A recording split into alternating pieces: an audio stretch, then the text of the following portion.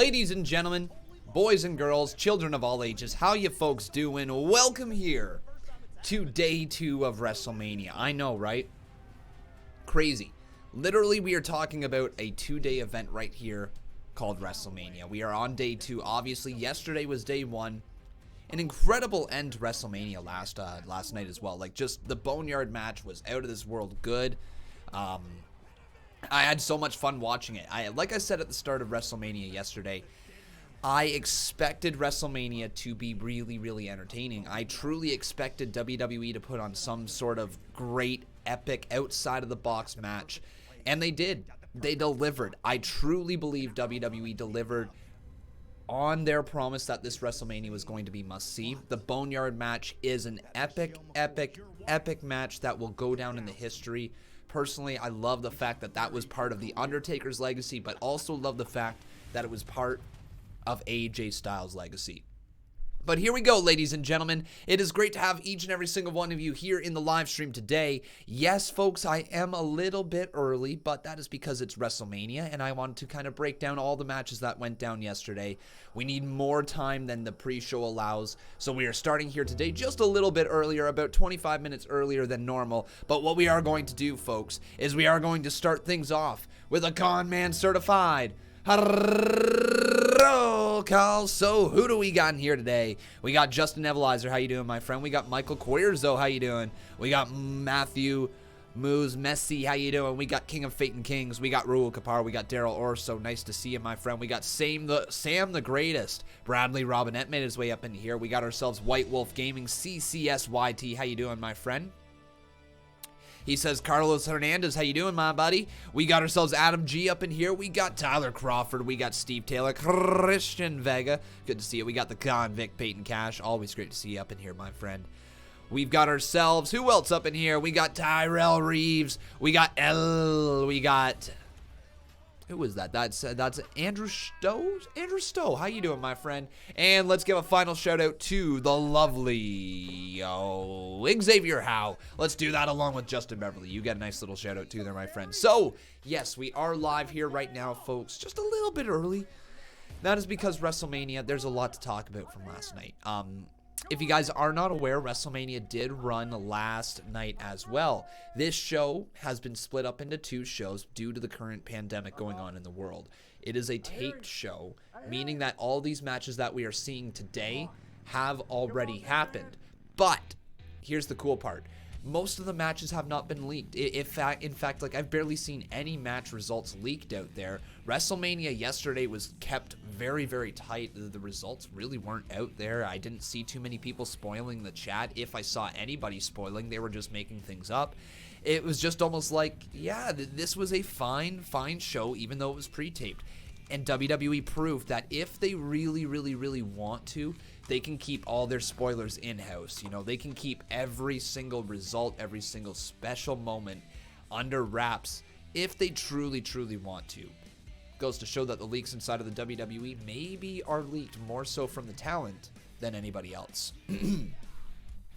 All right, though, everybody. Like I said, we're going to talk all about the matches that happened yesterday, from the ladder match to the Boneyard match. But up first, folks, we got ourselves a few little donos that we got to get to. So thank you, my friends, for the support up in here today. First up, we got ourselves a $7 dono right here from the Rose Thorn, Casey Rose. How you doing, Casey? She says, what a good way to start off night 2 of WrestleMania is becoming the 2-time Boss Battle Champion. So excited for my match tomorrow at Conmania. Love you, Con. Love you too there, Casey Rose. Thank you for your support on this channel. I really do appreciate it. And yeah, Conmania tomorrow should be a ton of fun, but we will focus mostly on WrestleMania here today. We'll briefly mention the Conman Universe Mania here and there. But yeah, Mania today. Let's shock the system, though.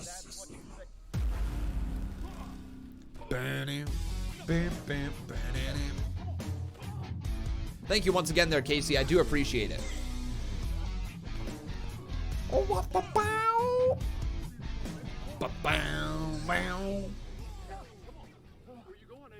What a good way to start off night 2 of WM becoming the 2-time Boss Battle Champ. So excited for my match tomorrow at Conmania. Love ya, Con. Crown Rose. All right, and with that, real quick, ladies and gentlemen, I believe, yes we do, we've got ourselves a new boss, and her name is the Rose Thorn Casey Rose. Thank you so much, my friend. Now, people, again, continuing to ask here, why am I starting so early? It's like it's a bad thing that Conman's live so early. No, it's not. The reason that we're starting so early is because we have a lot of things to break down here today. I wanted to get going. It's WrestleMania day, man. I was literally sitting here twiddling my thumbs, waiting for the show to go live, and I was just like, you know what? Let's jump live. Why not, right?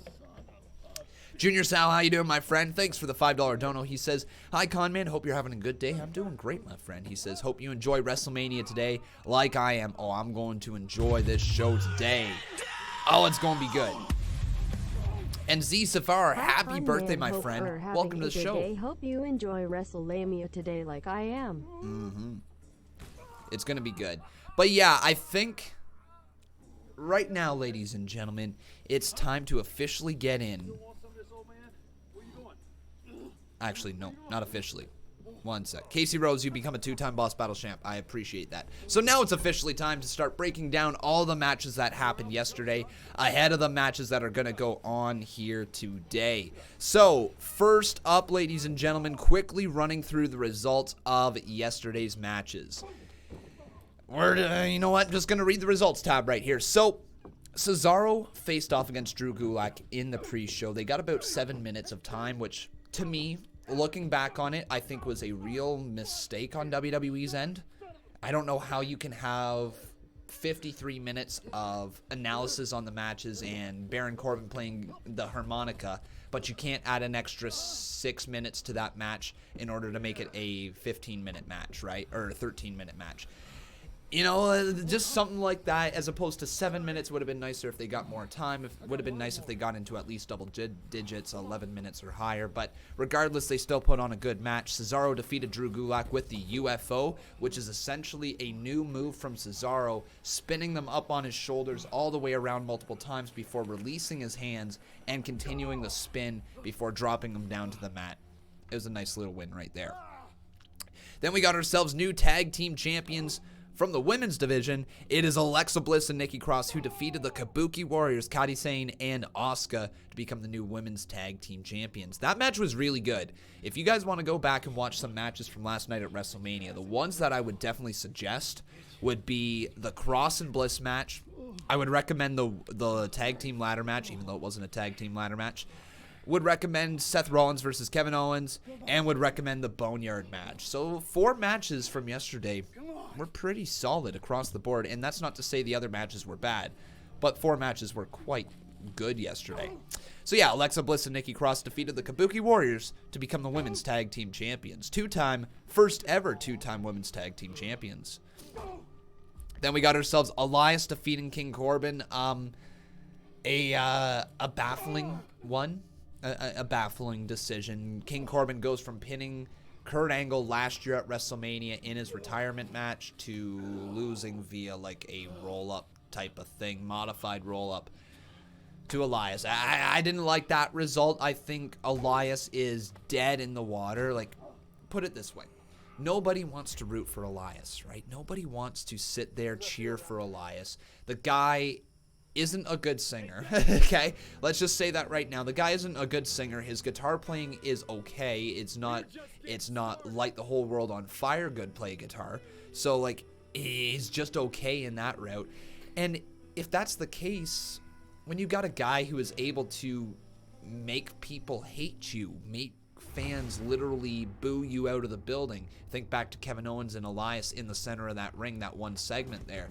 When fans are really, really willing to boo them out of the building, it's sometimes difficult to get fans to cheer that same person when they are that over as a heel because of how often they bash the fans.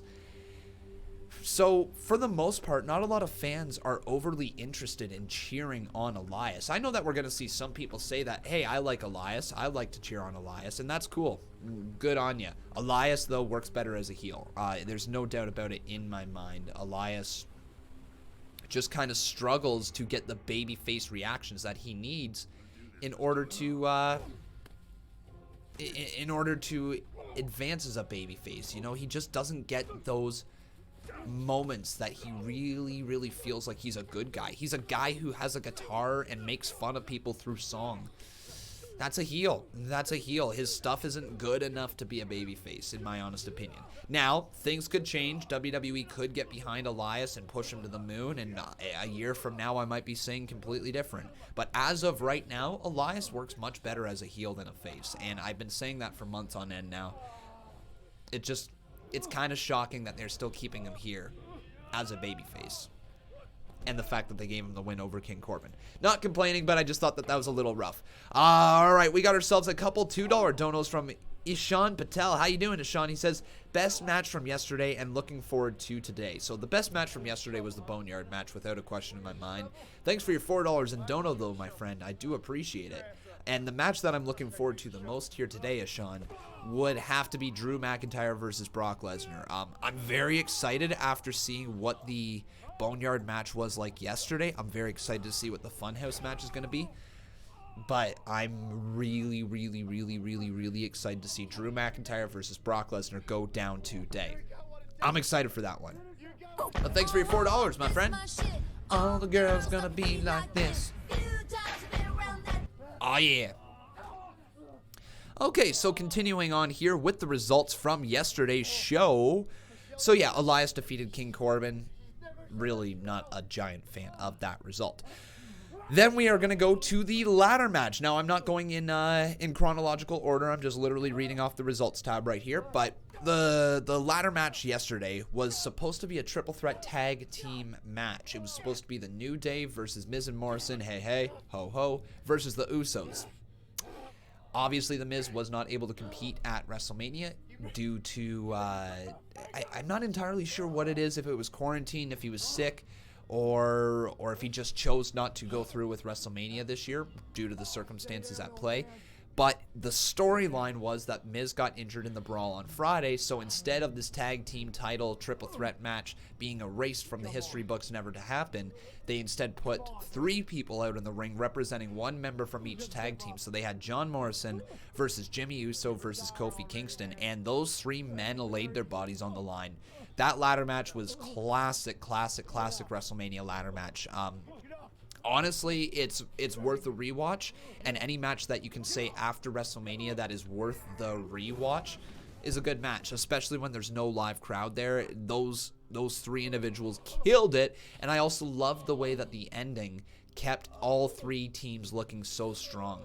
Not only were they individuals competing for the tag team titles, but all 3 of them were on the top of the ladder holding on to the tag team titles at the exact same time. Makes you wonder if they had their tag team partner there, if that would have meant the New Day would have got the advantage, or if the Usos would have got the advantage, or if Miz and Morrison would have still retained their titles. It's a great little story. I'm excited to see how it grows even more. Miz and Morrison have been awesome since changing their characters up almost. You know, they won the tag team titles, and they were kind of flat because they lost the next night after they won the tag team titles, or their next match after they won the tag titles. But they feel like they've won back that momentum, that fans are starting to care about them once again. And me personally, I'm caring about Miz and Morrison. That music video that they released before their match was so much fun. Miz and Morrison. Hey, hey. Ho, ho. Miz and Morrison. Hey, hey, ho, ho, right? Like, it was so much fun. I honestly want to get a dono gift from Miz and Morrison right here on the streams. We're probably going to do that after WrestleMania. But anyways, John Morrison retained the titles by falling off the ladder, and as he fell, he grabbed onto both titles. They came right with him, and he fell right back down on the ladder, retaining the tag team championships for him and The Miz. Okay, what else happened yesterday? We had ourselves Sami Zayn defeating Daniel Bryan. That match was good. When I was watching the match live, by the way, thank you, Asim. I see your dono right there. We'll get to it. When I was watching the match live, I didn't hear as much of the trash talking going on simply because I'm talking over it and I'm chatting along with you guys, and I don't hear all the words that are usually said in the ring or on commentary. I rewatched the match last night. After I finished streaming, after I finished uploading all my stuff, I went and I laid on the couch because Becca was asleep, and I kind of flipped back through WrestleMania, and I was like, all right, Here we go. We're going to watch this match right here, Daniel Bryan versus Sami Zayn. We're going to watch the Boneyard match once again. And then after the Boneyard match, I decided to watch Braun Strowman versus Goldberg again just to see how truly laughable it was. I loved that match. That match, Daniel Bryan versus Sami Zayn, it had so much more to it than I thought at first. The slaps to the face of Sami before Daniel Bryan trash talks him and runs his boot into his face in the corner. Thought it was excellent. I love how Sami Zayn's finishing move has evolved now. The haluva kick is no longer just in the corner. It's actually a boot on its own right, so it can be brought out of nowhere. Honestly, that match was a lot better the second time around that I watched it than the first. So if you guys had to go back and watch a match, I do recommend that one as well. Daniel Bryan versus Sami Zayn was really, really, really entertaining. I know I didn't say that in my recommendations at the start of the show, but I just kind of remembered that was a match that I really enjoyed on the second viewing. Anyways, though, Sami Zayn versus Daniel Bryan was a great little match. Sami Zayn retains the Intercontinental Championship. Kevin Owens versus Seth Rollins did go down, and it was good. Really, really good. I would say in terms of actual in-ring storytelling and actual match quality, that was probably the best one. I'm going to go ahead and say that was probably the best match of yesterday in terms of actual wrestling stuff. It wasn't a stunt fest, right? It's not a ladder being involved. There was no movie cutscenes in that match. It was straight up just a one-on-one match that had a swerve at the start, turned into a weapons match, allowed them to go around the arena, Kevin Owens diving off of the sign, and Kevin Owens hitting the stunner to get his WrestleMania moment. Honestly, it was a great moment there. I don't think WWE could have wrote it much better, to be honest with you. And Kevin Owens gets his Mania moment. So now, today, I'm really, really, really thinking Seth Rollins gets a little bit of heat back in him. And I think he's going to curb stomp Edge in his match against Randy Orton today and give Randy Orton the win, allowing Seth Rollins versus Edge to happen down the line, whether it's on the road to SummerSlam or it's at SummerSlam. That's the way that I'm going to say that match goes. We'll talk a little bit more about my booking throughout the pre-show for the second half of these matches today. But yeah, I think that match was awesome. Kevin Owens getting the win over Seth Rollins. Just awesome stuff. Good work. We then had ourselves a Becky Lynch defeating Shayna Baszler. I'm going to go ahead and give that one still a giant thumbs down. Now, it is not because I don't like the result, okay? And I know the reason why WWE kept the title on Becky, because it has been a long time since we've seen a dominant women's champion who has held onto the title for a long time. And Becky Lynch's title reign does deserve to hit that 1 year mark, right? When you think about it in terms of the groundbreaking moments that Lynch has had on her rise to champion and as champion, it does kind of deserve to meet the 1 year mark. And so for that reason, I think WWE wanted to have Lynch defend the title at WrestleMania. But they wrote the match in a way so that Shayna Baszler was able to seem like she was being protected, right? She was able to seem like she was going to lose, but still keep her momentum. And I don't know if WWE achieved that. I don't. I think WWE might have messed up in the fact that they booked Shayna Baszler to be so strong in the Elimination Chamber and to be beat by such a mundane move from Lynch. I know why they did it. Once again, they probably wanted to get Becky Lynch to a year-long title reign, and at least that prolongs the feud a little bit after WrestleMania. But I don't know if there is a better sight that could have happened at Mania than Shayna Baszler in an empty arena standing tall over Lynch with the Women's Championship. I think that is a star-making moment that WWE missed out on. Out of every title change that could possibly happen at WrestleMania, Becky Lynch versus Shayna Baszler seemed like the most straightforward, most logical one, and WWE didn't do it. Now, they might have done that. They might have not put the title on Shayna because it seems so conclusive that that was the direction they were heading in, but I'm not entirely sure how you have Shayna Baszler beat 5 women inside of an elimination chamber, back to back to back to back to back, and then not beat Becky Lynch one-on-one. I think that's one of those moments that WWE missed out on, because Becky Lynch could have had a redemption story, right? Redemption story versus Shayna Baszler. Instead, now she's beaten Shayna, right? She's beaten her. I think that's a big thing that lots of people are forgetting right now. Becky Lynch has beaten Shayna Baszler. The illusion that Shayna Baszler on the main roster is unbeatable is gone. It's gone. You know, they can still keep her strong, but she's not special, right? And that's the thing. Shayna Baszler, when she came up to the main roster, when she got that call-up, when she came up there, she felt special. Survivor Series, she felt special. Royal Rumble, she felt special. Mania, going into it, she felt special. Now she doesn't. Elimination Chamber, she felt special, but she doesn't now.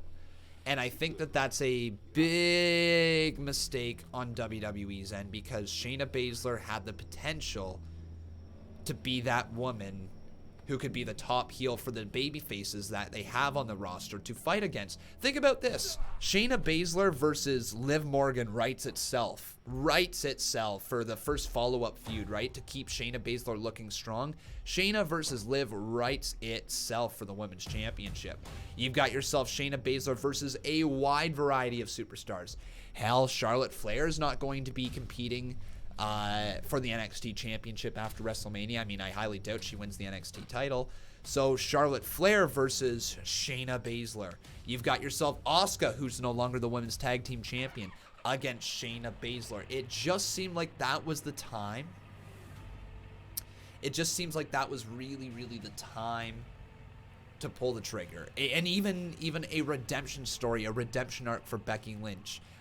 Take Becky Lynch off TV for a little bit. Have Becky Lynch come back strong again, because she has been featured in many main events and many main stories up to the road to WrestleMania. I just think WWE missed the mark on that one, and that is the only match so far to this day, as of yesterday, that I say WWE truly missed the mark. I think that's the only true mistake WWE made. You can argue every other match whether you thought the result was right or wrong, but I think having Shayna Baszler not win the title at her first WrestleMania was the wrong call, and that's not me turning on Becky Lynch either. I think Becky Lynch just could have had the next evolution of her character. I've said it for about 4 months now. Becky Lynch's character has been entertaining. It's been better than it was before those 4 months, but she still needed to find her next gear. She still needed to find the thing that elevates her to the next level. She needed to find her moment where fans get behind her again, right? Because when you're on top for so long, WWE fans turn on you. It's how it is. Unless you can innovate, unless you can stay fresh, unless you can give fans a reason to continue to sink their teeth into you. Otherwise, they're going to turn on you. They've done it for every single superstar out there. Doesn't matter what your name is. If it's The Rock, Stone Cold Steve Austin, or whoever, Undertaker, God knows, Triple H, Shawn Michaels, John Cena, Roman Reigns. The list goes on and on and on. Hulk Hogan. Fans turn on them when they're on the top for too long, unless they're able to innovate themselves. It's just how the truth is right there with wrestling. So, yeah, I think WWE missed the mark taking the title off of Becky Lynch. It should have happened, but it didn't. But ladies and gentlemen, welcome here to WrestleMania. We've got a few donos that we're going to get around to. Once again, Muhammad Al-Kush, Ishan Patel, and Asim Khan, thank you guys for your support on this channel. I really do appreciate it. It's really great to see each and every one of you in here for WrestleMania Day number 2. If you have not done so, please make sure you smack a like on this video. Make sure you are subscribed, and I need your guys' help right now if you can. Make sure you head on over to twitter.com/Conman167, and I need you guys to do me a giant favor. Just favorite and retweet my stream tweet right there, okay? And if you can also make sure you follow me on Twitter while you're there, that'd be greatly appreciated. But it's great to see each and every one of you here today for day 2 of the show of shows. We're continuing on with our recap from yesterday, and then we're going to get into all of our predictions for the show that goes on here today, day number 2 of WrestleMania. After Becky Lynch versus Shayna Baszler, in our results tab, we had ourselves Goldberg versus Braun, Strowman, and yeah, if you guys did not hear, we got ourselves a new Universal Champion. I will talk to you about why they decided to do this.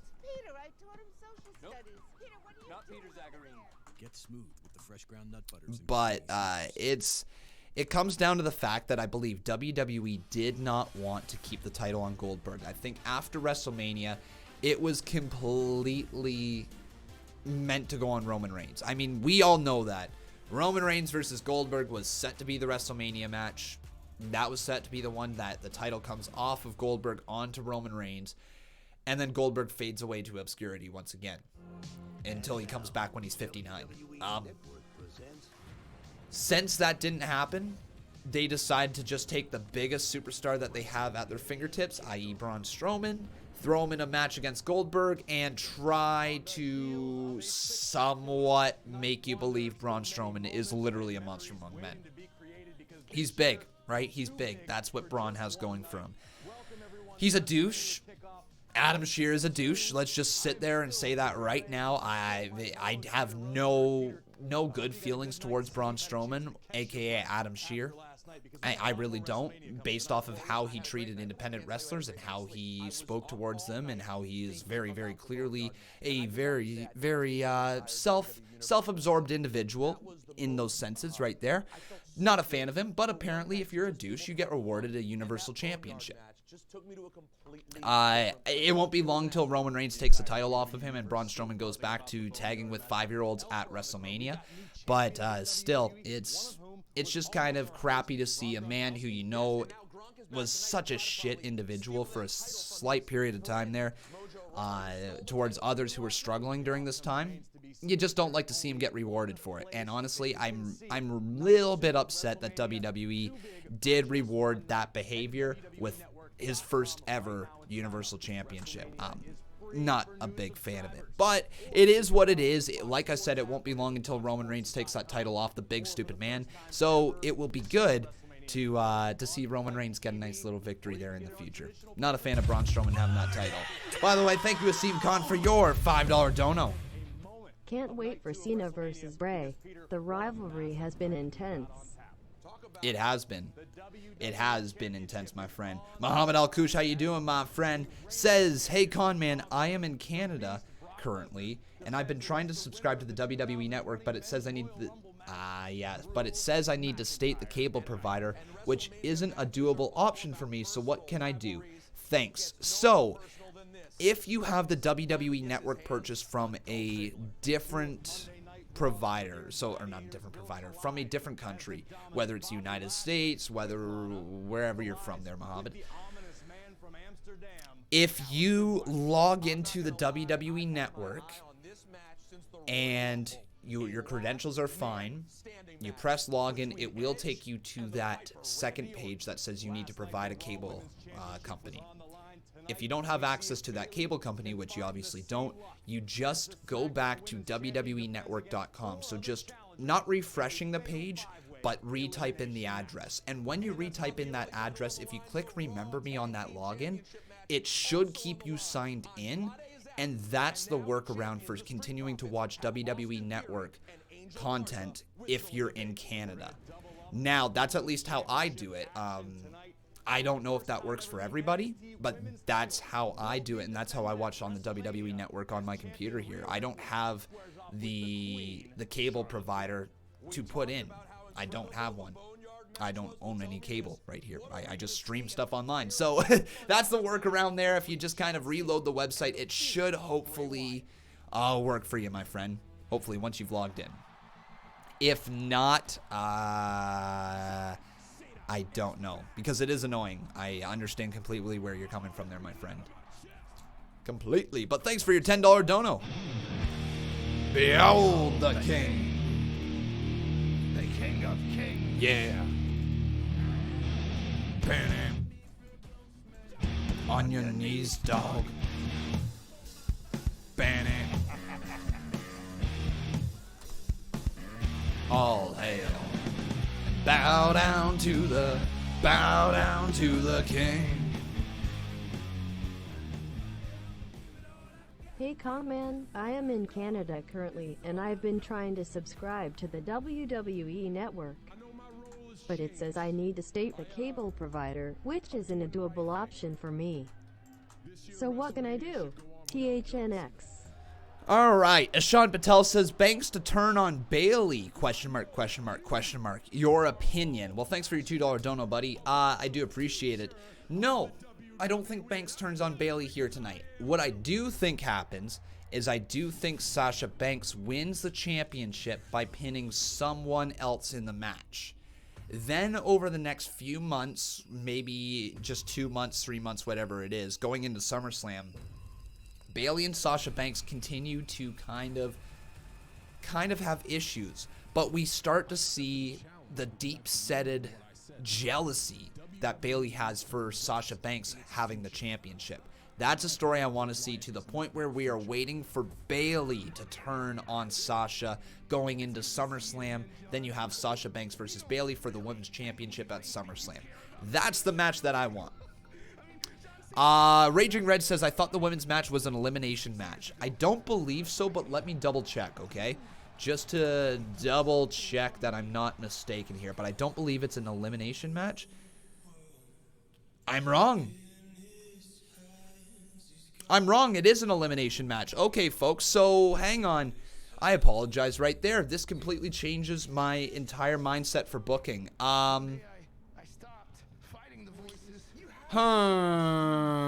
Okay, let me rethink this one here, because that changes my mindset for the booking. I did not know it was an elimination match. Okay. So, I'm trying to look at the field here. It's an elimination match between Lacey Evans, Sasha Banks, Bailey, the women's champion, Tamina, and Naomi. If it's an elimination, you have...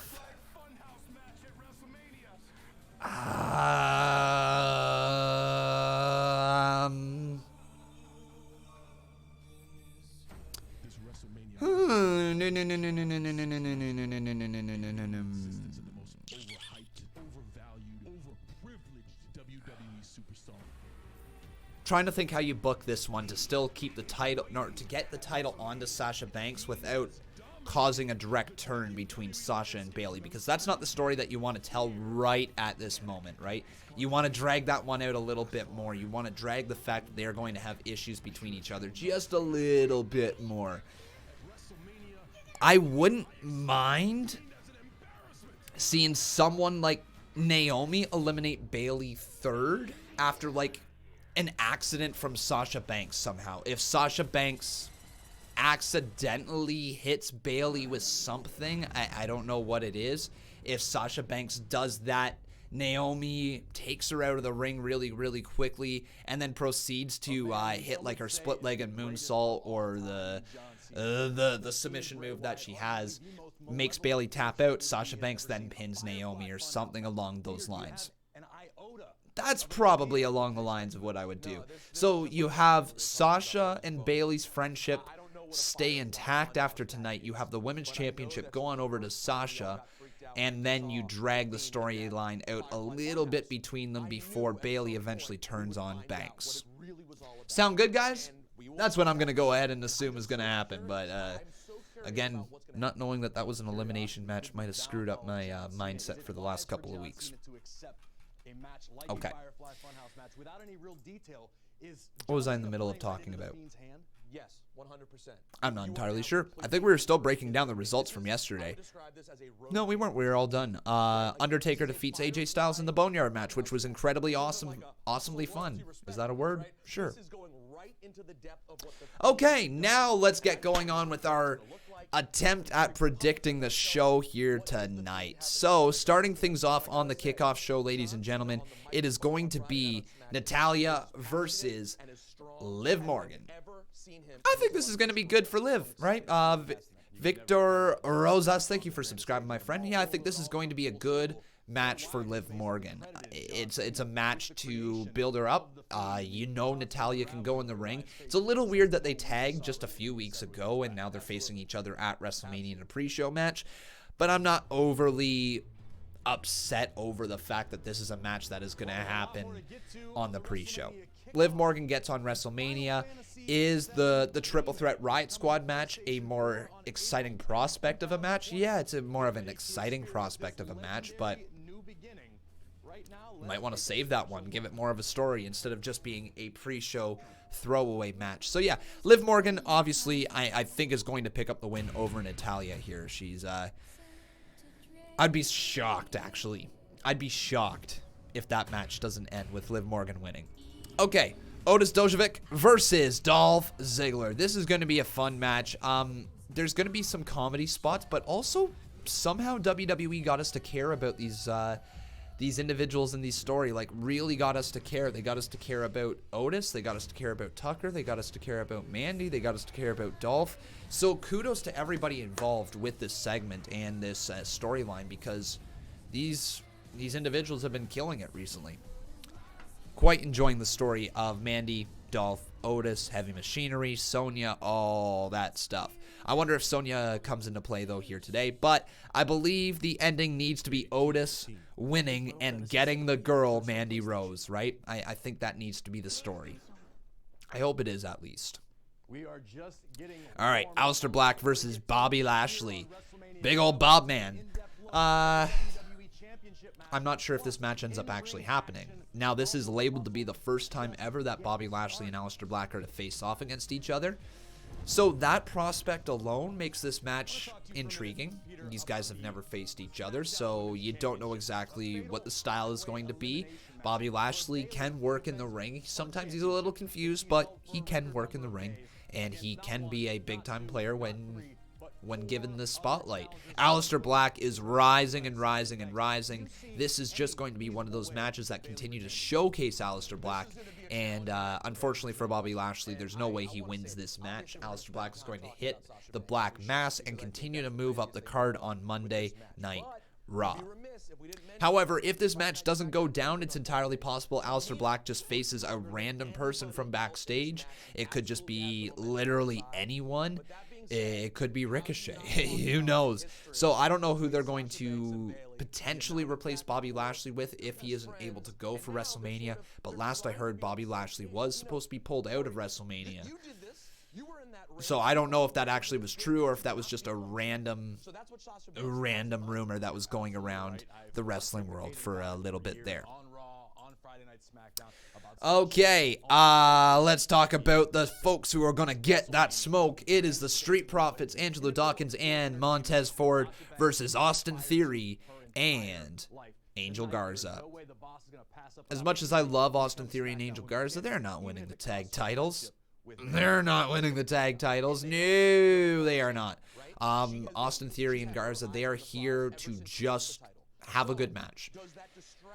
This was supposed to be Andrade and Garza versus the Street Profits, and still the prospect of that match wasn't all that exciting either, just simply because you never like seeing the United States champion go up against a tag team.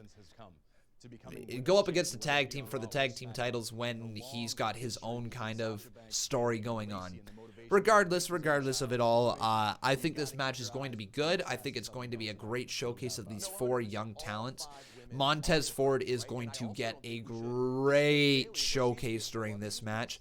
I wouldn't be even surprised if we see him take another risky maneuver where he leaps over the top rope and delivers a senton, maybe misses it again. Wouldn't be surprised if they lean into that spot that happened on Monday Night Raw and try to replicate it here on WrestleMania once again either. Would not be surprised. But yeah, that's that match right there. Street Profits versus Angel Garza and what's his name? Angel Garza and Austin Theory. My eyes are watering like crazy. Give me 2 seconds for me just to fix this up.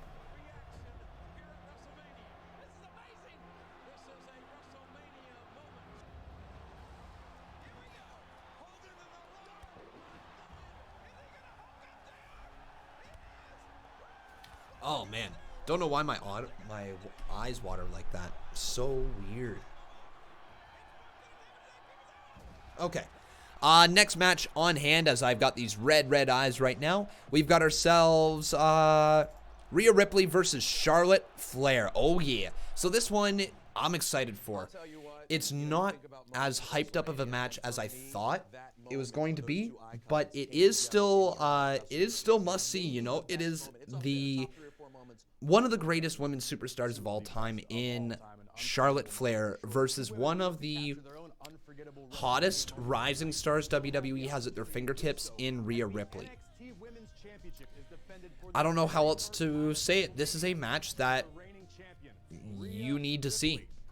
It's just as simple as that. This is a match that needs to be seen. This is the start of the rise of Rhea Ripley.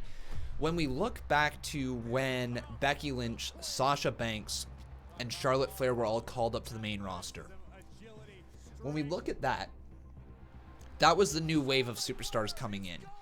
And when that new wave of superstars came in, Charlotte Flair needed to go through people like Alicia Fox, the Bellas, Natalya, before she became the women's champion, right? That's what she needed to go through. Rhea Ripley is essentially Charlotte Flair when she was getting called up. Rhea Ripley is being positioned for the future.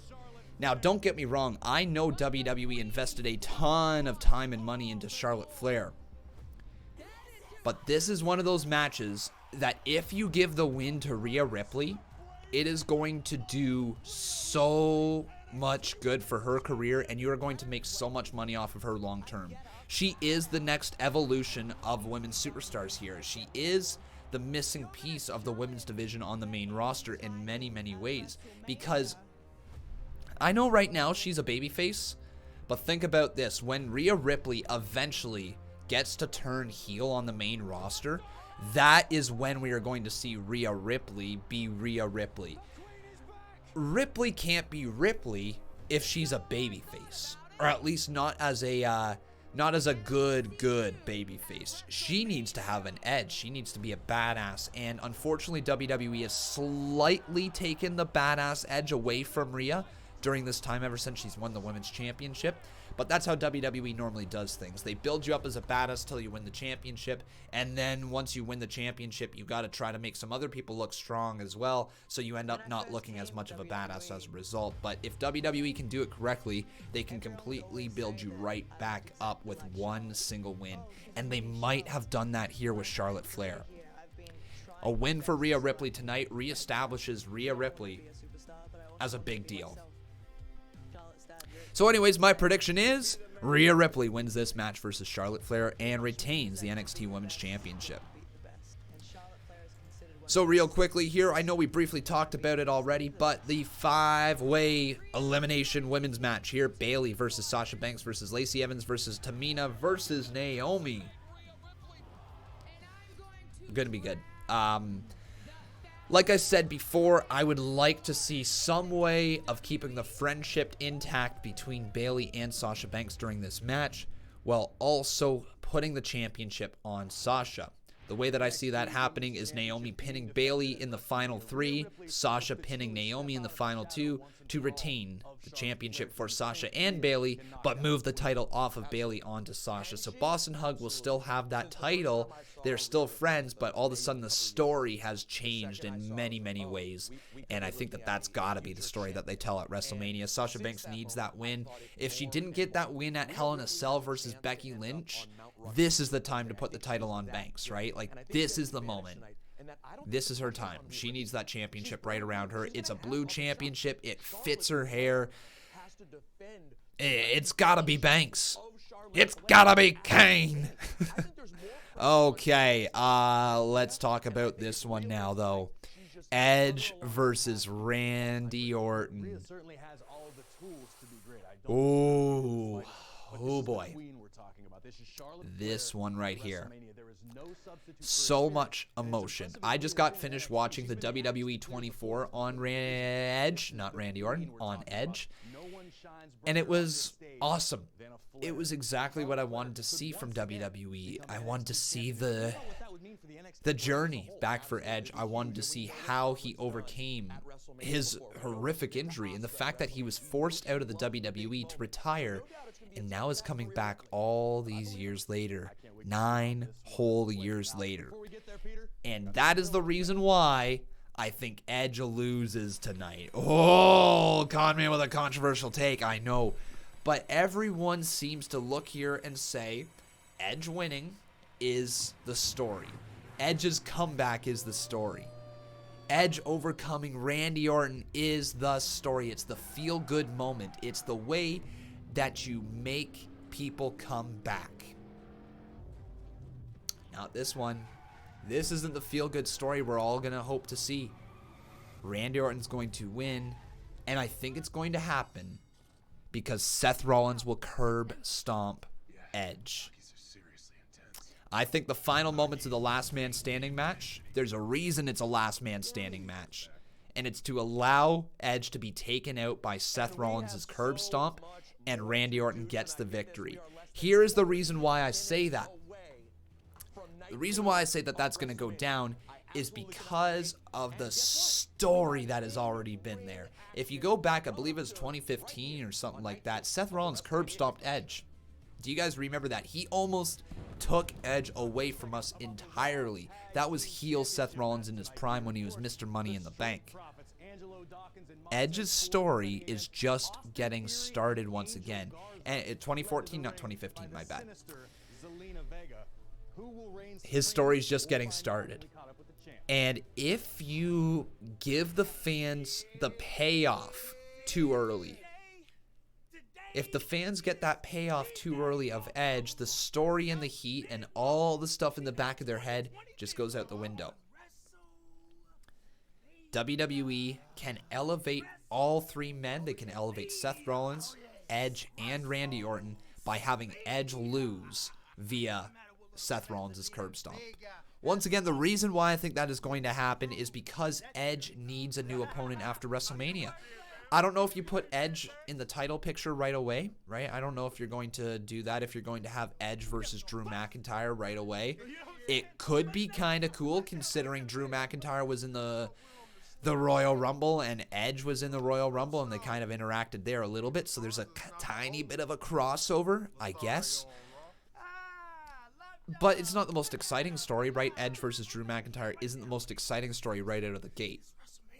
I would much rather see Edge keep his anger, keep that type of grizzled presence that he has, and direct it towards a younger superstar like Seth Rollins. A younger superstar who can have a couple months program versus Edge.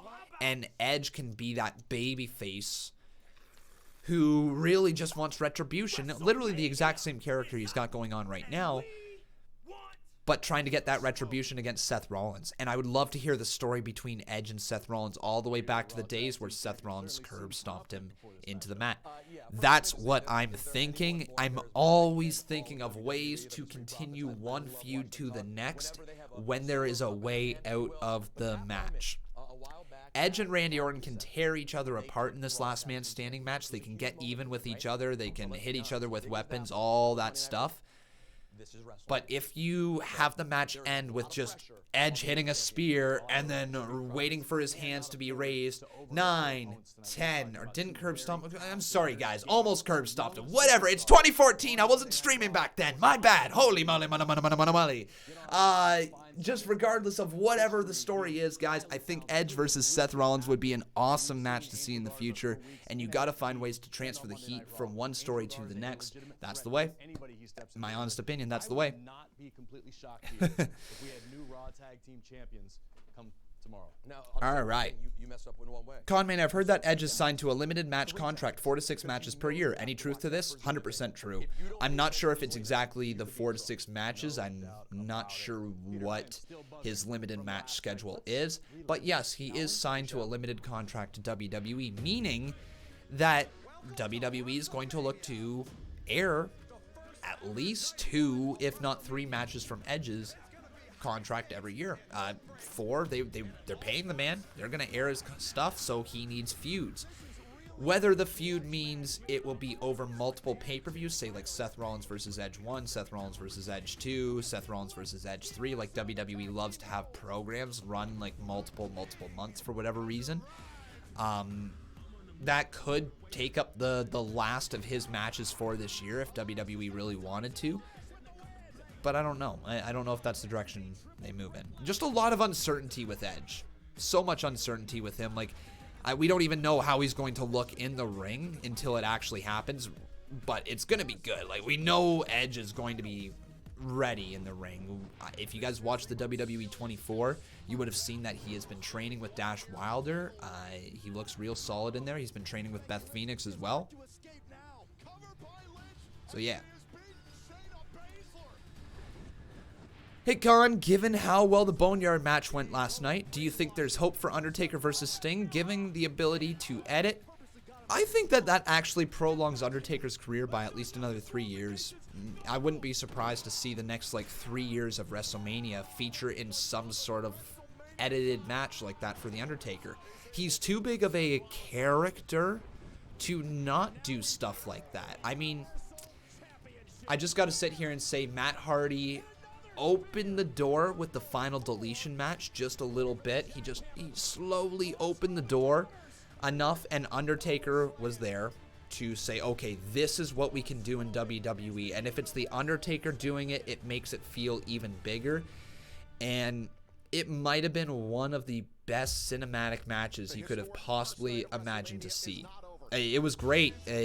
5 stars. I don't know if Dave Meltzer is going to rate that match because it's not really a match. It's more of a segment, right? Yeah, sure, it was still a match, but I don't know if he's going to give it 5 stars or if he's even going to give it a star rating, but if I had the ability to, it would get 5 stars from me. It was so damn fun to watch. I loved nearly every second of the Boneyard match yesterday.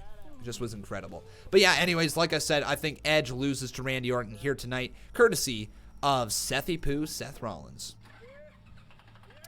Let's talk a little bit about the Funhouse match now. So after last night, seeing how the Boneyard match was produced, I highly believe that WWE is going to do the same thing with the Fiend versus John Cena in the Funhouse match. I feel like it's going to start out really generic, and it's going to get creepier and creepier the deeper into the house that we go. There's going to be some creepy shit in this match. I'm excited for it. I hope you guys are as well. It needs to be the Fiend who wins, right? But, would you be surprised if John Cena wins? No, I wouldn't. I would say it would be right in the realm of possibility, WWE to put John Cena over the Fiend once again at WrestleMania. They did say Cena was going to bury him, so he might bury him. I still think the Fiend is going to win, but John Cena might find a way. I can see him winning. I can. But it's not my pick, that's for sure. Okay. The last match that we've also got here, folks, today is going to be Brock Lesnar versus Drew McIntyre. This is the match that I am most looking forward to. No ifs, ands, or buts about it. It needs to be Drew McIntyre walking out with the championship high over his head. That needs to be the final image of the show.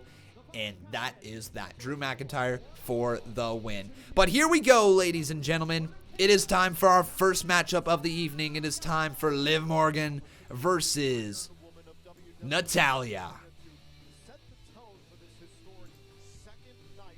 Hey, Conman, it's been quite a while. I'm so pumped for day 2 of WrestleMania. Jackson Plays, welcome back, my friend. It's great to see ya. It really is. Yeah, it has been a little bit, my friend, but it's always great to see you back here in the live chat.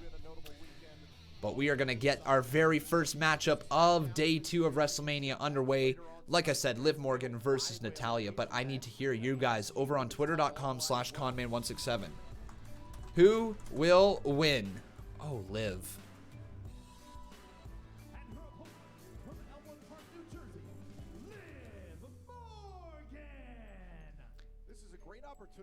Don't you hear how quiet this building is for Liv Morgan, folks? All eyes on her, not a peep in the building. But Liv has arrived.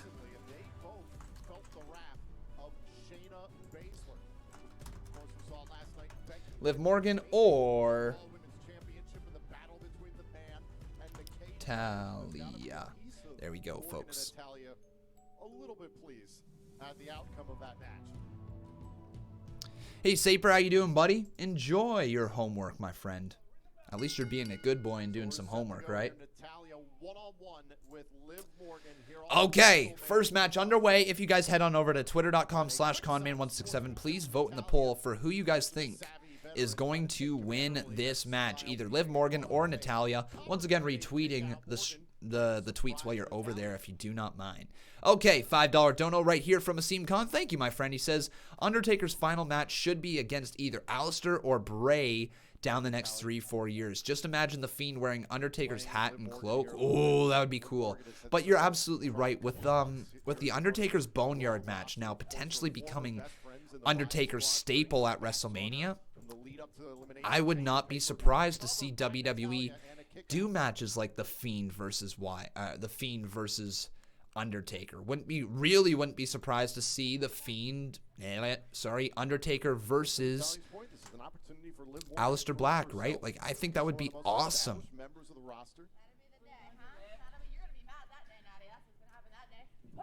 Liv Morgan trash talking Natalya just a little bit as they try to lock up there and backed up. Ooh. All right, let's roll the $5 donut. Thanks, Asim. Undertaker's final match should be against either Aleister or Bray down the next 3 to 4 years. Just imagine the Fiend wearing Undertaker's hat and cloak. Yeah. Also imagine Demon Balor versus Undertaker in a Boneyard match. Right? Not saying that Undertaker is going to be around forever, but this Boneyard match extends his career another decade. I mean, Undertaker is what? He's 55 years old. Would anybody be surprised to see Undertaker still doing this in 10 years? Now that he's got the Boneyard match, right?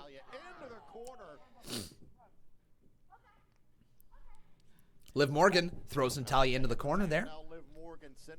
Runs after her. Oh, misses the back hip attack. And Natalya with a right hand knocks Liv Morgan back. But yeah, really wouldn't be surprised. One thing that helps a lot that not a lot of superstars do is like yelling when wrestling. One, it helps for right now, and two, it makes the struggle seem much harder.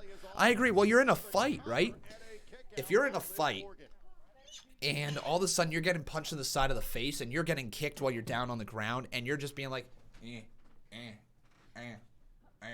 Morgan trying to find a way back in this matchup, trying to catch a hold of Natalya. It's not believable. You're not believing you're getting beat up. But if the person is screaming bloody murder on the ground, you think they're in a little bit of pain, right? Oh, and that sounded like that was painful. Wow. That sounded so painful, and then a discus clothesline knocks Liv down. So this match so far is underway, but 27 minutes and 28 seconds away from WrestleMania Part 2. We are going to be getting some awesome matches here today. Are you guys more excited for today's card than you were yesterday? I think it's safe to say I am. Brock Lesnar versus McIntyre is going to be a ton of fun. Cena versus The Fiend in the Firefly Funhouse match. Edge versus Randy Orton, last man standing, right? The Fatal 5-Way Women's Championship match. Rhea Ripley versus Charlotte Flair. Like, day 2 here feels like the bigger deal, doesn't it? It feels like it's a much bigger deal than yesterday. Feels like yesterday was just kind of the prelude to this WrestleMania. But look at the surfboard stretch Natalya's got locked in on Liv Morgan right now. And Lil Liv might have to tap out as she's dropped back down to the mat. And look at the torque on Liv. Liv Morgan being stretched out right now by Natalya and then slammed face first into the mat.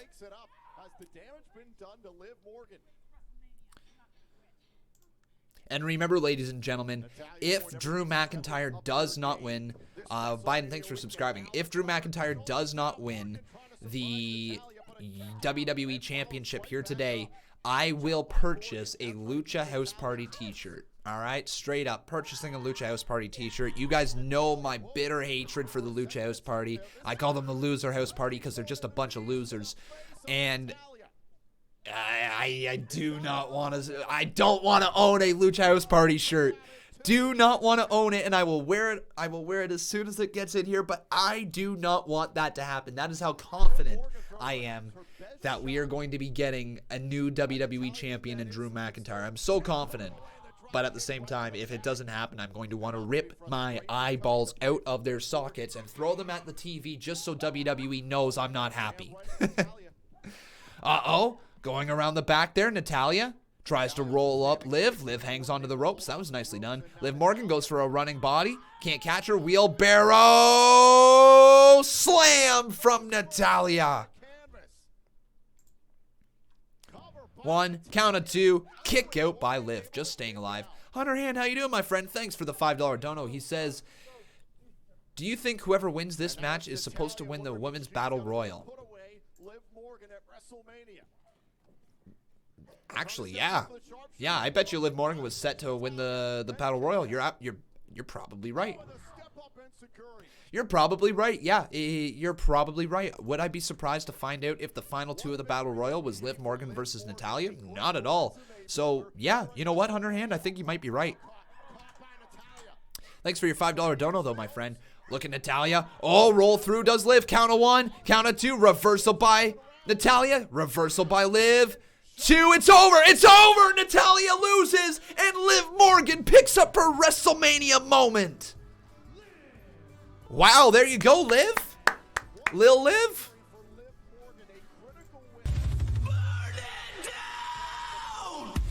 Big win for Lil Liv. Do you think whoever wins this match was supposed to win the Women's Battle Royal match? Ahmed Shrez says my stream is delayed. Well, yeah, that's how live streaming works, my friend. I'm about, I think, 15 seconds delayed, maybe 10 seconds, maybe 8 seconds, I'm not sure.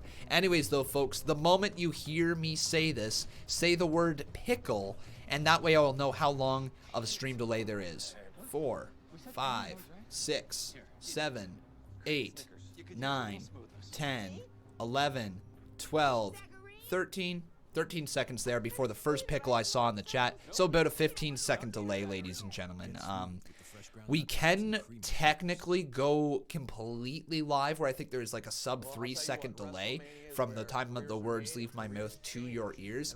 But unfortunately, we were getting a lot of complaints about the streams not loading in properly, people not being able to watch them in the quality that they want, and having to drop it all the way down to the lowest quality in order for them to even be able to watch the stream. So that is the reason why we kind of switched our delay just a little bit, but it's so much better than like our minute and a half delay that we used to have when we were running through Sports Booth and Twitch and all that, right?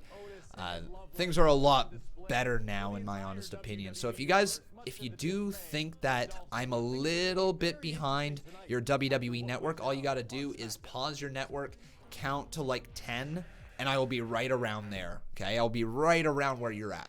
Just promise to give me all the deets when you get home. Of course. Hey, Raul, how you doing, my friend? Great to see ya. He says, I had a pretty good birthday. Good to hear, buddy. He says, I'm getting a new phone, Samsung S20, and I'm looking forward to that. Hopefully Mania Part 2 is good. Well, once again there, buddy, happy birthday. I'm glad to hear that you had a great one yesterday. It was great that you got to be able to spend it with each and every one of us. And good to hear that you got a new phone as well, my friend. Or you're going to get a new phone. But now let's roll it, as it's time for the King of Kings. Behold the King. The King of Kings.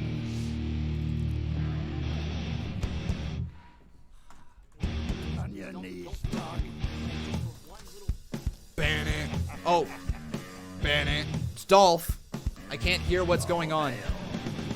I can't hear what's going on. Dolph. Dolph and Sonya. I can't hear what's going on. I had a pretty good birthday. I'm getting a new phone, Samsung S20, and I can't hear the promo. To that. Hopefully Mania PT2 is good. Sorry, everybody. Can't hear it. Here we go. Sonya, Do you guys have anything to say about the explosive footage we all saw on Friday of you sabotaging Mandy and Otis? Is this some kind of ambush? What's wrong with you? You're better than that. This isn't TMZ. No comment. No comment. Okay. I'm very curious to see how all of this plays out. I mean, it's been a soap opera essentially unfolding for All the right. entire WWE universe, and poor Otis. Uh, I really do dripping with sarcasm. Hey Joey Lomeo, how you doing, my friend? He says, where did your friend go from 2018 that you used to stream with? Great question, my friend. So the person in reference is Bob. So lots of you here are going to be noticing that I'm not streaming with anybody for WrestleMania here for the very first time. This is our 4th WrestleMania on the channel. I was actually thinking about this last night after Mania. This is the 4th Mania on the channel. The very first one we streamed with my buddy Steve. The second one we streamed with Bob. Actually, no. The second one we streamed with Bob, Steve, and myself, and then I'm pretty sure Sam and Keegan were all in the house. Like, we had a house full for WrestleMania. And then the following year, it was just myself and Bob, and this year it's just myself. The reason being, life gets difficult to get together when you start growing up, right? You got to think, that was 4 years ago. I was 21. I was 20. I'm 24 now, turning 25 this June. You grow up, people get busy. It doesn't make it easy to get together as often, and especially very difficult on Sundays when there's people who got to work the next day, and WrestleMania usually runs long. Pay-per-views run long on Sundays. The guy also lives 3 hours away from me, so you start putting all that together, and it just makes it very difficult for us to get together to continue doing the live streams. I would love to be able to get Bob back here on the streams. There is, like I've said this many times in the live streams, there's an open invite from myself to Brandon, aka Bob, to come back anytime that he wants. Anytime that he is able to come down, or anytime that he's able to make it, he is invited. So someday, guys, we will get Bob on here again, okay? I promise you, and I will let you know when that's happening so that any Bobaholics out there can come and see Bob, right? But it's just a little too difficult for us to get together now. I have not seen him since SummerSlam, when we went to SummerSlam back in August. That's how long it's been since I've seen the guy. It is now April. August, September, October, November, December, January, February, March, April. It's been 7 months since I've seen Bob. So yeah, I miss the guy just as much as you guys, if not more. So trust me on that one. All right. I was medically disqualified from ever doing this again. But Serious question for everyone. What did you guys think of the match between Liv Morgan and Natalya? Personally thought it was good and enjoyable to watch. It was fine for a pre-show match. Roll-up victories don't get me excited. I think roll-up victories, unless they are there for a reason, I feel like they are a cheap way to get out of a match. In my honest opinion, I feel like that is WWE saying we don't want to give anybody a true clean push here, and so as a result we're just going to have a roll-up win happen so that on paper it says this person beat this person, and we can always go back to saying this person beat this person, but it doesn't really damage their character. And sometimes that works, most of the time it doesn't. Most of the time it's just a match for the sake of having a match, and for spinning tires and not really advancing a story of the character at all. Pre-show matches I don't look too deep into because they are just that, they're pre-show matches, and especially in the current pandemic, you know, they didn't have too many ways that they could go with that match. It was fine for what it was, but it wasn't going to be anything that anyone's talking about after WrestleMania, right? That's for damn sure. But I want to officially welcome each and every single one of you here to the stream. If you have not done so, please make sure you leave a like on this video. Also making sure you are subscribed to the channel. I'd love to see your name pop up there on the top left-hand corner. If you guys want to see your name pop up there, make sure your subscriptions are turned on to public, and that way you can see your name go on over there. Also, if you have been subscribed to this channel for a very long time, but don't have your subscriptions turned on to public, then you would never have seen your name pop up over there. So if you want to change that up, turn your subscriptions on to public, and subscribe to this channel once again. Noah Hoskins, thank you for Conman can't speak English, all the do-da-day. No, thanks for your subscriber. Thanks for your subscription there, Noah. Conman struggling to speak here today. Really struggling to speak English. I don't know if it's just the fact that I'm bad at my job, or if I'm starting to lose my mind. I can't word good. Nope, I cannot. Domination Plays, thanks for subscribing, buddy. Welcome to the channel. Con, I'm a 4-time boss, not a 1-time. You're absolutely right, Rule. I think I added your name in the wrong area. Yeah, I added your name a 2nd time. You're a 4-time. There you go, buddy. Good job that you pay attention, right? Because I miss so much stuff going on in these live streams.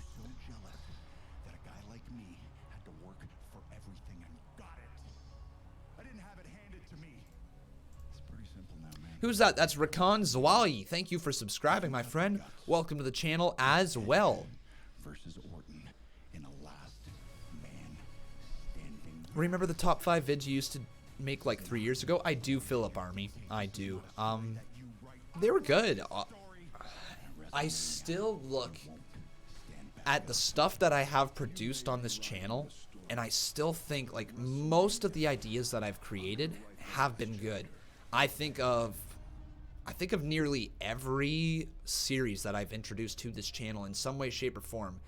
There was some positives behind it, right? I think back to the Lunch Down. I think Hold the Rope. I think the Con and Bob podcast. I think the top 5 videos. I think there's such a history between these two. I think the what was the other video game that we used to play? The other wrestling one. We did like 4 episodes on it or something like that. Fire Pro Wrestling World, right? We did that. I do believe that all the series we have introduced to this channel so far have been good, and they do have some solid ideas behind them, but they just weren't well executed, right? I do want to kind of share something with you guys that every single day that I think about, I'm closer and closer to doing, and I've mentioned it probably before, and I'm gonna probably mention it again. Does not mean that it's for sure happening, but it is something that I want to make happen. I want to reintroduce a podcast to this channel. I really do. I think we could have a ton of fun just talking about wrestling. Doesn't matter what it is, what the topics are. I don't necessarily want to do a review show anymore, right?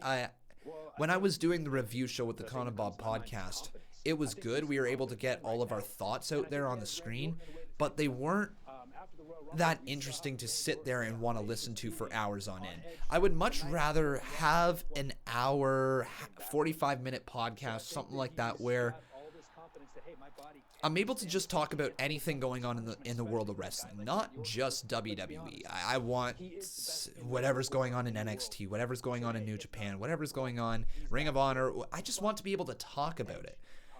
And I don't really know how I could make that work. It would be cool to be able to interact with you guys some more as well, to bring some more of your comments to the screen in some way, shape, or form, and to be able to answer those on the podcast, and maybe certain questions that we have, we could center the entire podcast around them.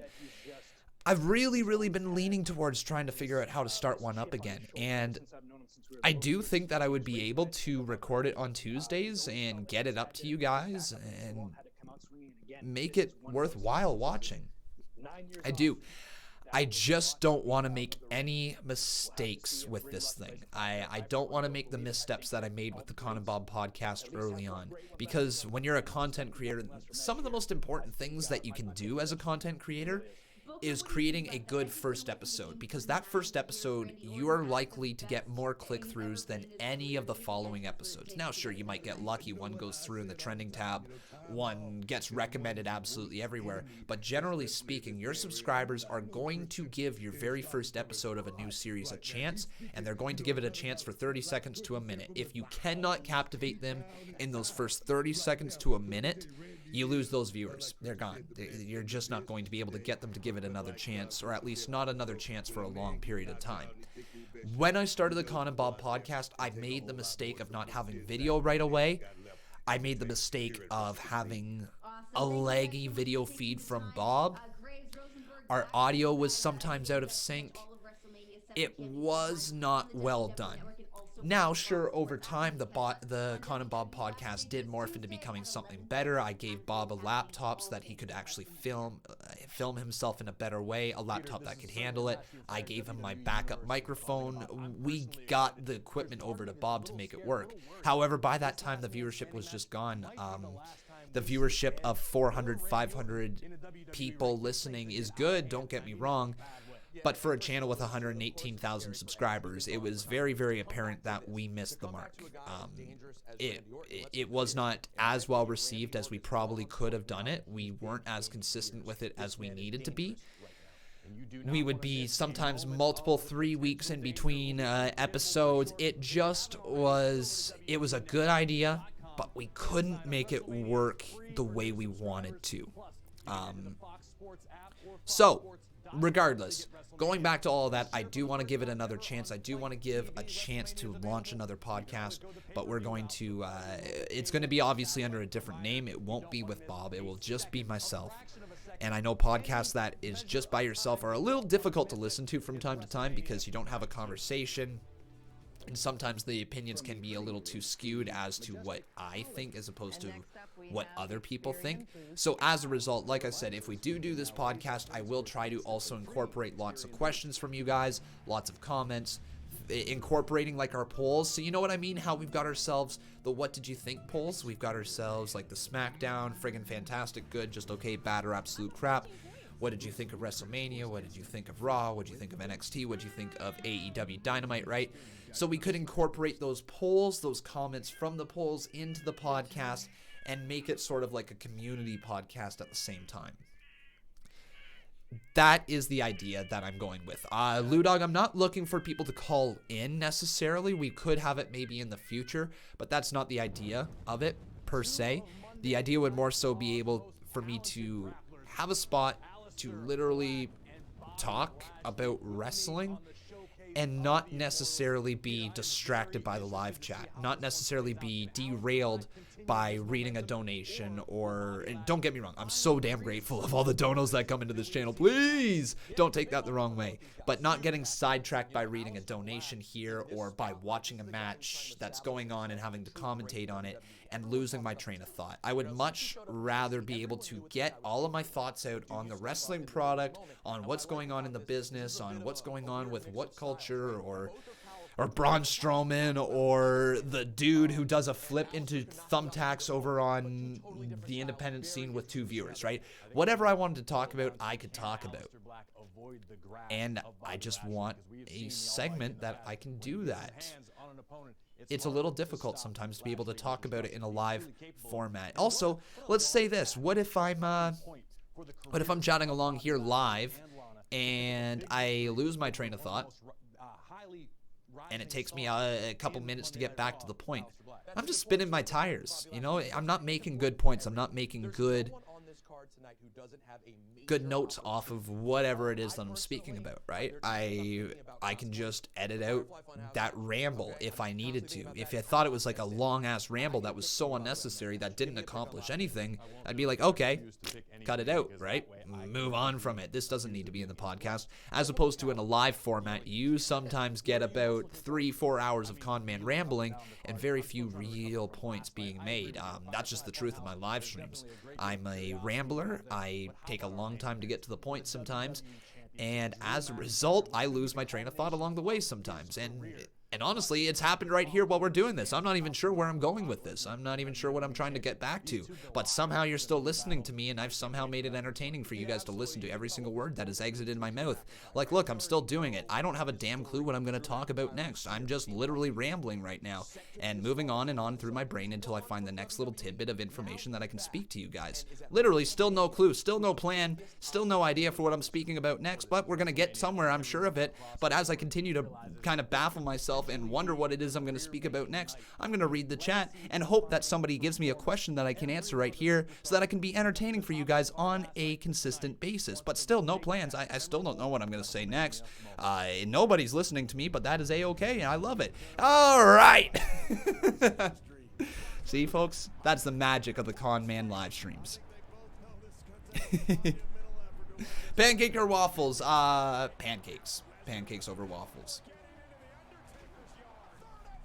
I'm doing pretty good, guys. But we are getting so close to WrestleMania, everybody. If you're excited for the show of shows, give this a big old thumbs up on the stream right now and give me a hell yeah in the live chat. I need you guys to do me a giant favor as well right now. If you can head on over to twitter.com/Conman167 and vote in the poll if you're excited for WrestleMania or not. So once again, day 2 of WrestleMania, hell yeah or nope are your 2 answers over on twitter.com/Conman167. But also, while you're over on Twitter, folks, make sure you retweet the actual stream tweet that we got going on. So, it's very simple. I'm going to post this stream in the live chat right here for each and every one of you. You go on over there, you favorite and retweet it. That gets more people here into the stream chat, more people for you guys to chat along with, and we have ourselves a great time here tonight. So again, everyone, go favorite, go retweet that stream tweet right there, I should say. And now, everyone, because we're getting so close to WrestleMania, I want to hear which match today you are most excited for. Mine is Drew McIntyre versus Brock Lesnar, but in the chat right now, let's see. What match is everyone most excited for? Because we are getting so close. 4 minutes till the show of shows, everyone. Rule says Rhea versus Charlotte. All right, that should be pretty good. I'm excited for that one. Edge versus Orton. Edge versus Randy. Randy versus Edge. Yeah. The Funhouse match. Cool. So we got Funhouse. We got Lesnar versus Drew. And we got ourselves Edge versus Orton. So far that everybody seems to be excited for. Not seeing any other ones. I did see Charlotte versus Rhea, so some people are excited for that one. Cool. Lots of people excited for the same match. So if you guys had to guess, which match do you think starts off the show here tonight? Tougher question, isn't it? Much tougher question. If I had to be a betting man, wouldn't be surprised to see the show start off with the Raw Tag Team Championships. Wouldn't be surprised to see that. Also wouldn't be surprised to see the women's title match, the 5-women elimination match, start off. Also wouldn't be surprised to see Aleister Black versus Bobby Lashley or Otis versus Dolph Ziggler. So if I'm a betting man, I'm going to put my money on the line for the fatal 5-way women's elimination match. All right, that's my money on the line. Okay, money on the line right there. I don't think it's correct. I somehow have a little bit of a deep gut feeling that it's going to be Otis versus Dolph, but Charlotte versus Rhea would be cool to start off the show as well. I'd be okay with Charlotte versus Rhea. Crazy though, crazy. Con, your Royal Rumble predictions are always correct. So who you got winning? Who do I have winning? The Royal Rumble or WrestleMania here? Wait, what? What? I don't know what you meant there, my friend. Steve says Otis versus Dolph will wait. The story doesn't fit the start, I feel. We'll see. We'll see. I mean, yesterday the story between the Kabuki Warriors versus Asuka and Bliss didn't feel like the start of a pay-per-view, but it still was good. I think it's just whatever match has a happy ending, right? Whatever the happiest ending WWE can find that isn't a major title win, that's what they want to do at the start of the show. So Otis beating Dolph Ziggler and getting the girl, getting Mandy Rose, would be a great start to the show. Street Profits retaining their tag titles is a cool start as well, but it's not as exciting. Aleister Black kicking Bobby Lashley's head off is an exciting start, so that could be something they do, but I feel like that's going to be more of a transitional match. The women's 5-way elimination is a big enough match to feel like it could start off the show, right? 5 women in the ring, eliminating each other, really quick, high-paced action, lots of pinfalls, gets to the finish. Maybe there's a title change, maybe there's not. That has the possibility of starting the show. Rhea versus Charlotte has the possibility of starting the show with Rhea Ripley defeating Charlotte Flair, but I'm not sure that's the image WWE wants to have at the start of the show. I think they're going to want to try to bury Charlotte's loss in the middle of the show somewhere. That's what I think.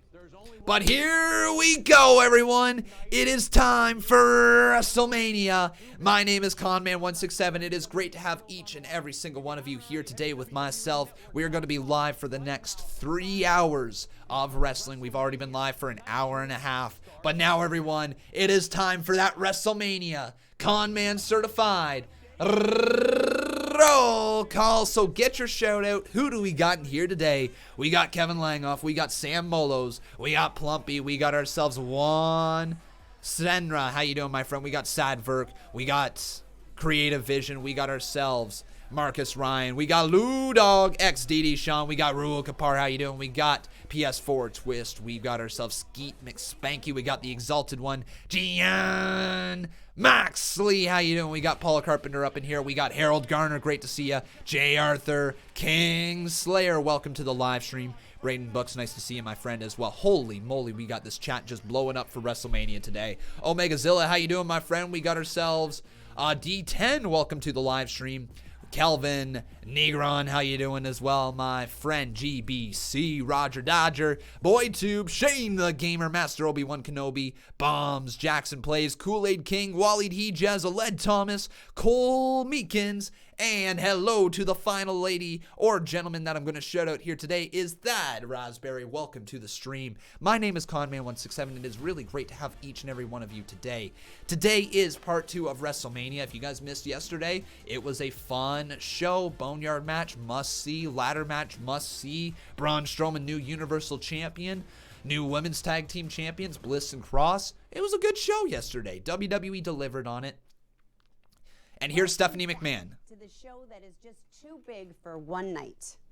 Once again, WWE superstars are performing on a closed set and other are. Locations to help you get away and bring a smile to your face. For the first time in 36 years, we are proud to present to you Night 2 of WrestleMania. Oh yeah!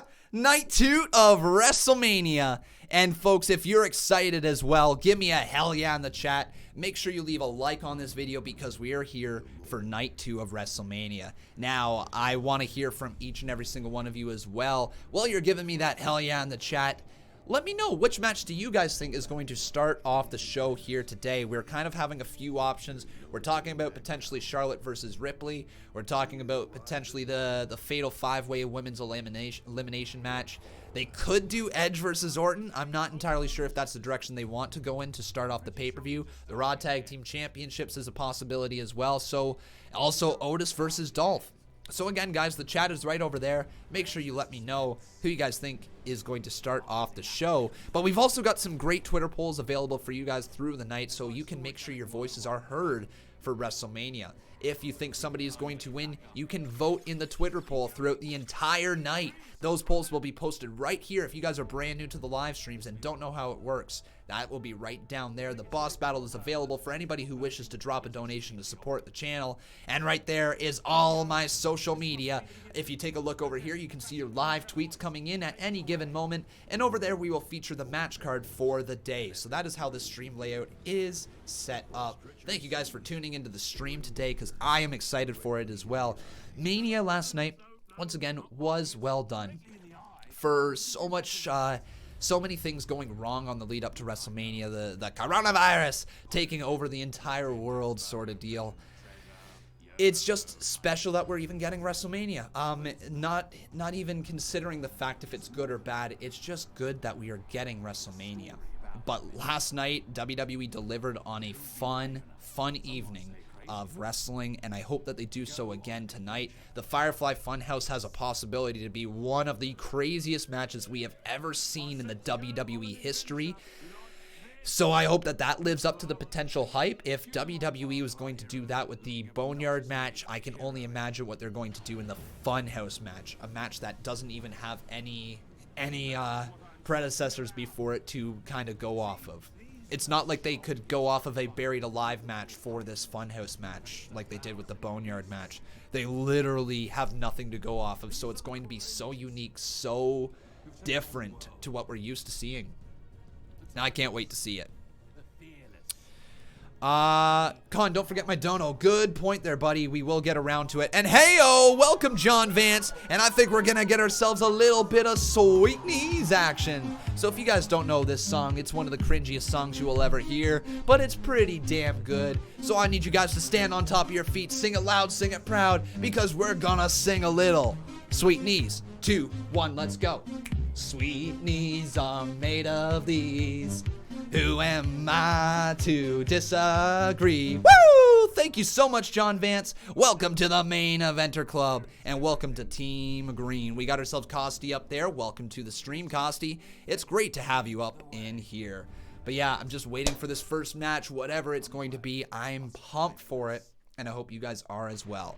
So Raul says, remember, if Drew loses, Lucha House Party. Yeah, if Drew McIntyre does lose the match here tonight in the main event, at least I think it's the main event. If he does lose this match tonight, I will be purchasing a Lucha House Party t-shirt.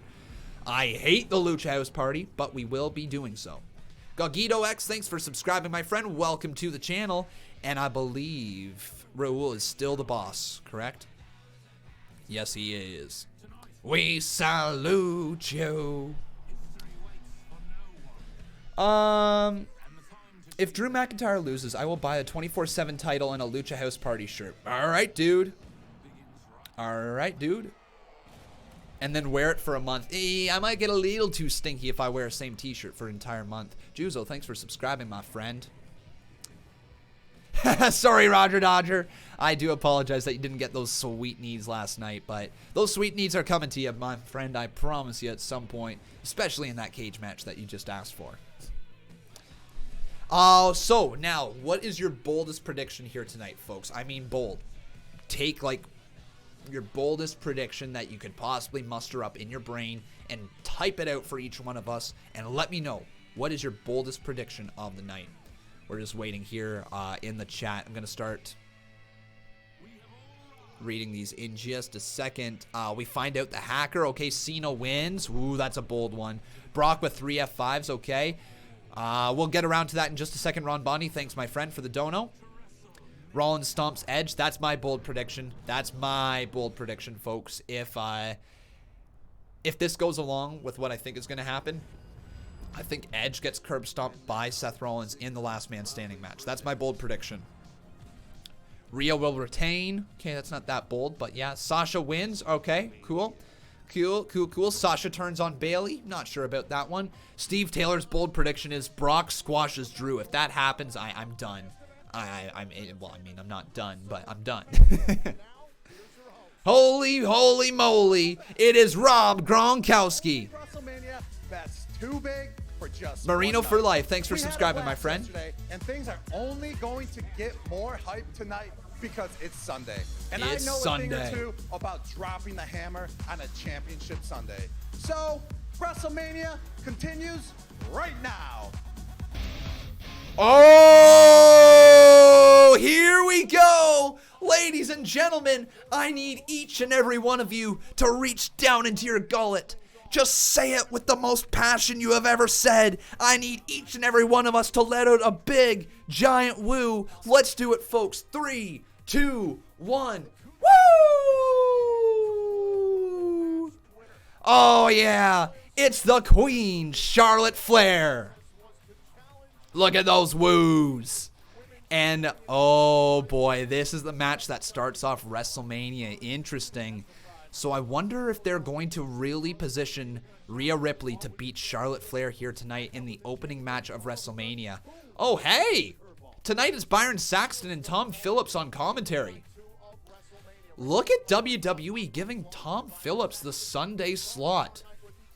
That's shocking. I'm actually shocked that WWE gave Tom Phillips the Sunday slot of WrestleMania. Ron Bondi says his picks are Cena, Drew, Banks, and Edge. I hope it's not Cena. I hope it's not Cena. And I'm leaning towards Randy Orton as well there, my friend. But we will see if you are correct tonight, Ron Bondi. Thanks for your $2 support there, my friend. If you guys have not done so, please make sure you smack a like on this video. Also consider sharing this video around. It's really great to have each and every one of you in here tonight. But we are going to go on over to twitter.com/Conman167 and ask you guys who will win. So just give me 2 seconds to put that up there.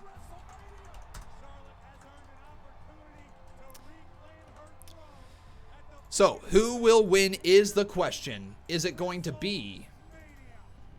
So everyone wants to know who I'm going to choose to face. Who will win? WrestleMania. It'll either be Charlotte Flair or will be Rhea Ripley. So you guys, once again, over on twitter.com/Conman167, you can vote in the poll because this poll is now officially live.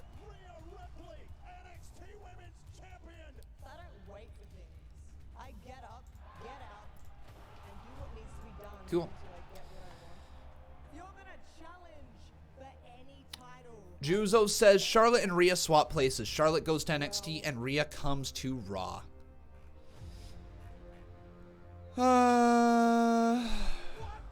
I don't know. Steve Taylor says, Tom and Byron on for the Raw matches just like yesterday. Oh, is that what it was?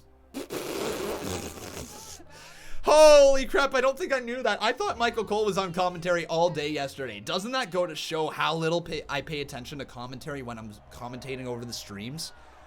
Not gonna lie, I thought that it was Michael Cole and JBL for the entire show yesterday. Whoops. Oh boy. My bad. My bad. When I first came to WWE, Conman botches once again. It happens. everyone would always say that I looked exactly like Charlotte. You think Cena retires tonight? Eee. We'll see.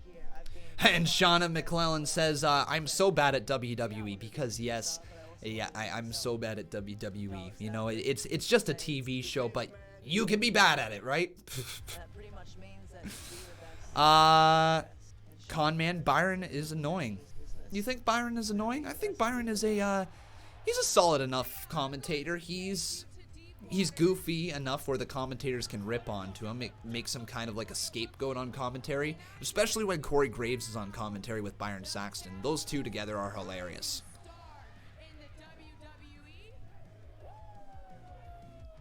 I did see that Zachary Roseman. Cole was on his phone during SmackDown, and when it came back from commercial break, he just leaned up super quick. He's like, oh yeah, just oh, hello. How's it? Thanks for subscribing, my friend. Welcome to the channel. But it's now time for the brutal one. Rhea Ripley. Oh, look at the gear. White and blue from the NXT Women's Champion. That is some dope-ass gear. This is mine. Charlotte not even looking at her. Boom. The gear is dope. Yeah, Rhea Ripley is a big star in the making, isn't she? What is she, only 23 years old, correct? Rhea Ripley, age 23 years old. 23.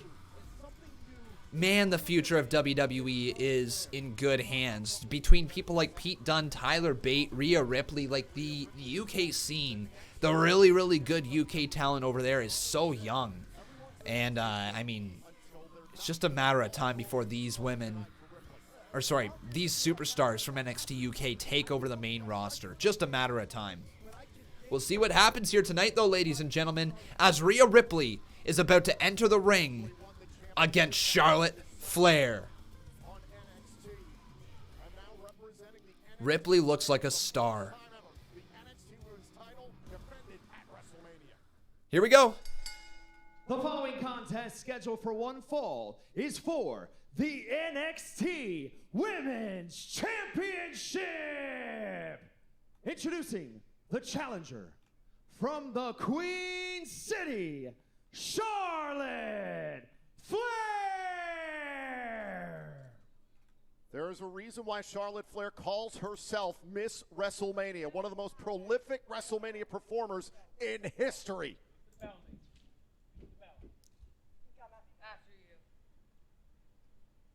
And her opponent, she is the NXT Women's Champion, Rhea Ripley. To be the best, you gotta beat the best. And many would say the best is the 10-time champion, Charlotte Flair. And one of those many people is myself. I do believe Charlotte Flair is the greatest superstar in the women's division history of WWE. I've said it, and I've said it many times. I will back those claims up anytime anybody wants to ask me, why do I think Charlotte Flair is the greatest of all time? But she is a 10-time women's champion, the pedigree of a Flair, and of course the top-tier athleticism that we have never seen before in a women's superstar. All that makes her the greatest of all time in my opinion. But here we go. Rhea Ripley and Charlotte Flair start things off. Rhea Ripley gets taken down with a single leg takedown by Charlotte. Over Sasha? Yes, over Sasha. Yes, over Sasha. Remember, it was the left knee of Rhea Ripley that goes down right around the back there, and Rhea Ripley in a little trouble. Standing reversal, right back around. Charlotte Flair takes the leg out from Rhea Ripley. Rhea puts her in the boot. Hits her with her boot. And now we got ourselves another mini stare down in this matchup. Rhea Ripley ahead of WrestleMania.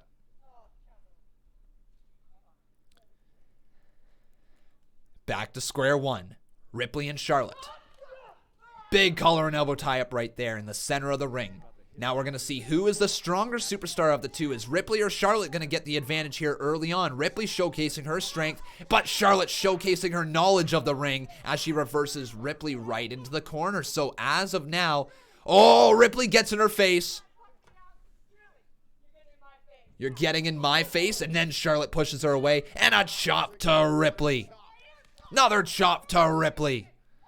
Another chop to Rhea Ripley. Those are 3-4 now. And look at the chops as the welts begin to form on the chest of Ripley. Irish whip, standing reversal. Charlotte Flair up. Oh, runs into a big boot courtesy of Ripley. And now Rhea gonna look for the Riptide. Oh my God. Oh my God. Riptide. Riptide. It's over. It's over. 1, 2. Oh my God. Charlotte kicks out. Oh my God. Wow! That close. That close, ladies and gentlemen, to Rhea Ripley almost putting away Charlotte Flair. And now Ripley says, "Get in my ring, princess." Charlotte Flair now down on the outside. Count of 6. Is Charlotte going to get back in there? 7 from the referee. And Charlotte is back in and back to the outside of the ring. But Ripley doesn't want to wait for Charlotte to get back in there. However, Ripley back inside the ring, and Charlotte Flair now taking advantage. Ripley just getting stomped on over and over and over again. And Ripley's in a little trouble. So there we go. This match has been given right back into the favor of Charlotte Flair. Rhea Ripley hits her biggest move with Riptide. I would have thought she'd be stunned, but instead she was even more confident. Ooh. Didn't seem to phase her. That Charlotte Flair hit. Kick to the face of Charlotte. Another kick to the face of Charlotte Flair. And then Ripley, oh, just pulls her right out of the ring by her pretty blonde hair. And I think she might have grabbed a few strands of those hair as well, as Ripley has control of Charlotte. But Charlotte just a little throat chop delivered there to Ripley.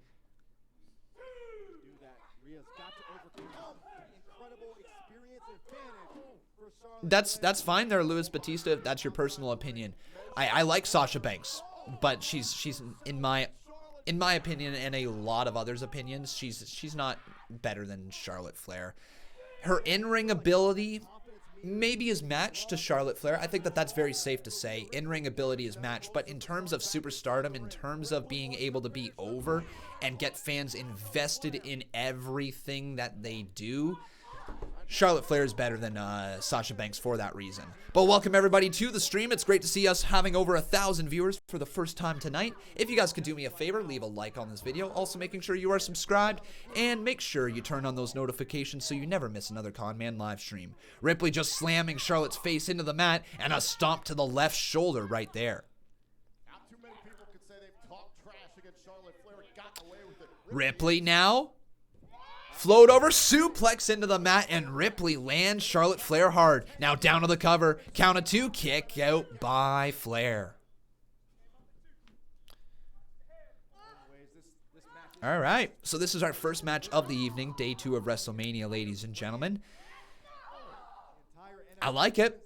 This match is living up to the hype so far. There wasn't a ton of hype behind this match. Like, WWE did try to create some manufactured hype, but fans weren't talking about this one as the end-all be-all match. It kind of got lost in the shuffle, oddly enough, with Becky Lynch versus Shayna Baszler and the Fatal 5-Way Women's title match. It's almost like this one got lost deep in the shuffle, but I'm still excited to see it happen here tonight. But look at those elbows being delivered from Rhea Ripley to Charlotte, and now Rhea Ripley's got a submission move on Charlotte Flair here. Charlotte trying to get herself out of this one, though. Ripley floats over to the cover. Count of 1, count of 2, kick out by Charlotte. Oh, and a forearm to the face of Ripley. But a boot counters that one, and Charlotte knocked outside of the ring. No way. Misses the big boot. Oh no! Dragon screw leg whip over the top rope, and that sends all the advantage right back to Charlotte Flair, and she is going to have to go right after the the left knee of Rhea Ripley. Oh, that had to hurt.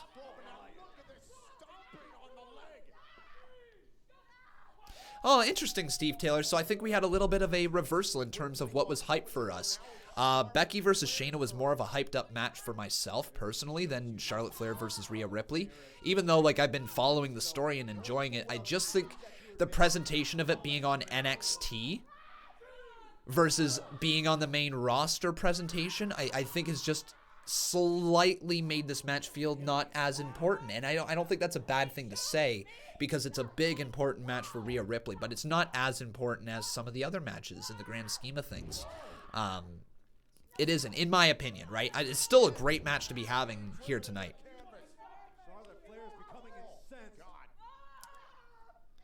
Oh, going to slam the knee of Ripley again, but a slap to the face stops her in her tracks. Oh boy. And just like that, Ripley again is in a lot of trouble. How you doing, Jordy Griffin? Welcome to the live stream. Thanks for your support. He says, if it weren't for the Killjoy virus, the whole world would be watching. Honestly, though, it's so weird because WrestleMania today, there's a lot of people who are watching it. Like, there really is. A ton of people are sitting here watching WrestleMania today, but it doesn't feel like it. It doesn't feel like it because, well, there's no live fans there, right? It just doesn't feel exactly like WrestleMania. But we are still getting a great pay-per-view here tonight, in my honest opinion. We had a great pay-per-view yesterday. I would have paid...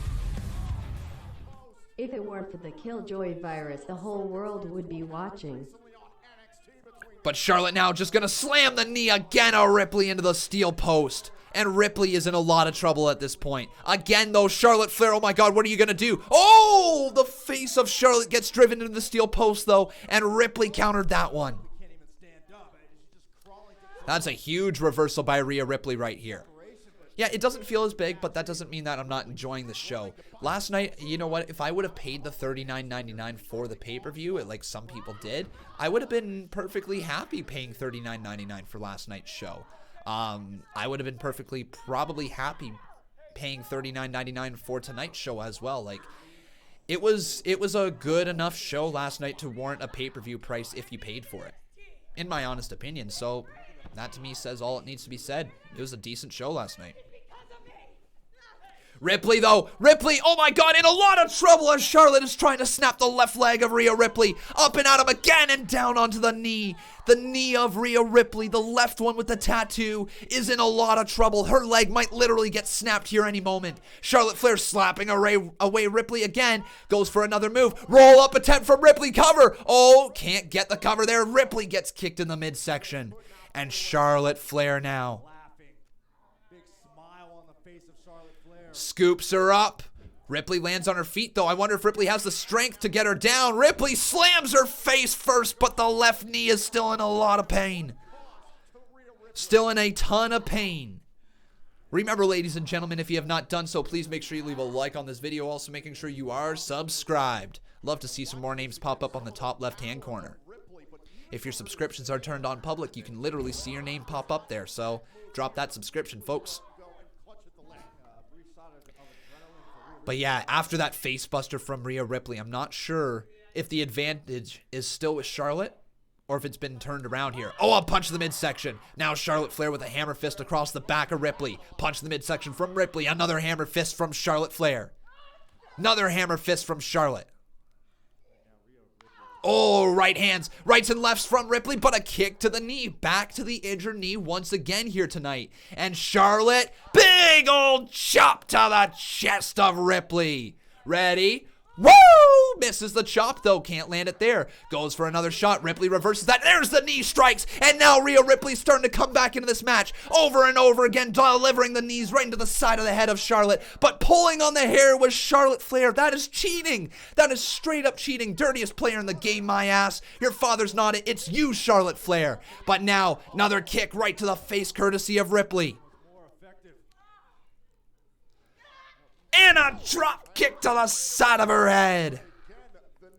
This is a good match, ladies and gentlemen. It's a really good match. Kyle Farrell, thanks for subscribing.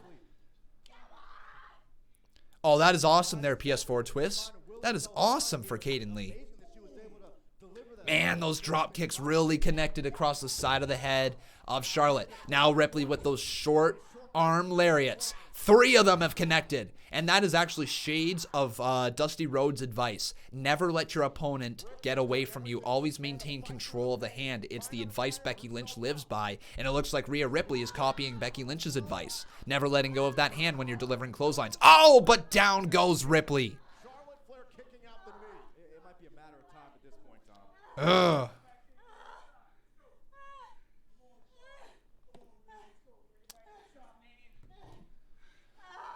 Wait a second. No. Oh my God.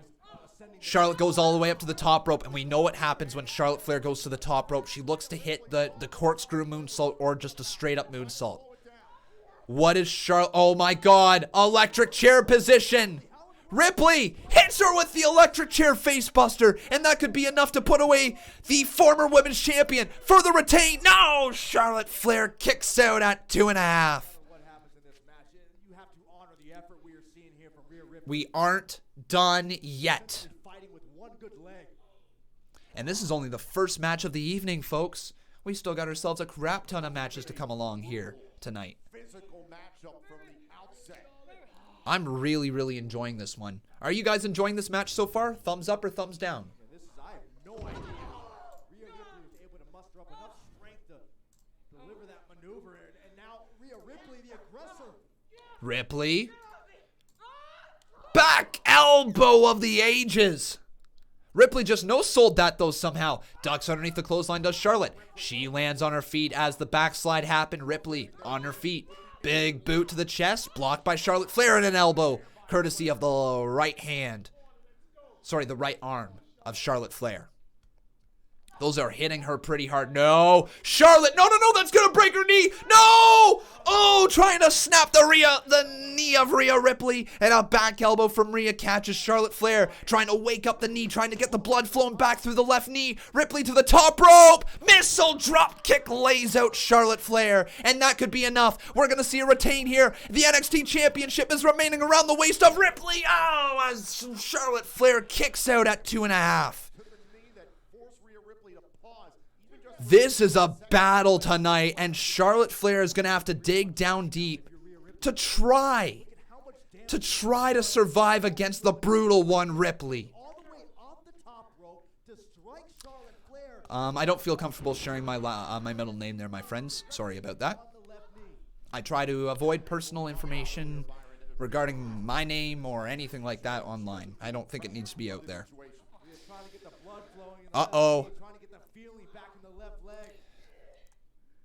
Very, very good match, folks. Very good match. Boot reversal from Charlotte Flair catches Rhea Ripley across the side of the head. Out of the corner.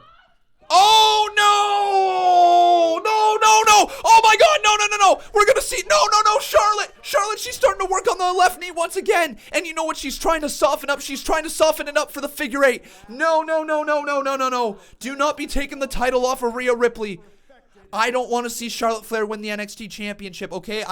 I love Charlotte Flair, but this is a moment for Rhea Ripley. This is not Charlotte Flair's moment. Not at WrestleMania. She's trying to lock in the figure four right now. Can't get it locked in, but Rhea Ripley kicking for the life of her. Trying to kick her feet away, but Rhea Ripley, oh my God, reversal, roll up. What the hell? Stomp again, over and over and over and over and over again to the midsection of Charlotte Flair, and she's in a lot of trouble. Ripley now! Ripley, there's the submission!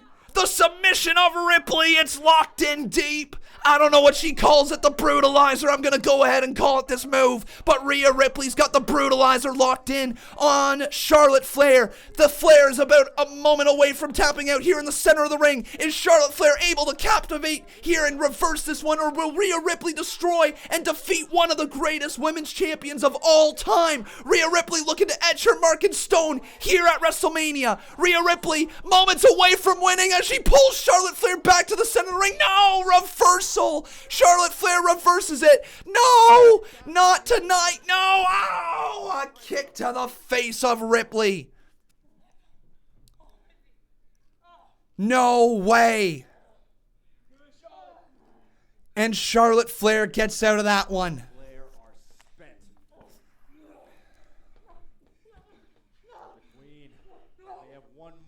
No. Boot reversal from Ripley, continuously blocking the figure eight leg lock. Charlotte, roll up, not another roll up, not another roll up. Rhea Ripley kicks out of that one. Oh, little bit of a botch, No, no, no, no, no, no, no, no, no, no, no. Boston Crab is locked in. Boston Crab is locked in. Don't you dare tap out. Don't you dare tap out. Don't you dare tap. Nice reversal by Ripley. Cover. 2. Reversal into the cover. 2. Reversal by Ripley. Cover. 2. 2. Another kick out by Rhea Ripley. Holy crap.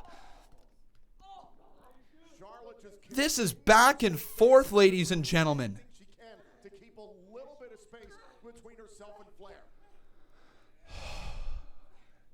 And just a momentary break in this matchup to take a breather here.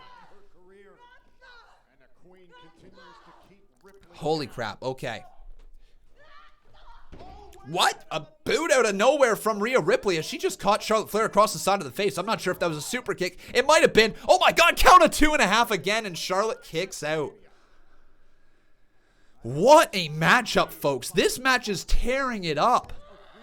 What a start to WrestleMania here tonight. Remember, continue to leave a like on this video if you're enjoying the show. Make sure you're subscribed with your notifications turned on, as you can see your name pop up there on the top left-hand side of the screen.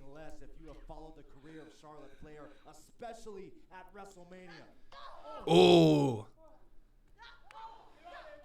Punches the midsection over and over again.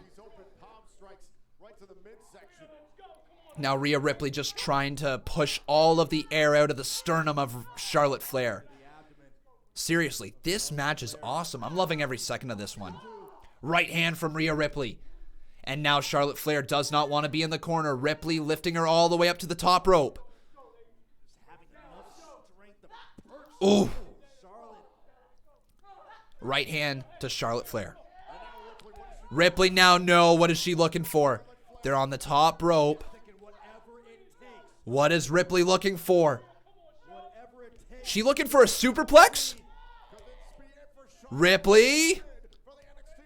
Trying real hard to get her over the top of her head. Ripley trying, oh, but Charlotte Flair just countered that one and sends Ripley off the top. No, my God, no. Oh my God, Charlotte Flair's gonna do the moonsault. Charlotte Flair's gonna do the moonsault. Charlotte Flair, what is she about to do? What are you about to do? Charlotte, up to the top rope. Don't tell me! Moonsault, but the boot reversal from Rhea Ripley as she caught her right in the face of Charlotte Flair. Off the rope. No! Spear delivered. It's over. Cover. 2. Ripley kicks out of that one too. Wow. I'm sorry, folks, if you are one of the people here in the live chat that says this match is boring, if you're going to be one of those people that says this is a boring match, then you're going to be one of the people that I have to say this to. You don't enjoy good wrestling. I'm sorry. This match is incredible. Really great match here between Charlotte Flair and Rhea Ripley. The emotion is high. And now the near pinfall as Ripley rolls her up. Count of 2. Kick out by Flair. Take down by Charlotte. Trying to roll. No! Figure 8 leg lock. Sorry, figure 4 leg lock is in right now. The figure 4 leg lock as Rhea Ripley might tap out to Charlotte. No. Don't count those as tap outs, referee. They're not taps. He's just trying to slap the leg of Charlotte Flair. But I think Charlotte now is going to bridge up. No, Charlotte. She's in it. Figure 8 leg lock locked in deep, and Ripley center of the ring, her NXT championship after the damaged knee throughout this entire match. Ripley, she taps. No! Oh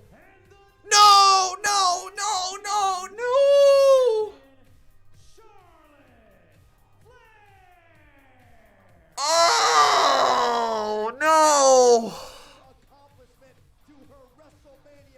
No! Charlotte Flair is the NXT Women's Champion.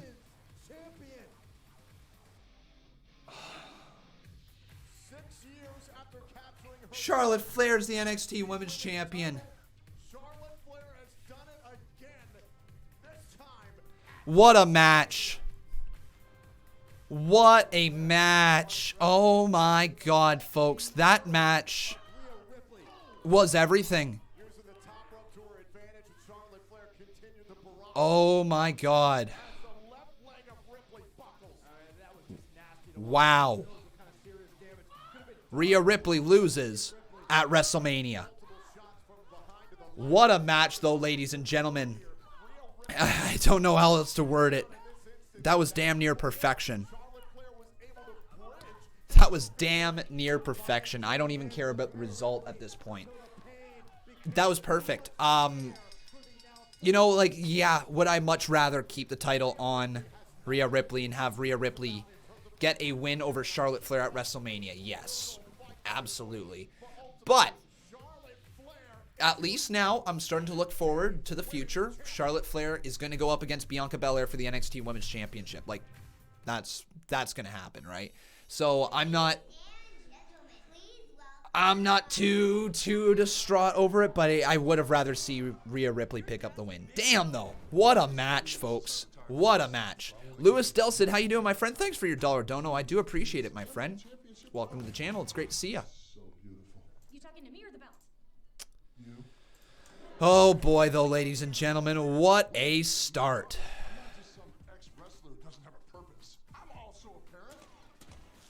What a start. But I want to officially welcome each and every single one of you here to the show today. If you have not done so, please, once again, make sure you leave a like on this video. Also making sure you are subscribed, just like Braden Williamson right there. Thank you, Braden, for becoming a part of the Conman channel.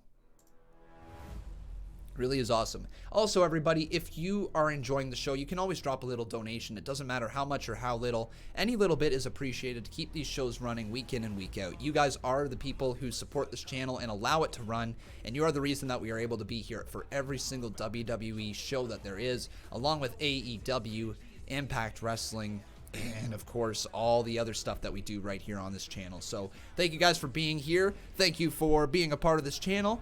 And now I'm just going to roll a couple quick ads because I got to do my job, right?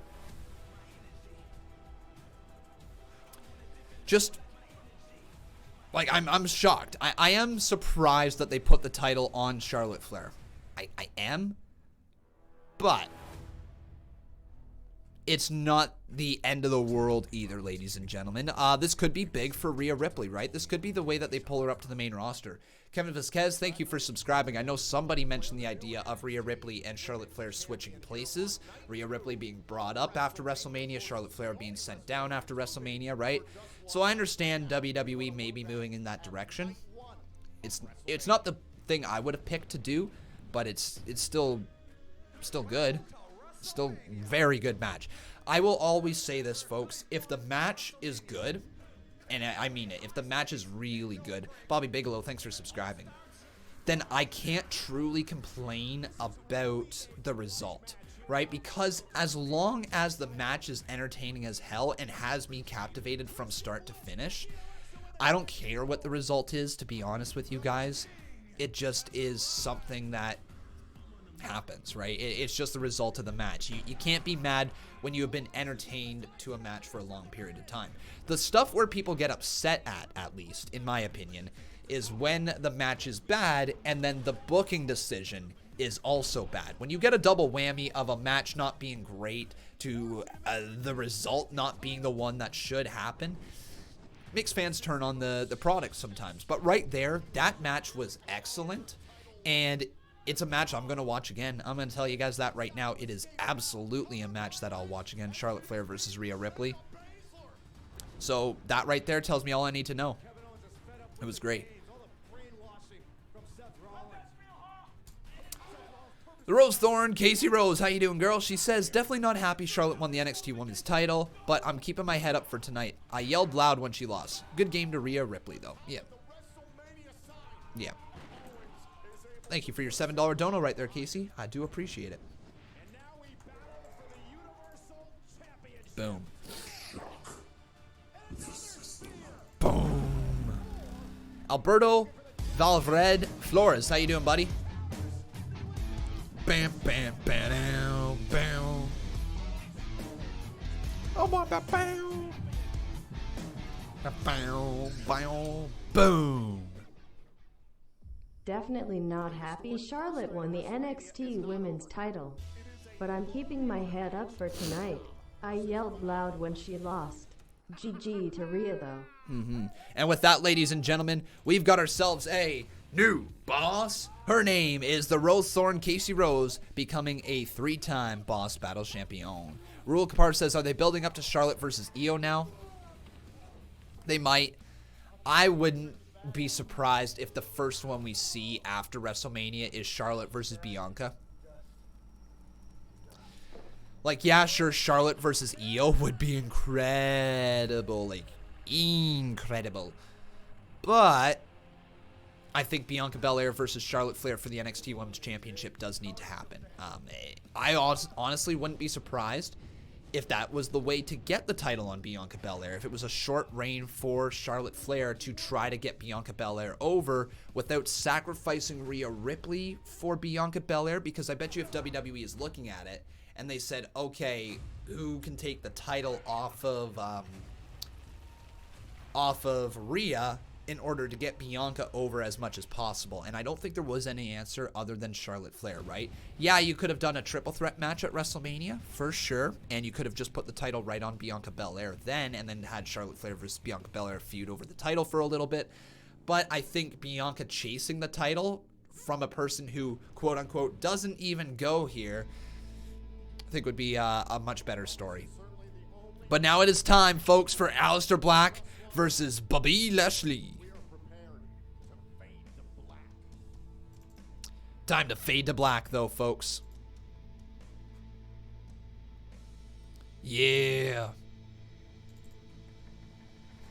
Whoa. Hey, look at the dope hoodie that Aleister Black has. That is a sweet attire. He's got like those big old horns coming out of his shoulder blades. He's got a hood, tattered gear. Aleister Black has arrived. Phenom, Phenomenal WWE, welcome to the channel, my friend. Great to have you.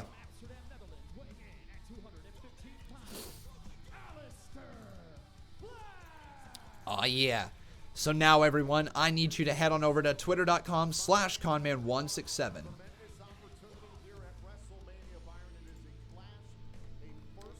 Who will win? Hashtag WrestleMania. It'll either be Aleister Black or Bobby Lashley. There you guys go. Head on over to twitter.com/Conman167. I know I say that a ton in the stream, but you got to do your plugs, right? You got to.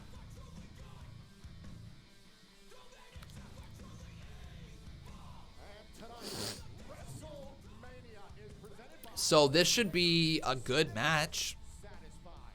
It should be good. Bobby Lashley is here.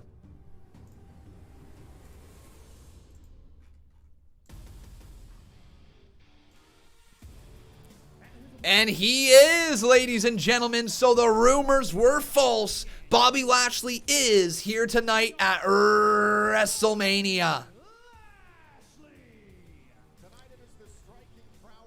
Bobby Lashley and Lana. Sorry, guys. Leading into WrestleMania, there was a ton of rumors that Bobby Lashley had been pulled from the event. So I wasn't actually sure if Bobby Lashley was going to be at WrestleMania or not. But it looks like it was just some fake news out there. So to anybody that I may have misled along the path, I apologize.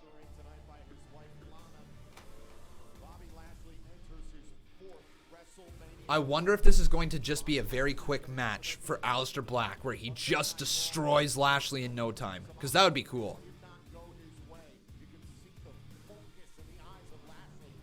Or does Rusev come into play here during this match? Maybe. And I see some of you guys mentioning Rusev.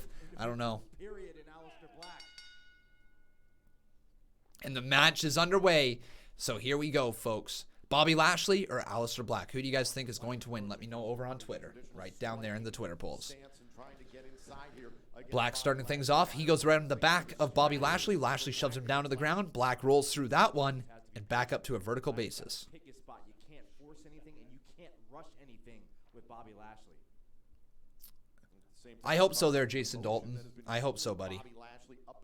Yes, we do. Jackson plays with nearly 1,200 people. Nearly 1,200. It's great to have each and every one of you here in the stream tonight. Love having you guys all around.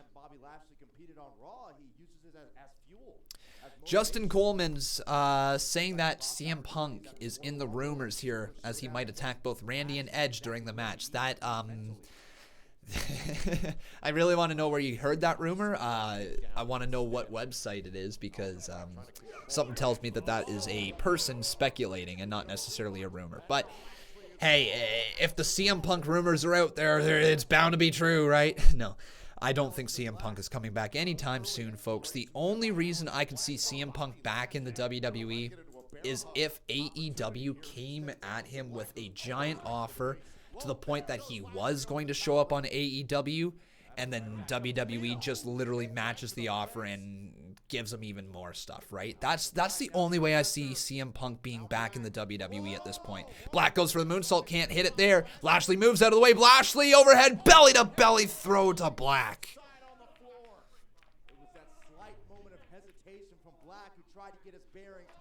Ooh. Right there to inflict further punishment. Black tried the moonsault and Lashley got the positioning on him. Look at the power of Lashley.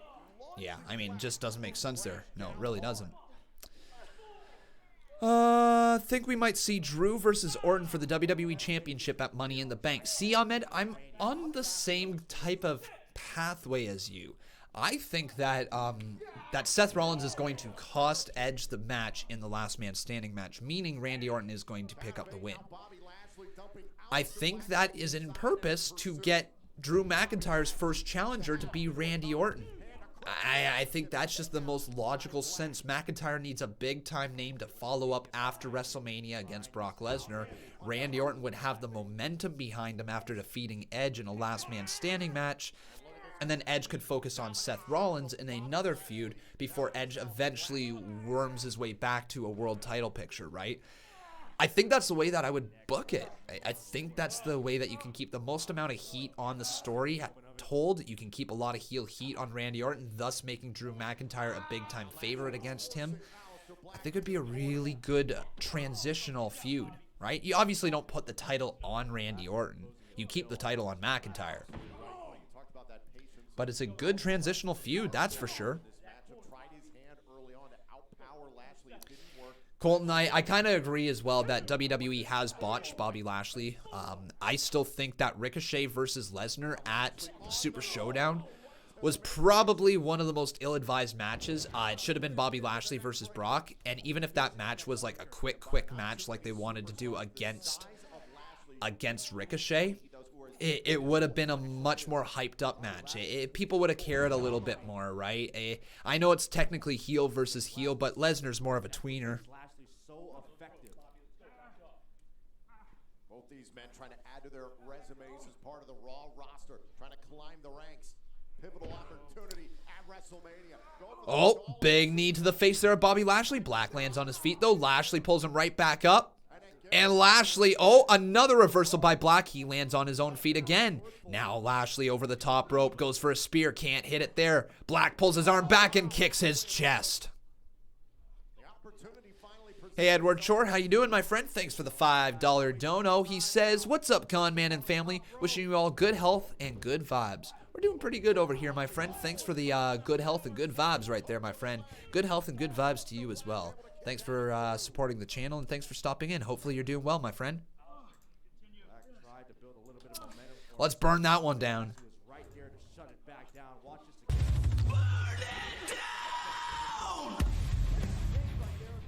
What's up, Conman167? Blitzful X, thanks for subscribing again as well, my friend. Good health and good vibes.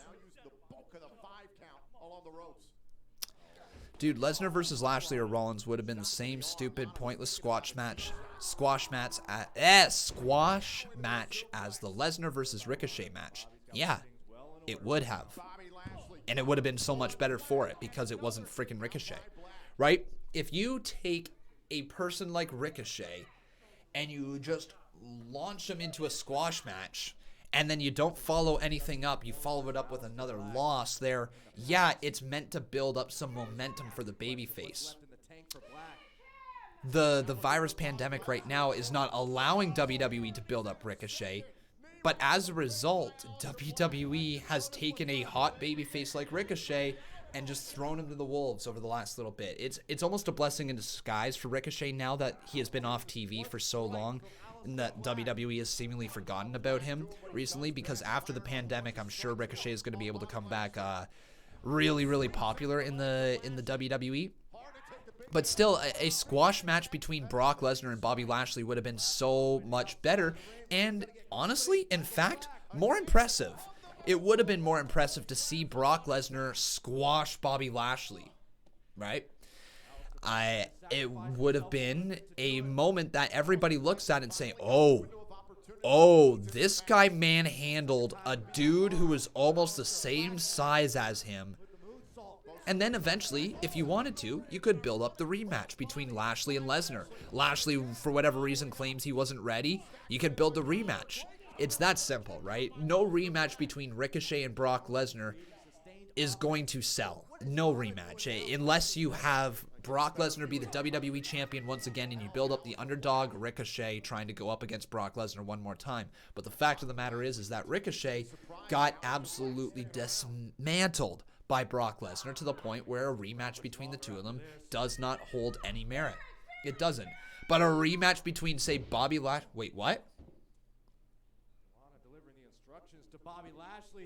Bobby Lashley going to go for a spear instead. Lashley... Oh! Black mass delivered out of nowhere too. Black defeats Lashley. And Lana's pissed. Lana's pissed. Bobby's mad.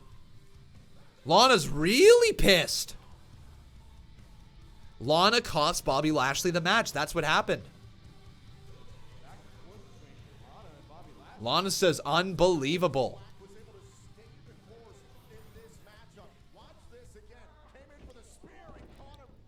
Oh my God.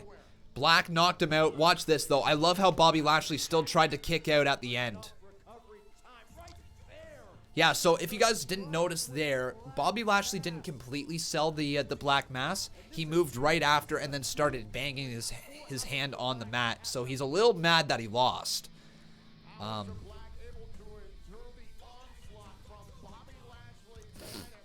Hey, James Gaming, how you doing, my friend? Welcome to the stream. But is that it between this match? It is. Here's Kayla. So far, and I can assure you it's only going to get better. Which brings me to my next guest, the boss, Sasha Banks, and the longest reigning SmackDown Women's Champion. It's boss Bayley. time.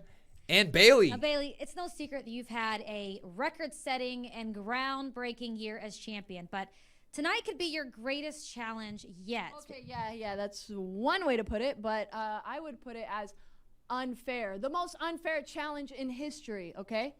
Because there's one of me, I am one champion, and there's a 5-way elimination match, which means I have to beat 4 other women.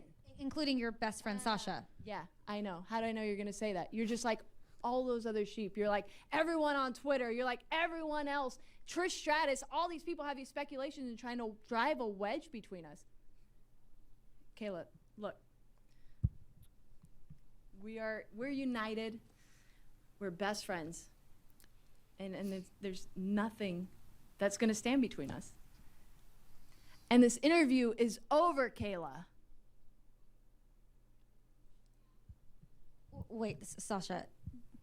Oh. You've been NXT Women's Champion, Tag Team Champion, 4-time Here's Raw the stir of the Women's Champion, pot. But you've never been SmackDown Women's Champion. So how badly do you want to win that title tonight? Well, Kayla, I guess we just all have to watch and see. Ooh. Uh-oh. Uh-oh.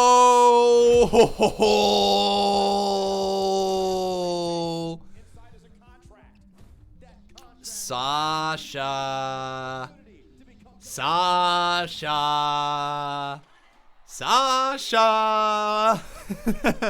Oh, there's some stuff stirring in the head of Mrs. Banks. Okay. I wonder what she's going to do.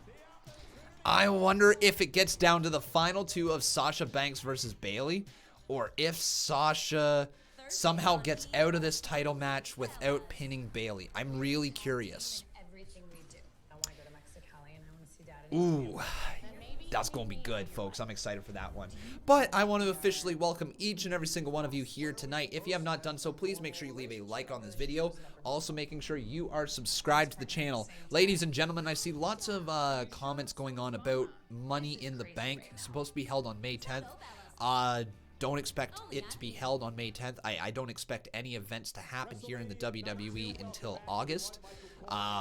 If I'm being absolutely honest with you guys, I think all the events in May, June, and July are going to be pushed to the back burner, going to be delayed a little bit, and then SummerSlam is going to probably, hopefully, be able to happen. But yeah, I don't envision there being any more actual pay-per-views for the next 3 months after tonight's show. I think tomorrow's Monday Night Raw has been recorded. NXT this week has been recorded. Friday Night SmackDown has not. And WWE is finding ways to try to record that still. John Sinclair, thanks for subscribing. But it's no guarantees that even this week's Friday Night SmackDown goes on. So, yeah, here's Gronkowski again. It appeared that he stole that 24/7 championship victory from right under you. What are your thoughts on that? You know, Charlie, I've won 3 major championships in my life, and that's cool and all, but that's in the past. I wouldn't mind winning the 24/7 title by end of the tonight. I'm here at WrestleMania. I want that title. All right, well, wow. best of luck to you. Enjoy yourself. Yes, thank you. So Gronkowski wants the 24/7 championship tonight, and it looks like he's going to be going after Mojo Rawley. Freaking Gronk. You're damn right, buddy. Freaking Gronk.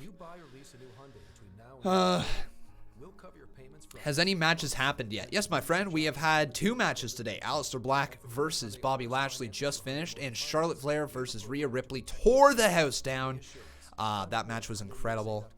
Charlotte Flair, though, our new women's champion. I can't believe that. New NXT women's champion. Hey, brother. What's happening? Brother?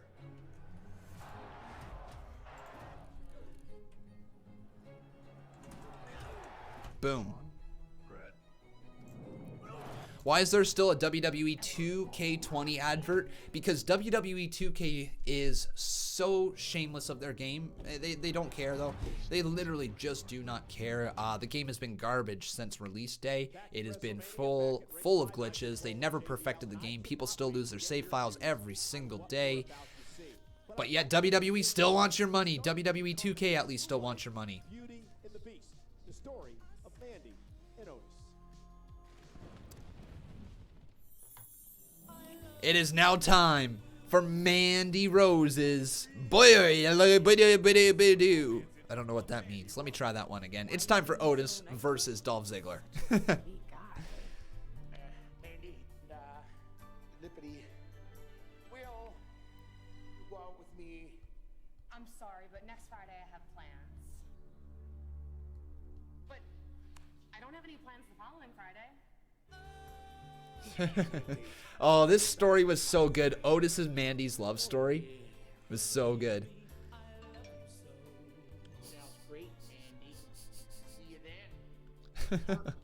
Oh my. Running a little late, so that gives me more time to get ready, but even more time to get nervous.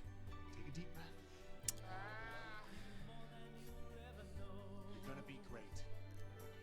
This match could be a huge match. Ali, wow, that was tough to read there, Colton Starman. Let me try that one more time. He says this could be a huge match. Ali could be revealed, or Robert Roode. Yeah, we'll see about Robert Roode. I don't know about that. But this story has been so good. It really has.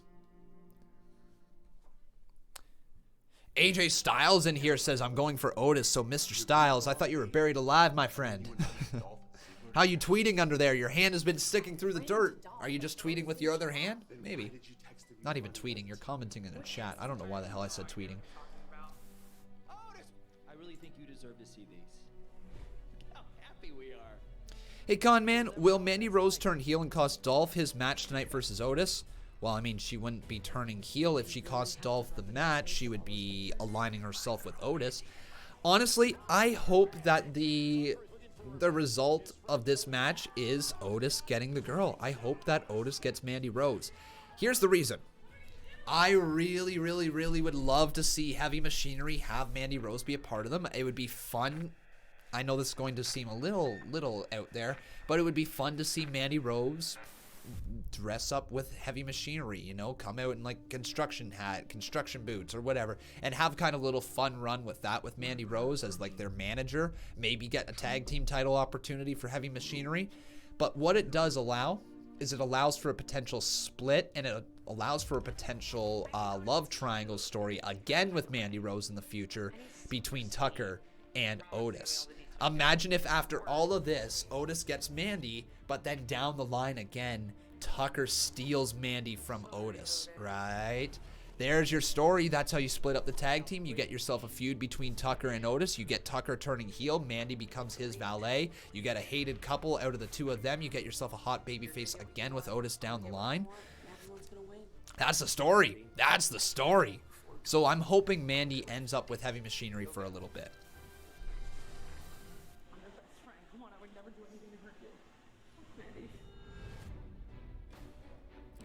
Peter Amarello says negative. Mandy Rose needs to have real matches. She can still have real matches. Absolutely. There's nothing saying that they can't be putting on six man and woman tag team matches, you know, intergender matches. They could do that with Mandy Rose and Heavy Machinery for sure. Yeah.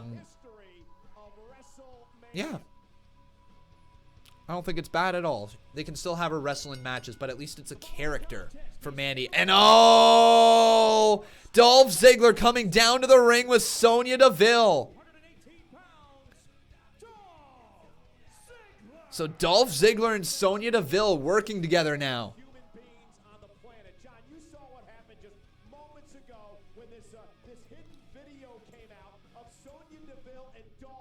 Messing up the entire Valentine's Day for Otis and Mandy.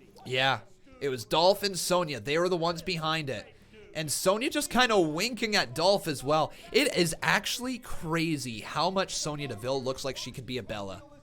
She literally looks like she could be a Bella twin. She looks identical to them. Aled Thomas, how you doing, buddy? Thanks for your $2 dono. He says, Con, what do you think is next for AJ Styles?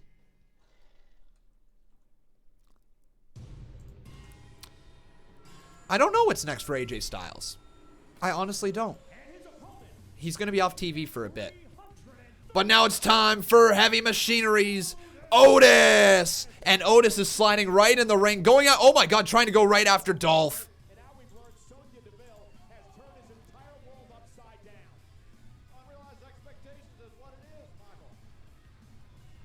And we're going to get this match now.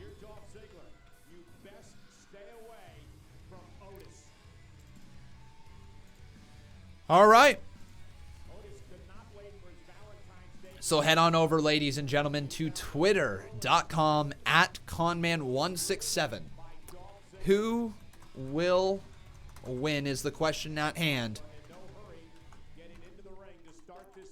WrestleMania.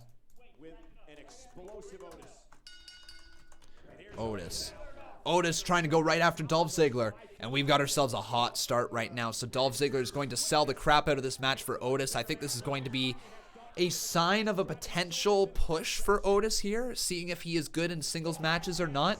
I think this is more of a test for Otis than anything, right? Just to see if he can operate as a singles competitor. Into the corner, though, misses the big splash. And Dolph Ziggler now, oh, what a super kick to Otis and down to the outside of the ring. He just rocked him. Right in front of Sonya Deville, and it allows Dolph Ziggler some time to regroup here. Oh my. And the referee has begun the count. That super kick was great, right on the jaw of Otis. Count of 5 from the referee as Little Nate is making those count. That's right, Charles Robinson's the referee of this match. And Dolph Ziggler sends Otis face first right into the steel turnbuckle. The LED screen. Dolph saying, you will never be me. I don't know if Otis wants to be Dolph Ziggler. I mean, let's face it, who doesn't want to be Dolph Ziggler? But anyways, into the cover, count of 2, kick out by Otis. All right, Jackson Plays, I'll see you later, my friend. Thanks for stopping by, buddy.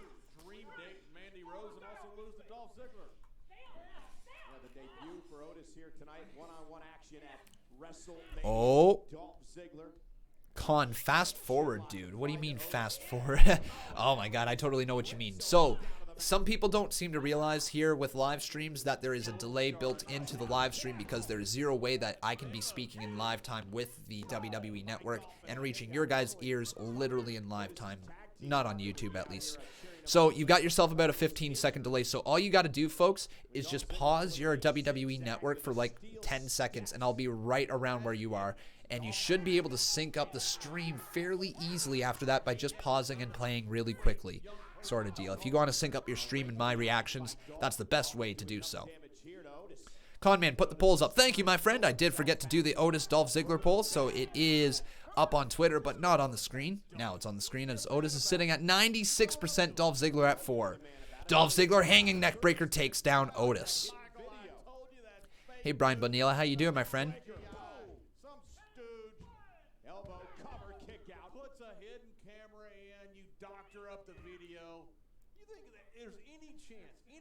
In the world, Michael, that Mandy Rose would go with Otis?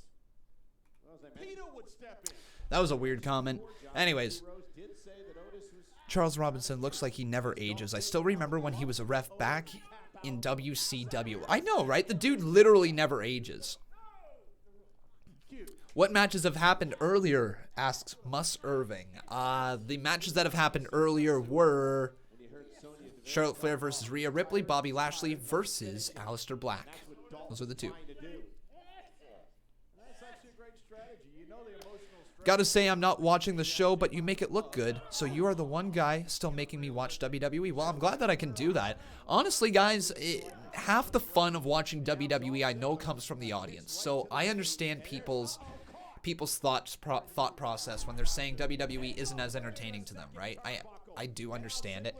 For me, though, personally, when I'm watching these shows, I don't notice there not being a crowd as much. Now, that is absolutely in part to the fact that I am talking for like 4 straight hours and never shutting up, right? So I don't have a moment to hear no crowd. But I'm not necessarily noticing it, right? It's not bad. The matches being told, from what I can tell, are still great stories. Otis starting to Otis up, though. Otis is hulking up, folks. Otis is starting to hulk up. Look at the dry humping in the air. Back elbow. Otis gonna move that belly of his. Otis blocks and a headbutt delivered. Otis with a clothesline. Another clothesline, down goes Ziggler. You can hear Sonya Deville cheering on Dolph Ziggler. Otis, though, gets hit with a side slam, I should say, a scoop slam. Not even a side slam, scoop slam. Oh, and all the weight of Otis just right across the back of Dolph Ziggler. Just right across it. Otis, Irish whip into the corner. Dolph Ziggler, oh, he hit hard. He hit really hard. Okay. But remember, ladies and gentlemen, if you are enjoying the show, you can always drop a little super chat donation. Doesn't matter how much or how little, any little bit is appreciated to keep this show alive and keep it free for everybody else watching. I really do appreciate all the support, guys. Thank you for considering doing so. But now Otis has Dolph by those pretty blonde locks. Irish whip again. Oh my, yikes. Dolph hit hard. Man, Dolph is selling big time for Otis here. This is the reason why Dolph has had a job in WWE for so long. He sells so hard regardless who it is. He just bumps for everybody. Other than a couple concussions, has Dolph Ziggler ever had a major injury? Hang on, has Dolph Ziggler ever had a major injury in WWE? I know he's had some concussions, but other than that, I don't know if Dolph Ziggler has ever had a major injury. How does the guy bump so hard and never get hurt? Just shows how good he is. Dolph face first into the corner turnbuckle. Sorry, the corner steel.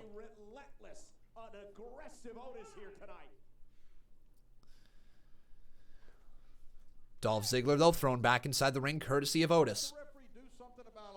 Rusev injured him. Oh, the world's strongest slam courtesy of Otis Dojovic.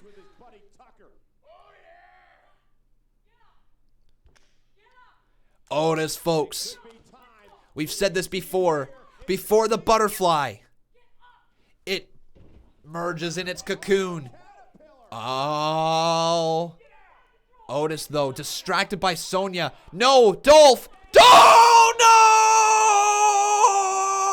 no! Dolph Ziggler just kicked Otis in his Dojovics.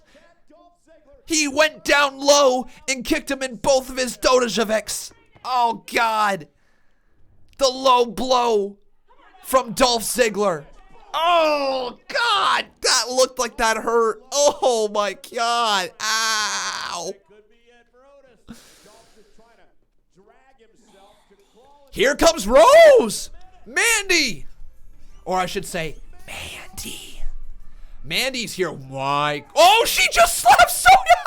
What are you? Oh, my God. Mandy Rose just slapped Sonya in her stupid face. And now Mandy Rose is getting her own here against Sonya Deville. Wait, going after Dolph Ziggler. Oh! Just kicked. No, sorry, not kicked. Just low blow Dolph Ziggler. Mandy Rose once wanted all of that Dolph, but now instead she just hit it in a way that you don't ever want to be hit down south. Now Otis gonna deliver the Caterpillar. 1, 2, Otis beats Dolph Ziggler. Come on, kiss, kiss, kiss, hug, kiss, hug, kiss. I don't care, just do something. Mandy Rose and Otis, come on, come on. Here. Oh, come on. Mandy, did he get the girl? Is Otis gonna get the girl? Otis looking right at Mandy. He's like, whoo, Look at this gal. Come on. Everybody now kiss. Kiss. Aye! Come on. Do it. Yes. Come on. Come on. Put him back on. Yeah! Woo! Get it, Otis. Get it, Otis. Otis and Mandy just kissed, and Otis gets the girl. There you go. Otis gets the girl, and Otis Dojovic picks up the win as well. What a WrestleMania for Otis. That's one you're never gonna forget. Never, ever, ever. Oh, Otis. You gotta love Otis. Gotta love that right there. That was so awesome. Congratulations to Otis Dojovic. Seriously, what a great moment for his career. Picks up the win, and him and Mandy gonna walk out of here.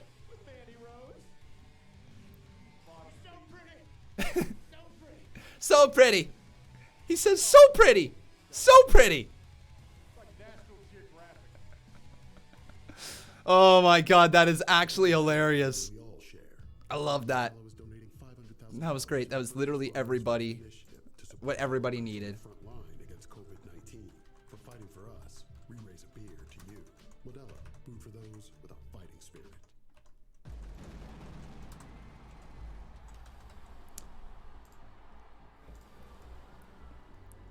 There we go, guys. Head on over to twitter.com/Conman167.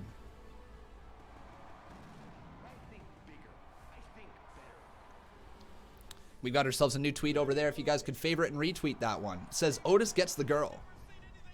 It's that simple.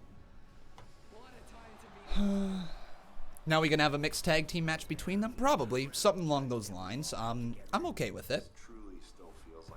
That was so much fun. That was so much fun. Okay, everybody, if you have not done so, once again, make sure you leave a like on this video. Also making sure you are subscribed to the channel. Would love to see your name pop up there on the top left-hand corner. It's already 8:15, folks. We still got ourselves about an hour and 45 minutes ahead of us here tonight. So still a decent amount of wrestling still to come. Still a decent amount. Charlotte is still #1 on trending, is she?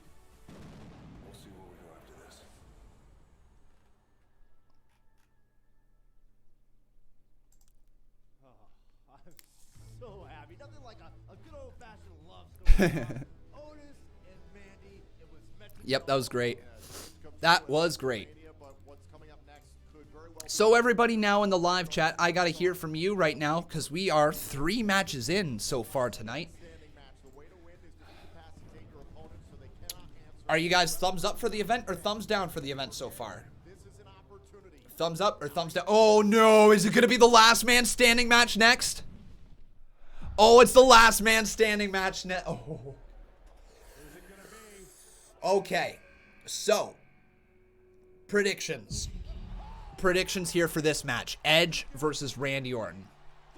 I am going to go ahead and say Edge versus Randy Orton does not end with a happy story, especially considering it's taken place around the 8 o'clock mark, which really is only 4 matches in. This is like the first massive match of the evening. Massive. This is going to end with Seth Rollins curb stomping Edge. Edge not being able to rise to the count of 10 and Randy Orton getting the victory. That's how I think this match is going to go. It's a bold prediction, but I'm going to say it right now.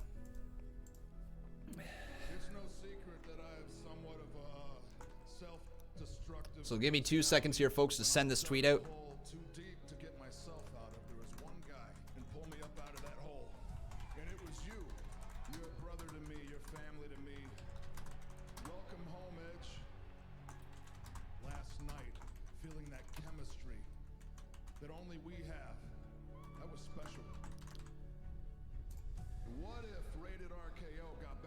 Okay, so guys, head on over once again, twitter.com/Conman167, favorite and retweet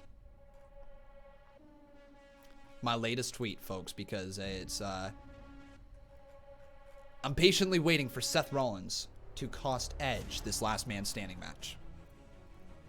Has Bayley retained the title? Bayley hasn't had her match yet, so we're still waiting for that one.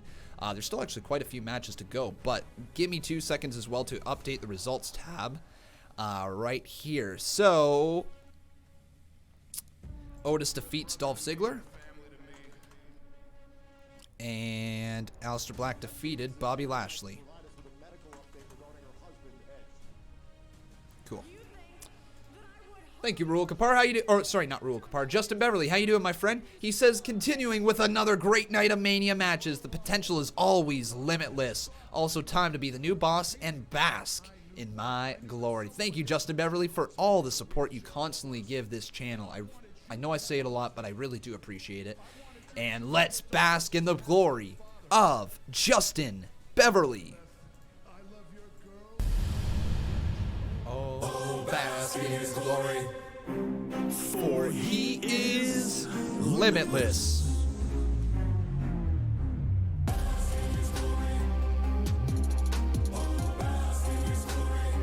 For he is limitless.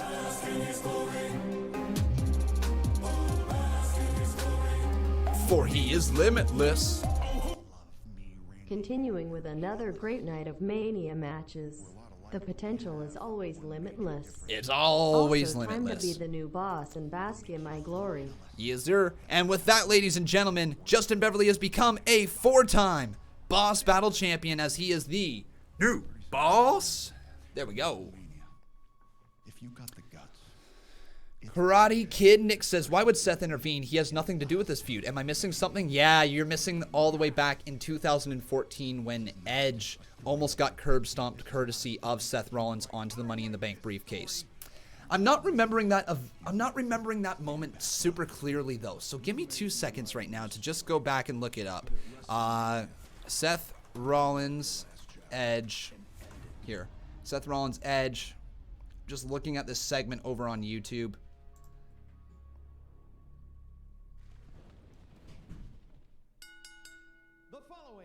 Cena made the save for Edge. That's what it was. Cena made the save for Edge. Right, it was to bring the authority back. Correct. There we go. Is to incapacitate your opponent to where they cannot stand back up by the referee's count of 10. You think you Ha! Yeah! Ladies and gentlemen, there may be no live crowd, but the pop is still hot for the Rated R Superstar, Edge!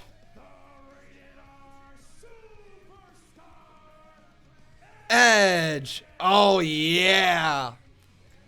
Edge is here, folks. Let me just give you a second right now to set the stage. It has been 9 years since we've seen Edge finish off his career, his last match against Alberto Del Rio at WrestleMania. 9 long years it has been since Edge has competed in a match. And tonight, he goes one-on-one with the man that his career runs a lot of parallels along the side of. Him and Randy Orton, one-on-one, last man standing tonight. Oh boy.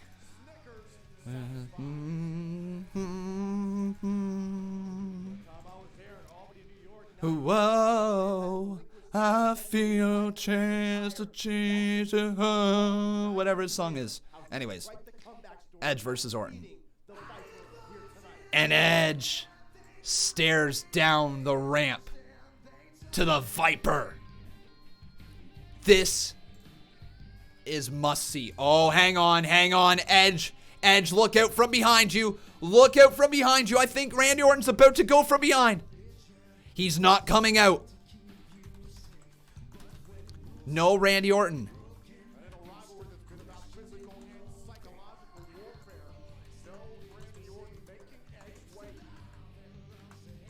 Making him wait right now. Oh no! From behind! Orton hits the RKO from out of nowhere! And Edge is down. Dressed as the cameraman, and this isn't good.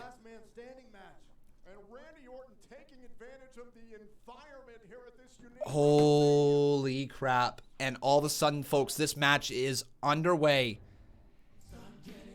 He was the cameraman. Randy Orton literally disguised as a cameraman there.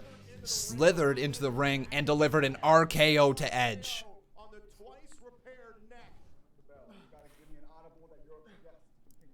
Can this... Yeah, okay, Edge says yes. Says you get to your feet, then you're going to start the match.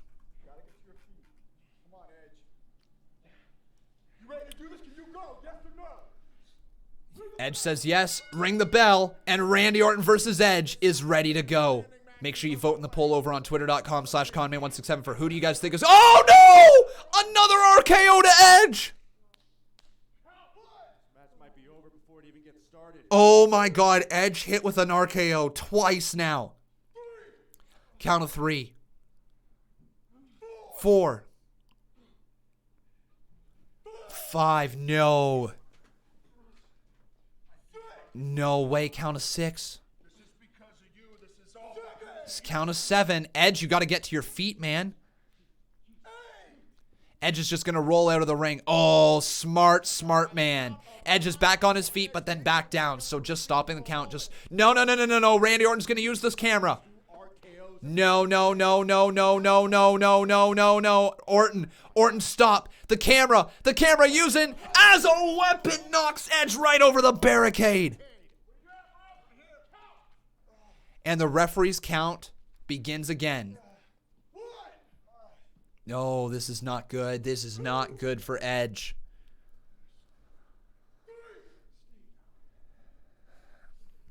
Count of 4. 5. 6. Count of 7. Edge is slowly back up to his feet though again, and he is up, but Edge in a lot of trouble. Orton hits an uppercut there, and Edge is dropped back down. We're going backstage. Oh, we're going to see the entire backstage here of the Performance Center, aren't we? Oh my God, they're going to do exactly what Johnny Gargano and Tommaso Ciampa did. They're going to have this Falls Count Anywhere match go throughout the entire Performance Center, aren't they? Or not Falls Count Anywhere, sorry, Last Man Standing. Yep, there we are. We're back in the backstage area. Orton dragging Edge by his hair over to... Oh, there's a table and slams his head right off of it. They're in the gym. So they're in the weight room right now of the Performance Center. Wait, Randy, what do you have? What is Randy Orton looking for? Chains? No.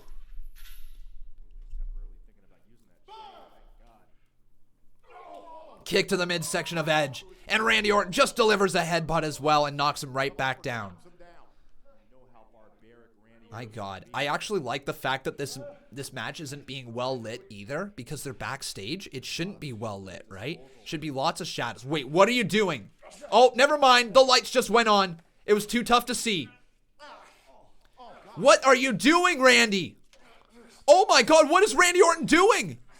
Randy Orton is tying a helpless Edge up.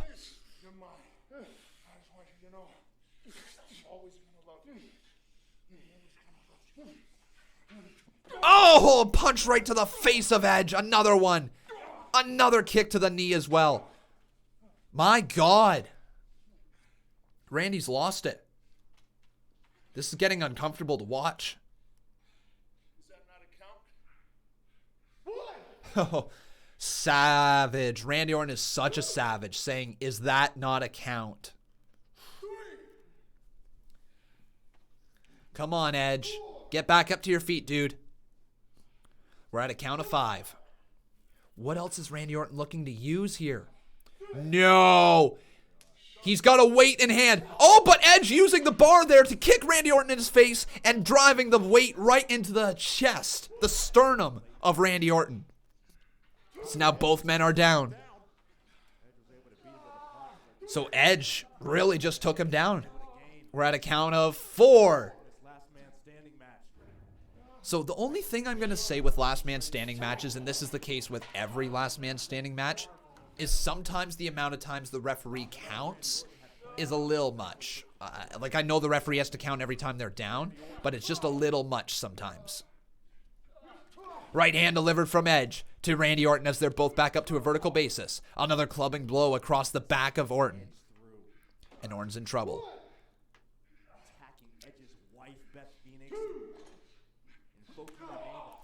Perp Soul says, I feel like Orton might win. Honestly, dude, I'm right there with you. I think Orton is going to win thanks to Seth Rollins. I think Seth Rollins is going to curb stomp Edge literally out of nowhere. Like, we're not going to even expect it. It's just going to literally happen out of nowhere, and the referee's going to count to 10. Something like that is going to happen. Oh! Edge slamming Randy Orton's head right into that table again. And now some right hands being delivered. Some more right hands. Another right hand. Unrelenting with those right hands.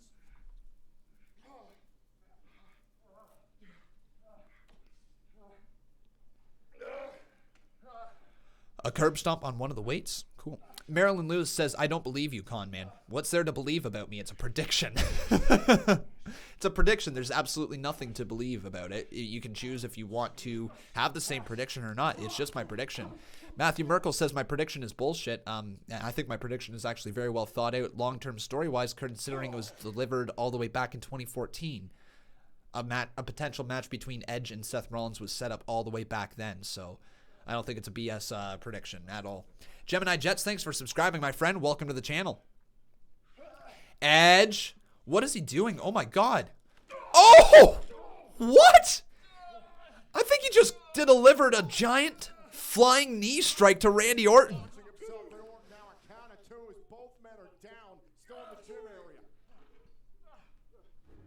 That was kind of weird.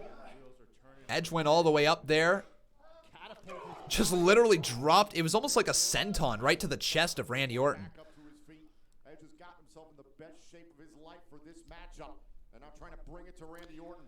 Edge stepping through. Oh, another forearm there takes down Randy Orton.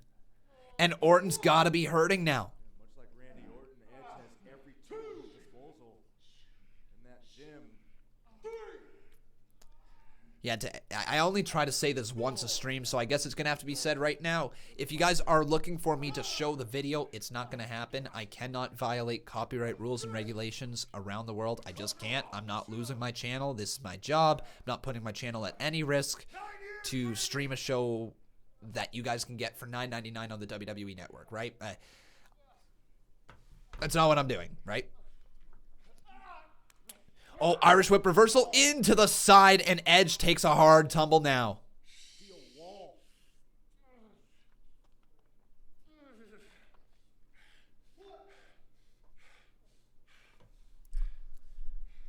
The official's begun his count again on what is the Viper thinking? Where is Randy Orton going, though? Where is Randy going? No. Randy, no. Orton. He's going to look to drive that weight thing right into the side of Edge. Oh, Edge just moved out of the way. That would have been really bad, and Edge firing right out of the corner there with a forearm right to Randy Orton. But Randy Orton counters with another fist to the face, and these guys are brawling now backstage. These former tag team partners, former Rated RKO, former World Tag Team Champions together, former best friends, everything, are now bitter enemies during this feud. Randy Orton slammed face first off the side of that equipment box. Edge. What else is he going to do here? What else does Edge have in mind to use? Looking at things around him, seeing if there's anything he can hit Randy Orton with. Not sure if there's anything to hit him with other than his fist. So he elects for his fist.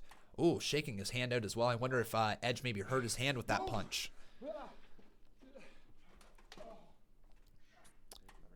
Randy slowly through the backstage area by all those wires. Now there's a bunch of red lighting. Look at those red lights there. What a cool visual. Kick right to the midsection of Edge, and now a forearm across the back there.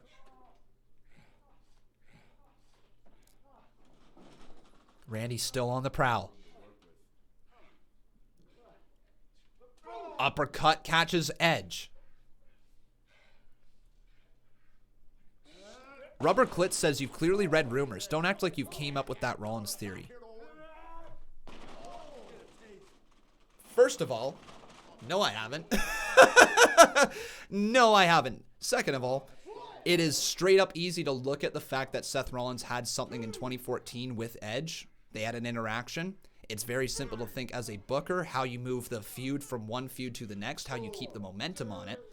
Third of all, it's very easy to look at the heel in this particular scenario, Randy Orton. He's still young enough to be value of the company. So if you keep heel heat on Randy Orton and move him forward out of this one with the win, it puts him potentially in a title match, potentially versus Drew McIntyre for the world title. Also, my friend, and my friend I'm going to say very lightly because you just go ahead and assume things, but also the fact of the matter is that Seth Rollins versus Edge is a story that nearly everybody would want to see, and it would also be a great way of getting more heel heat on Seth Rollins. It's nothing about reading rumors. It really is nothing about reading rumors. It's just paying attention to the story that has been told over the years. Please don't go ahead and assume, because I've avoided rumors with my life here going up to WrestleMania because there were spoilers out there. So again, no, I have not read any of the rumors, but you can go ahead and assume.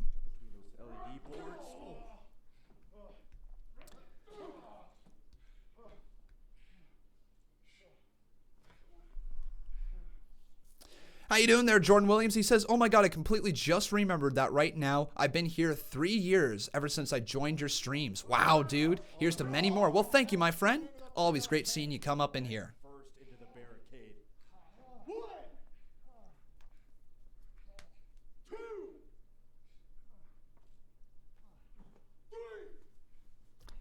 The count has begun. Edge is down. Count of 4. Count of 5 right now. 6. Count of 7. No way. Is it over? Count of 8. Edge, you got to get back up to your feet. Edge. Count of 9, and Edge is up. Oh. Wow. That was close. That was so close. Jeez. Malik, thanks for subscribing, my friend. That's great to see you join the Conman community. Remember, each and every one of you, though, if you have not done so, please make sure you smack a like button on this video.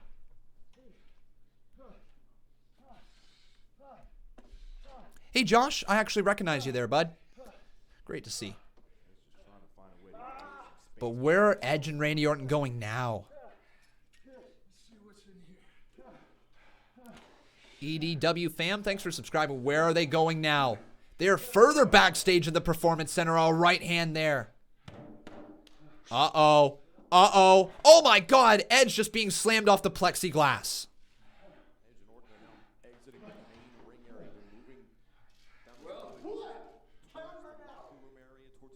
The referee saying, counting right now. 2, 3, 4. Edge is trying to get up to his feet. With how this story is going, like, it's got to have the comeback for Edge soon, but then something needs to put him out of his misery, and I'm expecting it to be a curb stomp from Seth Rollins. Curb stomp, once again, because I screwed up my English. Oh! Face first into the wall.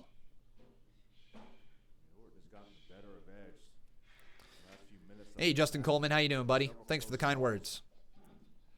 New cameraman rushing there.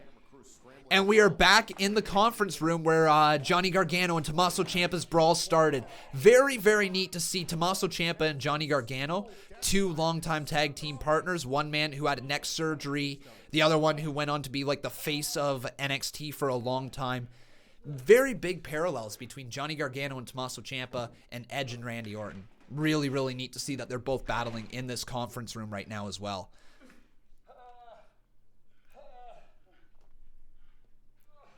But look at Edge stalking Randy Orton now. What is he going to do? Edge. Oh, face first into the plexiglass cover of that poster.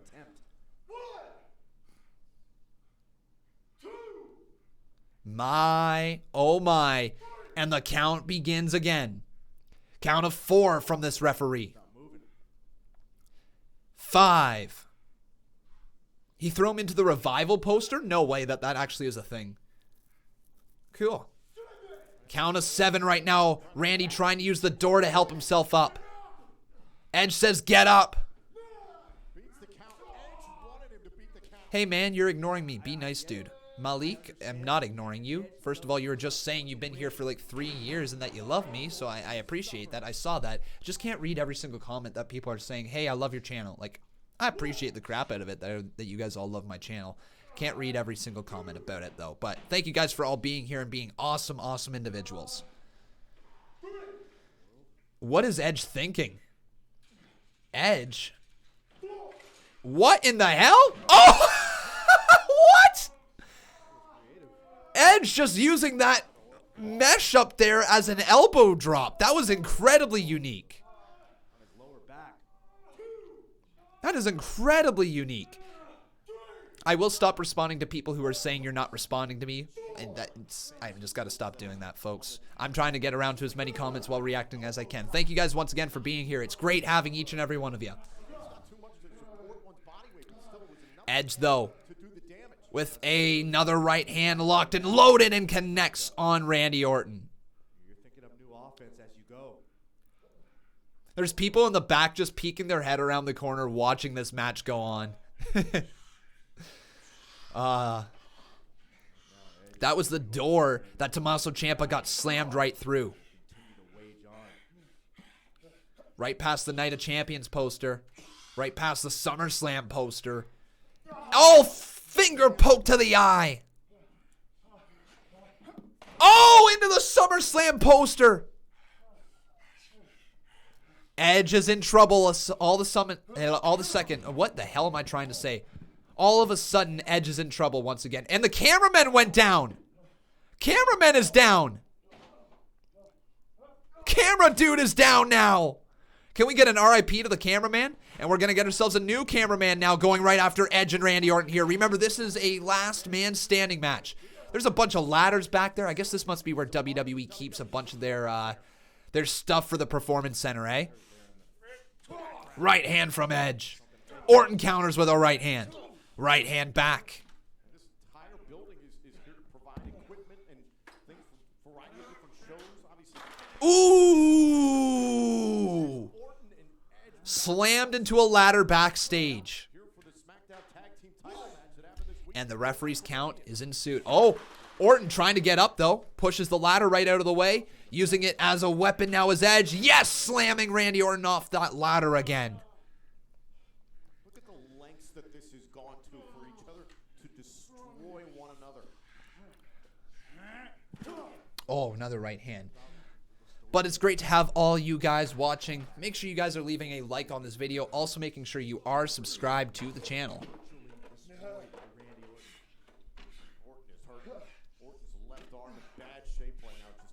And if you guys would like to drop a little super chat donation, doesn't matter how much or how little, any little bit is appreciated. Kick to the midsection from Randy Orton. Now a forearm across the back of Edge. What is Orton thinking at this point? Orton, no. Oh. What is Randy thinking of doing here now? Edge positioned right on top of that moving cart.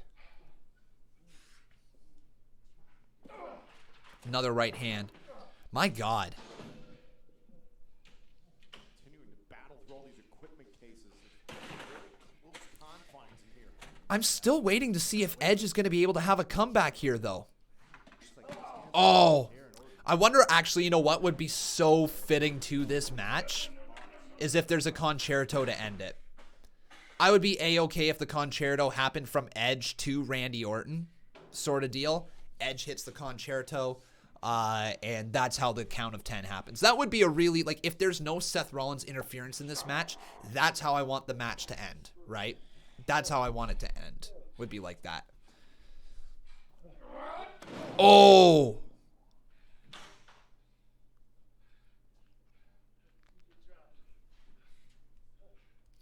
And Edge is hurting a lot. The referee's count has begun. Randy Orton surveying the landscape of what else is at his disposal. And that's the benefit of the count, especially for someone as Here we know. Count of 4. Randy Orton. He can sit there and contemplate 5. his next form of attack. Question is, 6. move for Edge, count of 6. Hey, Matthew. Thank you, buddy. I appreciate the kind words there. No need to keep spamming the same comment, though, buddy. I see you up in here. Thanks for the kind words. Count of 9. Edge is back up to his feet. But another right hand from Randy Orton. And down goes Edge again. Can I just say kudos to Edge right now? This is his first match back in 9 years. And it's a last man standing match where he's bumping on concrete, taking shots like to doorways. He's doing a tough match right now. He's bumping hard in this match.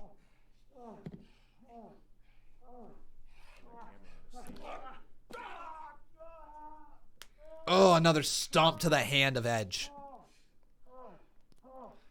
Just look at the psychotic man that Randy Orton is. Driving the boot across the side of the head of Edge as well. I wonder if we're going to get any color in this match. Randy Orton taking that water, pouring it over top of his head. Now he's dripping in water. Who's beating who right now? Orton is beating Edge right now, but at any given moment it can be reversed, right? Right hand just like that. Like I was saying, Edge throws a right hand at Randy Orton, and he's back in a little bit of control. What is that? Just throwing a sandbag. Oh, my God. Those things hurt. Those sandbags do hurt. They've got weight behind them, and Edge just launched a sandbag right at the knee of Randy Orton. Think about everything that Edge is fighting for on behalf of his Cool. daughters, Ruby and Lyric, on behalf of his wife. So the left knee of Randy Orton got hit by that sandbag. Count of 1. Oh, a kick to the midsection. That has to restart the count of the referee. 1. There you go. 2. 3.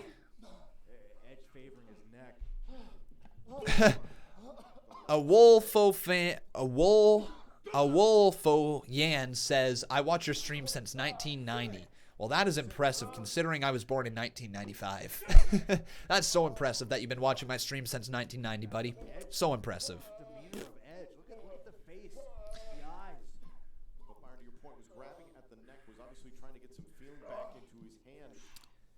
Orton.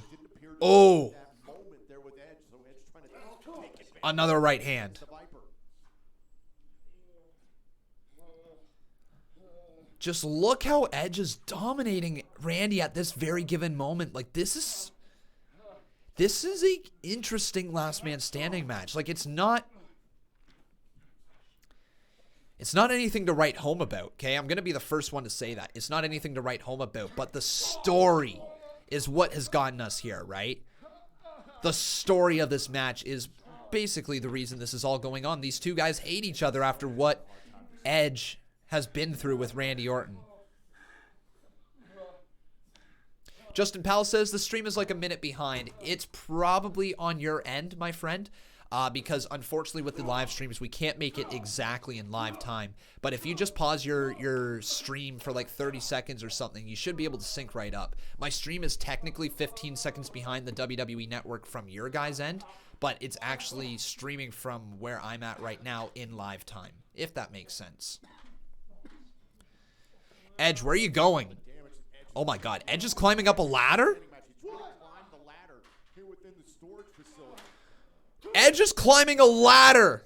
Oh God, please be careful. Please be careful. Please be careful, Edge. No. Is this an unnecessary risk? Edge, come on. Don't you dare. Don't you dare. Edge all the way on top of this stanchion right here. Randy's in trouble. Edge just dropped an elbow through the table. Randy is down.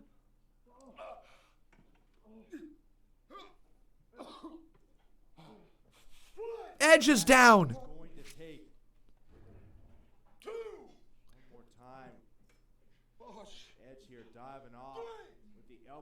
And the count is ensuing here. Holy. Count of 6. Orton up to his knees. Can he get up even more? Count of 7. Edge is actually struggling here to get up to his feet. Count of 8. Both men are back up to their feet. Edge is hurting. Randy Orton is hurting. I'm still waiting patiently for Seth Rollins to come and curb stomp Edge. I think that's how this match ends, folks. I think that's how this all ends here tonight. Edge is, sorry, not Edge. Randy Orton is bleeding from his back. We've got ourselves some color in this match here now. It has been color done the hard way, though. It's not color that was planned. Edge has busted open the back of Randy Orton. Yeah, I believe it's his left shoulder, folks, that has been sliced open courtesy of that table. Oh!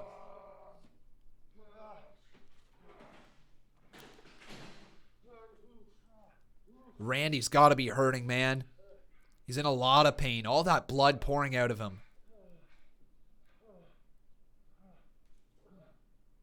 Ugh.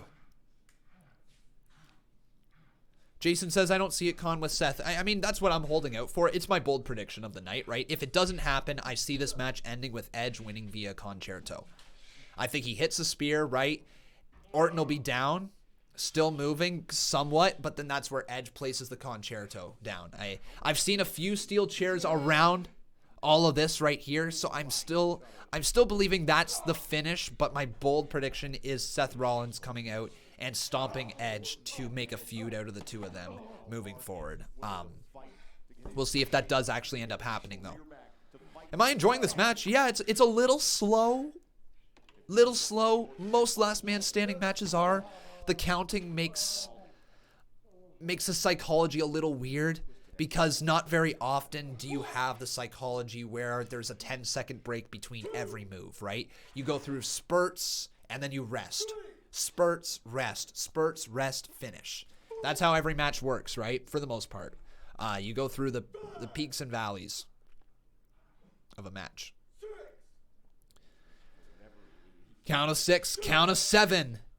Orton watching his prey slowly get up to his feet. Can the Rated R Superstar make it? Yes, he can. The referee deems him to be up there. But now slamming Edge off the edge of the tailbed of the truck.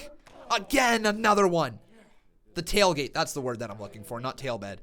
The bed of the truck, that's where I combined the two of those. Yeah, so far, Josh, I'm enjoying night 2. Really enjoyed Rhea Ripley versus Charlotte Flair. Really enjoyed it. Uh-oh. Why is there a truck backstage? I guess just this random pickup truck here is a prop for this match. Most likely just a prop, right? Are they going to try to back body drop? Oh, no. I know exactly what Orton's thinking. He's thinking Viper DDT on the bed of the truck. No.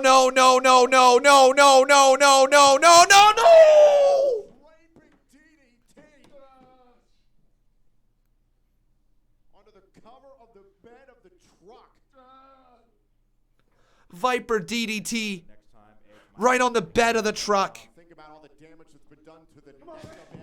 Oh, God, that looked like that hurt. Oh, that looked like that hurt. Oh. Edge was already grabbing at the back of his neck from earlier on in this fight, and now you can only imagine how bad a shape Edge is in. Now the count has begun once again here, folks. Count of 3. Remember, everyone, if you're enjoying the show, leave a like on this video. We've got 1,342 watching and only 494 likes. Let's get that up to over 600 likes. I believe in us. Thanks, Indestructible Hicks. How you doing, my friend? Thanks for your $1 dono, buddy. I do appreciate it. Oh. Wait, where is Edge going? Edge, where are you going, man? He's all the way on top of the NXT truck. Where the hell are you going, Edge? Where is Edge? He's on top of the truck still. And I think Orton's going to go up there with him? Not the truck, sorry, the trailer. The trailer that moves all of the NXT equipment around when they go out on tour.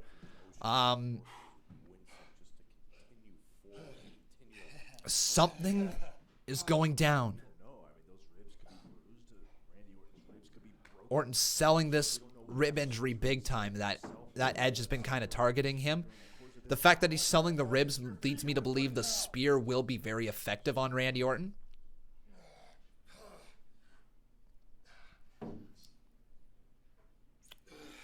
Edge stands up tall. Or sorry, Orton stands up tall. No. He's thinking punt. He's thinking punt. Edge is in a lot of trouble. Randy Orton is thinking the punt. No. Orton, enough is enough. Randy Orton lining up the punt. Don't do this, Orton. Don't do this, Orton. No. Orton, no. Spear delivered from Edge. Spear to the midsection of Randy Orton. Count on 2 and Orton is down. 4. Edge is down as well, ladies and gentlemen. This might be the best chance Edge has to finally put Randy Edge. away. Count of 7. Edge is up to his feet. Edge is up to his feet. Randy Orton is up to his feet. Edge looking for another spear. Orton RKO! RKO on top of the tractor trailer.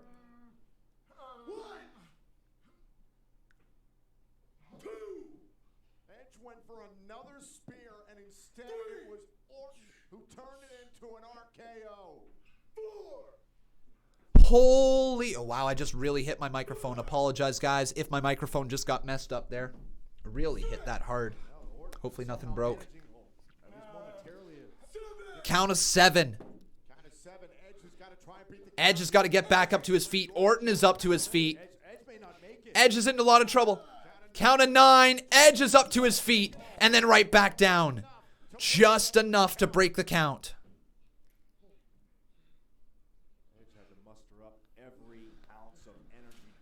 Holy. To allow this match to continue. Where is Orton going? Wait, Orton now looking up at the ladder? Look at the size of that ladder. Look at the size of that ladder. Folks, that's like a 15-foot ladder. That's higher than like a steel cage.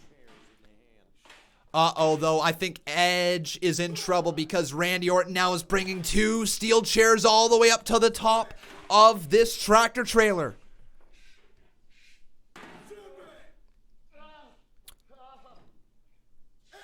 Count of 8. Edge just got smacked across the back with a steel chair. And that's hurting Edge.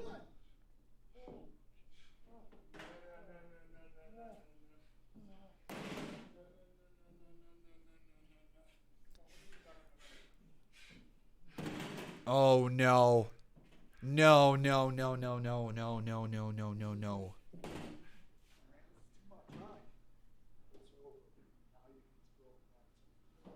Oh my God, he's gonna go. Not again.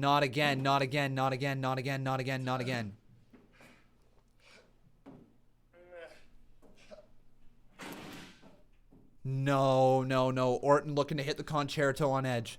He's got the 2 steel chairs out. The referee feeling helpless. Orton. Edge is up, though. Edge is up. Triangle hold. Triangle hold is locked in on Randy Orton. Edge with the triangle hold to Randy Orton right now.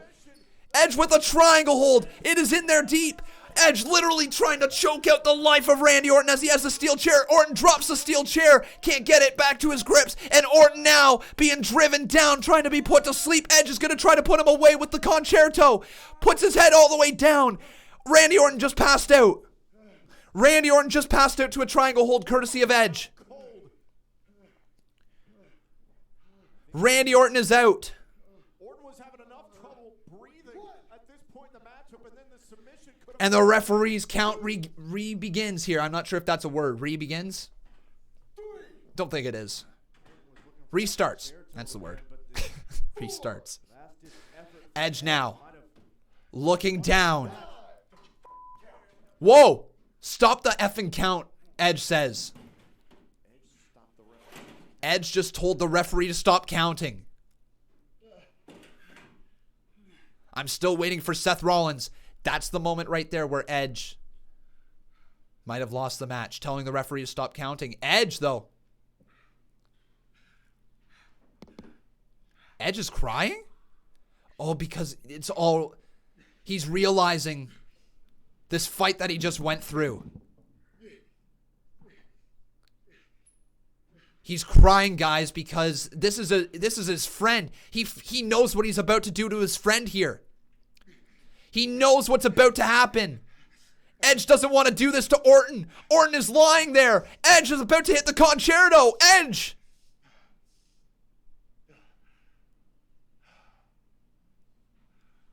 Edge! Concerto!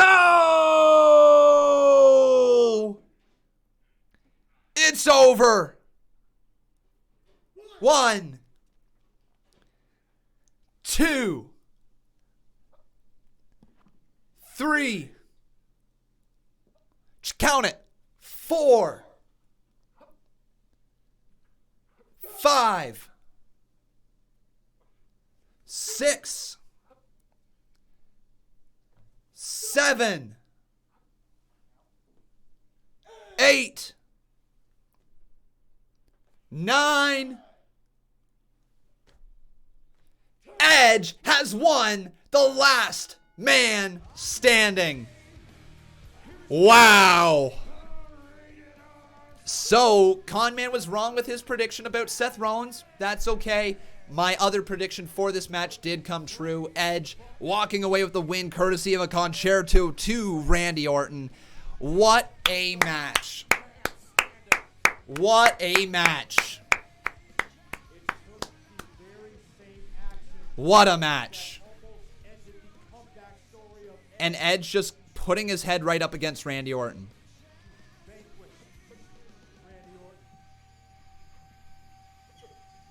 Great match, everybody.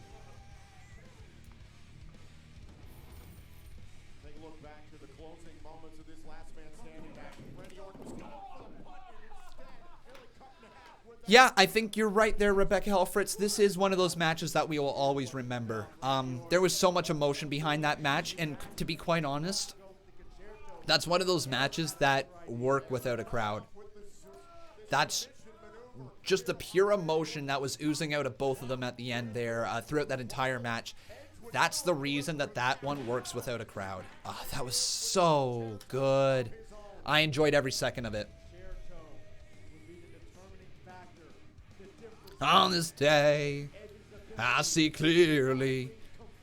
And once again, ladies and gentlemen, the winner is the Rated R Superstar Edge.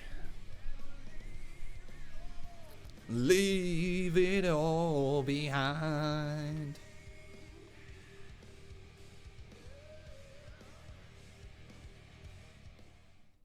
There you go. Your turn.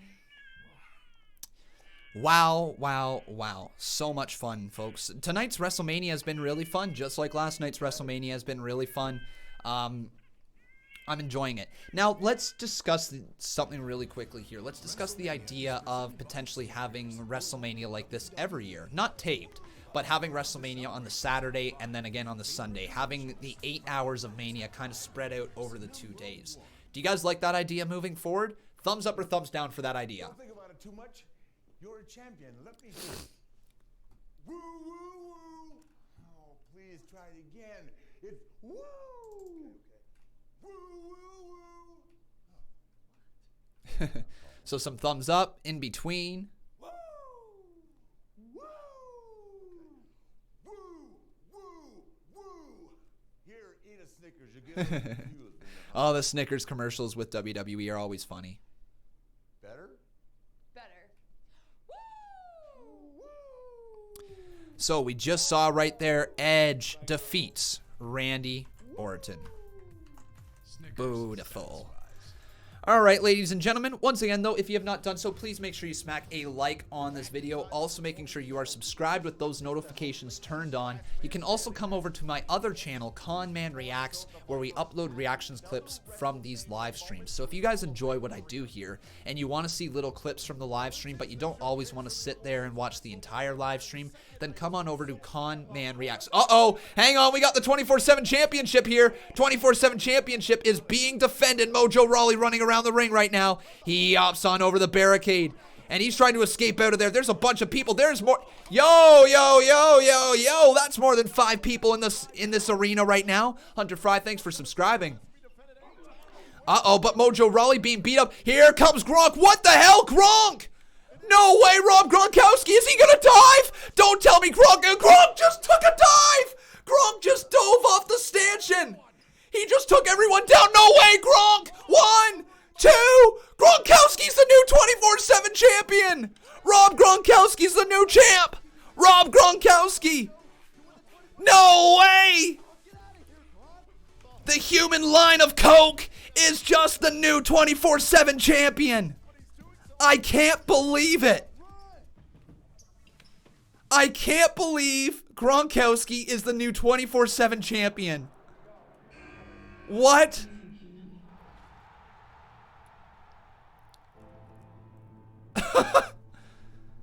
Okay. On a daily basis. And when that's gone, all of a sudden, there's kind of a void. When they gave him the news he had to retire, daily life was hard for him. Sleep was pretty much non-existent. Interesting. I had that second surgery, but I was like, my neck doesn't hurt at all. That was the first thing I thought. Wow. Okay, so Gronkowski's the new 24/7 champion. Edge is beaten Randy Orton. Otis got Mandy Rose. Charlotte Flair's the new NXT Women's Champion. It's a good WrestleMania. It's a good WrestleMania. I'm enjoying it, folks.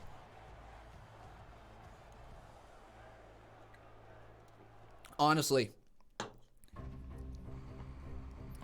I know some people get upset at my overall positivity towards WWE, right? I get it if you're not enjoying this show, okay? So I'm going to say that right now. I understand if you're not a fan of this show, if you weren't a fan of last night's show, right? I do understand that a lot of people do need live fans to enjoy wrestling. Myself, personally, I don't really need the live fans to enjoy it because I am so loud here in my office as is. I don't really notice the fact that there's no live crowd. Oh, Austin Theory. So it's now time for the tag team title match. Austin Theory has arrived.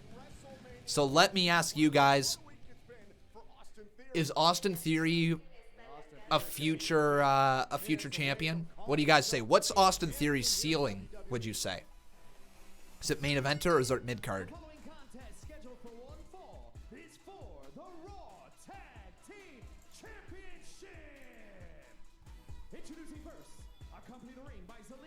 How you doing there, Ishan Patel? I appreciate it, buddy. He says, Con, day 1 or day 2? So far, day 2. So far, day 2. The Boneyard match was incredible. Don't get me wrong, but so far, day 2. I've enjoyed nearly every match on this card.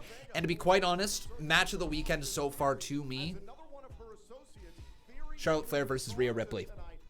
That's the match of the weekend to me right now in terms of actual in-ring ability, in-ring storytelling. Kevin Owens versus Seth Rollins was great. Daniel Bryan versus Sami Zayn was really good. But honestly, Charlotte Flair versus Rhea Ripley tore the house down. They tore it down. Bring the swag like nobody can, cause it's a Street Profits, your Raw Tag Team Champions. Boom. They're here. Why not Kofi, Jay, and Morrison? It was a little bit of a spot fest to be a great in-ring match. Like it was very entertaining. Don't get me wrong. Still a spot fest.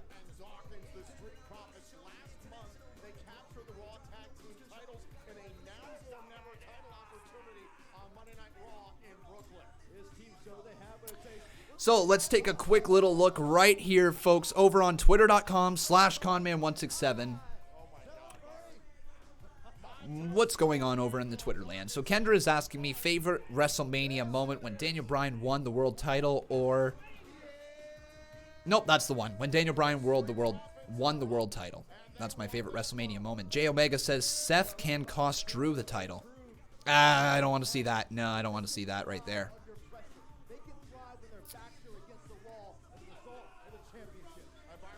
But just shout out to everybody who's dropped a follow over there at Kenneth Ravi Kumar. Nice to see you up here in the stream.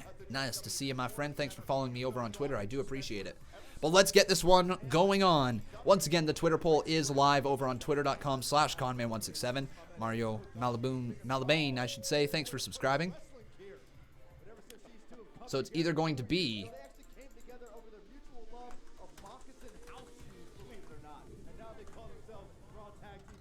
WrestleMania.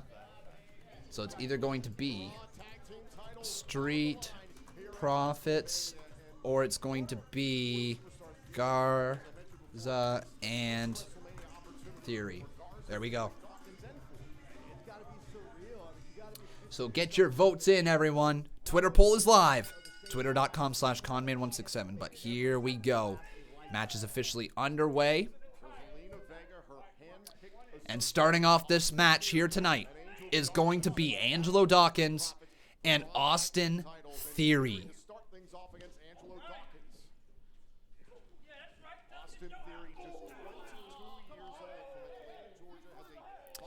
WWE fan, thanks for subscribing, my friend. Welcome to the channel. But I want to constantly remind you guys, because I want to constantly remind you, leave a like on this video if you're enjoying what I'm doing right here. Also, consider dropping a super chat donation to keep this chat alive, to keep this stream alive as well, my friends, because it's entirely fan-funded. I appreciate all the support. Thank you very much, everybody, for your continued support on this channel.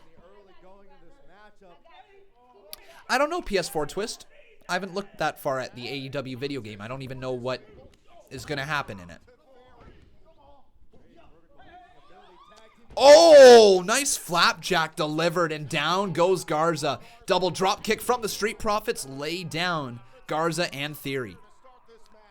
And look at Montez Ford just shaking those ropes.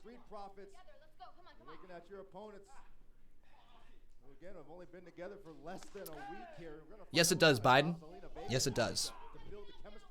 That's just kind of the cost of doing business on this platform. Most streaming platforms do take some sort of share of the revenue that you produce because they're providing the platform and you're using it.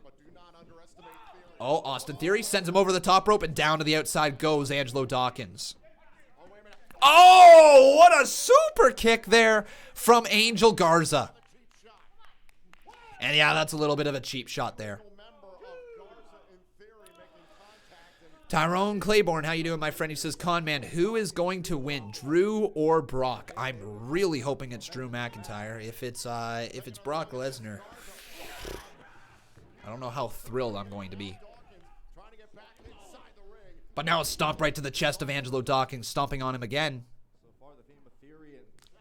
Tag has been made into the ring. Comes Angel Garza.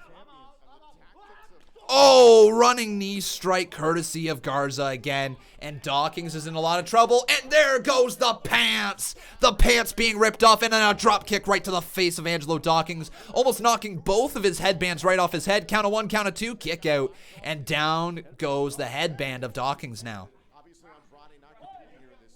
Theory rolls through. Big missile drop kick to Dawkins. Into the cover goes Theory, count of one, count of two, kick out by Angelo. So let's update the results tab here real quick because I gotta say Edge defeated Randy Orton. Oh, I did already. Cool. Amira Davis says, you don't want a terrible match with a large crowd. Glad we still had WrestleMania. Yeah. Omega Zilla says, why do you hate the Luchas? They're great in the ring, they just aren't being booked right. It goes back to the Lucha House Party rules, and it goes back to their matches against the Revival and how the Lucha House Party, I know it's not their fault per se, but the Lucha House Party is the reason the Revival they're not anywhere in the WWE right now. They fed the Revival to the Lucha House Party. Remember those stupid Lucha House rules, those 3-on-1 matches, those 2-on-1 matches, week in, week out, to one of the greatest tag teams in the world, the Revival. It is the reason the Revival is leaving the WWE, because they have been booked atrociously by WWE.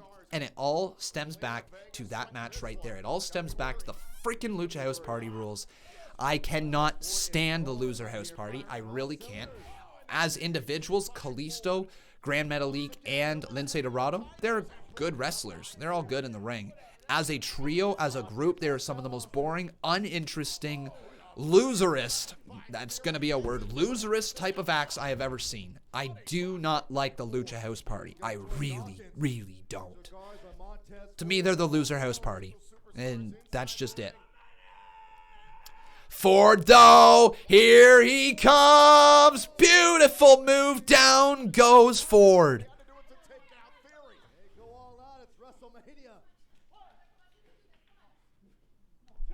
Sam Louder says, why are they doing WrestleMania over 2 days this year? One, it has to do with there being no live crowd. Two, it has to do with the fact that WWE didn't want to... One sec. Beautiful moonsault from Angel Garza. Yeah, it's WrestleMania, Angel Garza. Good job.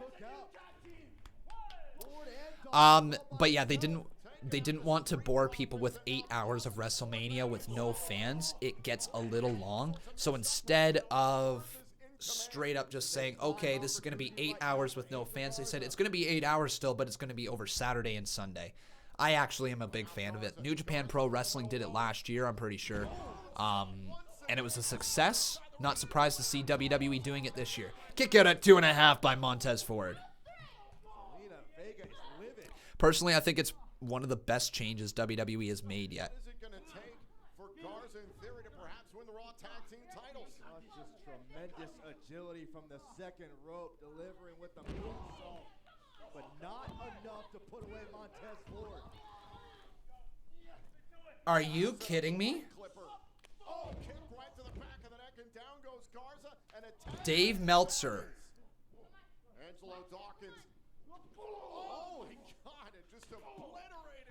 Dave Meltzer just tweeted out, the Snickers commercial is the best match of the show so far. Oh, 5-star Ford splash. It's over. Count of 1, count of 2. It's over. Austin Theory pinned by the Street Profits. So Dave Meltzer saying the Snickers commercial is the best match of the evening so far. Dave Meltzer, dude. How have you watched this show tonight and literally said a Snickers commercial has been the best thing of the show? That is so... If you're thinking along those same lines, ladies and gentlemen, I've got news for you. You don't like wrestling anymore. I just got news. I hate to be the bearer of bad news for some people. But if you're sitting here saying tonight's show is atrocious... Uh-oh! Angel Garza drop kick to the back of Dawkins. And now Montez Ford going right after Angelo Dawkins. Uh-oh! Oh, a super kick from Angel Garza just took down Montez Ford, and we got ourselves a brawl. No way, it's a beatdown here of the Street Profits. Angel Garza and Austin Theory beating down Montez Ford. Now, no way. Zelina Vega with a super kick. Holy crap. Bianca Belair! Bianca just took down Zelina Vega. What the hell? Bianca Belair coming to the save of Montez Ford. Is Bianca Belair joining the Street Profits? Folks, I think Bianca Belair's joining the Street Profits. What the hell? Oh my God, Bianca's got her up. Bianca! Beautiful driver delivered to Zelina Vega. And the EST of NXT is now potentially the EST of RAW. Wow. I think Bianca Belair just got called up, folks. Montez Ford slides in that ring. And look at Bianca just dancing around. Bianca making the save.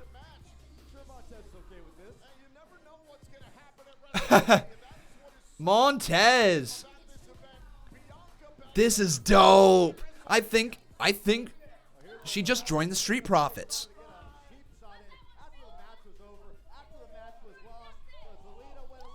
Cool. So yes, she is married to Montez Ford, folks, if you're not aware of that one. Yeah, guys, you're telling me news that I'm very aware of. Thank you for informing me that Bianca Belair and Montez Ford are married. I'm very aware. Thank you, guys. Hey, Primitive, how you doing, my friend? Welcome to the stream. I never needed you at all. Hey, Titus, no! It's Titus, no! Shut up, Titus! He's the new 24/7 champion, which means that someone has to host. No! Titus is gonna be the host of Mania! No! It's me, no! Titus O'Neil. So without further ado, let's keep this WrestleMania party rolling, baby. No! No! No! Not Titus! Not Titus! Not Titus! Not Titus! No! Not Titus! I can't. No!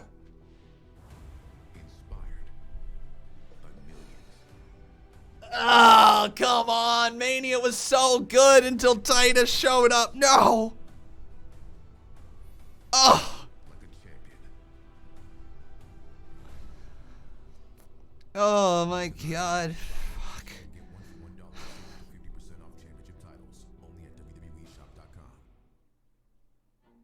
Often, it's the smallest acts that mean. Shut up, Titus. Oh my God. Away from the bright lights is where we make the biggest difference. The champ is here. The champ is here right now. Titus O'Neil's the host of WrestleMania.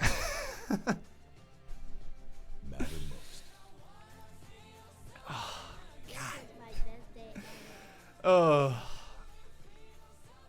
Okay.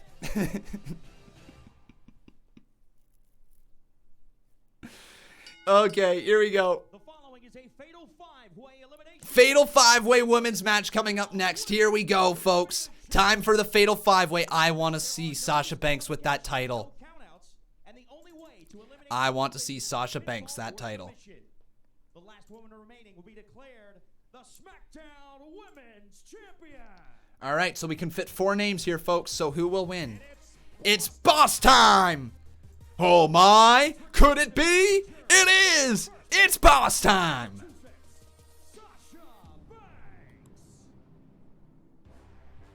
And the big question coming into this matchup, John, is where does Sasha's allegiance lie since her best friend Bayley's the champion? I think I can tell you where Sasha. But the legit boss is here. Riziki Iferendi. How you doing, my friend? Welcome to the channel. Thanks for subscribing.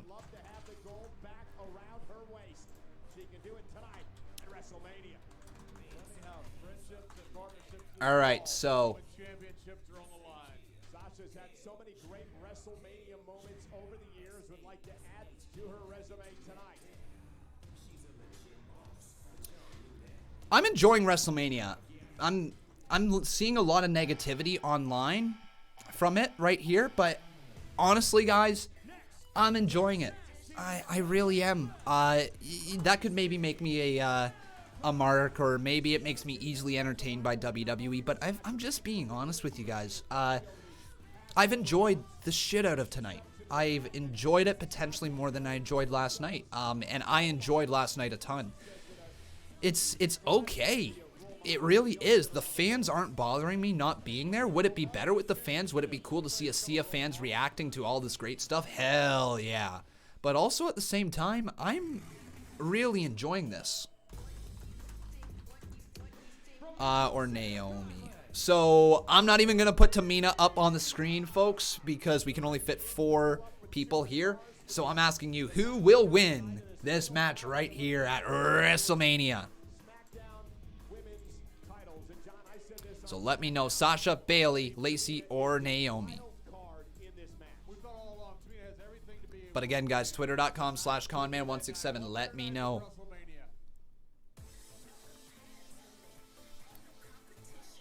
I'm a fire boy. I'm amazing. I'm amazing. Bring it to the floor. So I think tonight's show was originally supposed to run until just after 10 p.m. I'm not sure if that's going to change now. Because it is already 9:30. Well, almost 9:30, and we're getting this women's match right here. If you look at this match and its placement, it's probably put here to be a good buffer in terms of styles in the ring. It's going to be quick eliminations. This match, going from the last man standing match to this, it's going to be quick eliminations. The last match was really slow paced with great story. This one is going to be quick paced, super kicks, big moves after move after move, and it's probably not going to last much more than 10 minutes, in my honest opinion here. We'll see, though. I think Sasha Banks needs the title here tonight, but Bayley is entering this one here. And I love how they're focusing on Sasha versus Bayley. If the story is obviously Sasha and Bayley, why not just have that be the match at WrestleMania? But I guess this is a little more intriguing, wondering if they're going to work together. But here comes Karen.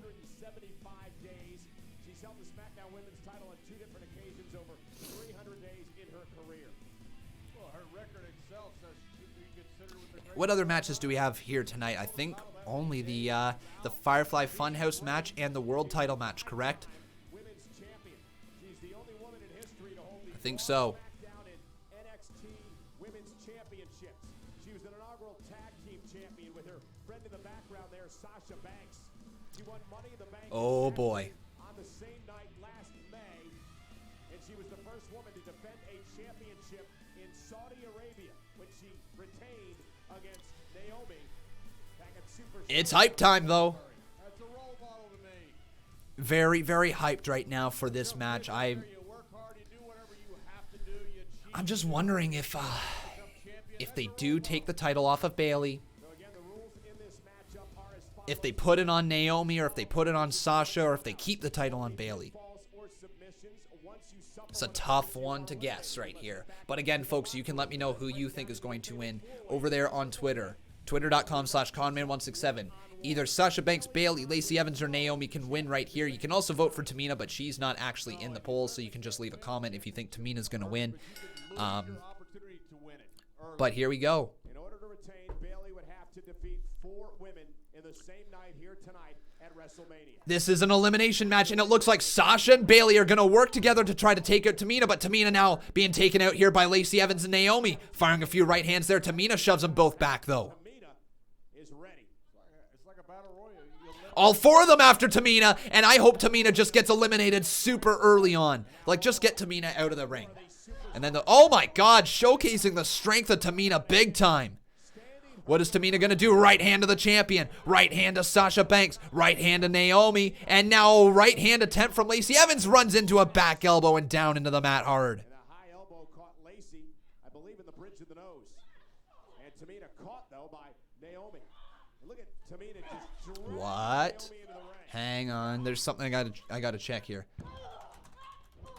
Lacey smart. Chop block to the back of the knee.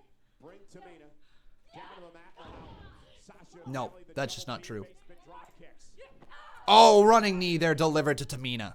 And Tamina will regroup, and now Bayley, Sasha, Naomi, and Lacey can focus on one another. As you said, no countouts. It is every woman for herself in this matchup. However, Bayley and Sasha appear to no, sorry guys. Just was checking out something there. Somebody said that Sasha Banks was fired after WrestleMania. I just wanted to double check that one because I know Vince McMahon did go out there and say anybody who was caught spoiling WrestleMania could be at risk of being fired in the WWE. So I was just double checking that one. However, it's clearly not true. Clearly not true. Oh, back knee there to the back of the head of Lacey Evans. Down to the cover. Down. Count of 2. Kick out by Lacey as both Sasha and Bayley tried to go to the cover. That's a great strategy. I think you try to eliminate everybody else. Hey, Primitive, don't worry at all, my friend. Do not worry, buddy. Thanks for even thinking about it, but don't worry about it. All good. Off the ropes, Bayley and Sasha working together. Oh, Naomi shoves them away. Lacey Evans, Naomi, round the world. Oh, beautiful clothesline knocked down Bayley and Sasha. And I think now Lacey Evans and Naomi are going to continue working together. Drop kick to both the champion and the boss. Both to the cover. Count of 1, count of 2. Kick out from both superstars. And what would that mean to the role models? I love also how Bayley is interacting with Michael Cole as he's commentating because they can hear every bit of it. Inside cradle from Naomi. Kick out at 1 by Lacey Evans. Tamina, though, drives them both into the mat. Oh, Banks thrown into the corner turnbuckle. Bayley pulls her out of the way, though, saving her friend. Tamina drives them both into the mat again with a clothesline. Roll-up attempt from Lacey Evans, but Tamina stops the roll-up from Lacey. Lacey just gets tossed to the side. Naomi reverses that one. Team Bad members coming to blow here tonight. Oh my God. Tamina throws her to the side as well. Tamina's a one-woman wrecking crew here. Into the corner. Oh, running hip attack.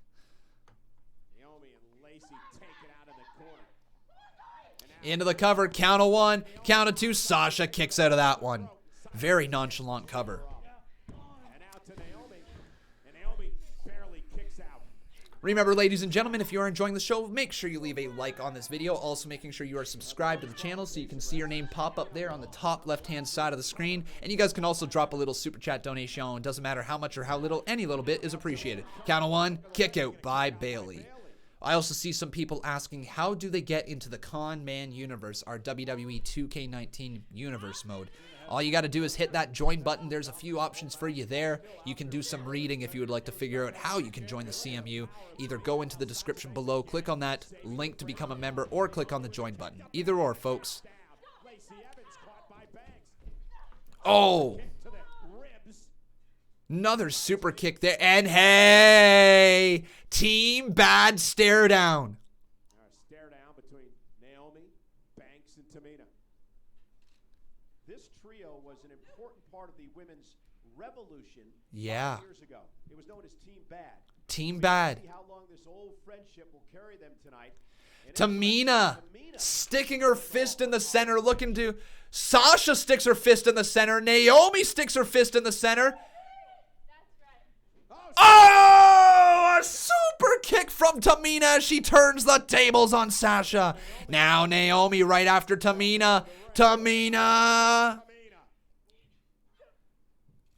Oh, what a stunner from Naomi. Please tell me that's a new finishing move. Cover. 2 kick out from Tamina. Damn. Lacey Evans now standing moonsault lands on Tamina. Both down to the cover. Count of 2. Kick out again by Tamina. So far here tonight by Tamina with everyone up against her. Yeah, no one eliminated yet, folks. Gonna be really quick eliminations when they happen. Sasha Banks, don't tell me. Tiger Feint kick, also known as the 619. Bayley now being told to go up to the top rope courtesy of Sasha Banks. Bayley now all the way up. Sasha Banks pulls Tamina into position. Bayley elbow drop. Sasha up to the top rope, middle rope I should say. 5-star frog splash. Lacey Evans is going to go to the top rope. Holy freaking cow. Moonsault delivered. And now, split-legged moonsault. Everyone to the cover. 1, 2. Tamina's eliminated. Woo. There we go. Tamina is out of there. Naomi and Sasha Banks. Tamina has been eliminated. Welcome everybody to the stream once again. My name is Conman167. It's great to have you guys all up in here. I am not making it louder. Folks, please stop asking me to make it louder or to show the show. It is not on me to provide the free content to you. I am here to stream my reactions, this watch along here. But if you guys would like to, you can always load up the WWE Network and get your free trial right there. Oh, big drop kick from Lacey Evans and Naomi. Seriously, guys, stop asking me to put it louder. I will be timing some people out soon. Oh, my God. Into the steel steps goes Lacey Evans. Oh, face first goes Naomi to the hardest part of the ring. That's what has made Bayley hold that championship for so long. There's no doubt whether you agree with her but now Bayley grabs Naomi by the throat and slams her into the side of the ring once again. Again into the side of the ring. That's the hardest part of the ring. JBL will make sure you know it. Again off the apron.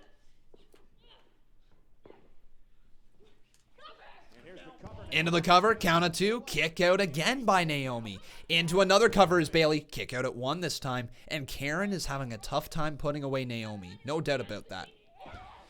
Guam Shark Boy, he says, Conman, what is the Boss Battle Championship? I want to know how to win the Boss Battle Championship. It's a little mini game that we have for our donators here on the channel. So if you drop $1, it knocks 10 health off of the boss. So essentially, you know, if you drop $20, it knocks 200 health off the boss, $30, 300 health, and the boss has a total of 300 health. So depending on how much you drop a donation, you can become the new boss. And we just kind of keep track of who has been the most Boss Battle champion throughout the month. It's just a little fun mini game we have here on the stream to thank our donators and to give them something fun to play around with when they're supporting the channel. That's all it really is here for. Just a fun mini game. And now Bayley and Sasha doing what they Bayley and Sasha taking out Naomi here. Punish their opponents like they're doing with Naomi here. Oh, come on, it's flow time. Bayley and Banks, the inaugural. Exactly, yeah. For Monday Night Raw, folks, I do normally have the audio turned up a little bit more so you can hear it. Same for SmackDown, same for NXT. But WWE has been blocking my WWE Network shows recently due to the background audio. Double roll-up, kick out there by Banks and Bayley. Now off the ropes, Naomi. Running dropkick delivered again. And another running clothesline. Man, slap to the face, I should say. Never mind. But yeah, I can't have the audio turned up too loud for network shows anymore because WWE is blocking them literally every single time I do it now. Oh, another stunner there from Naomi. A wheelbarrow stunner and the rear view to Banks. Bayley now goes for a clothesline. Naomi, disaster kick connects. Goes for a forearm. Lacey plants her down. Or not Lacey, sorry. Banks has been planted down courtesy of Naomi. To the cover, kick out at 2. Sasha. Oh, she's caught. Sasha Banks is caught. No. Bayley makes the save. Oh.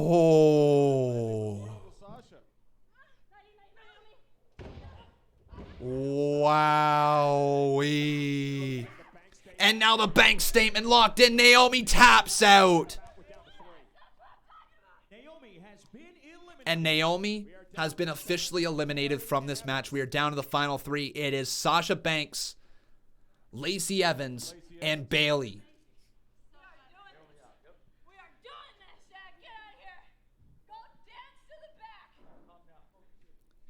Hang on.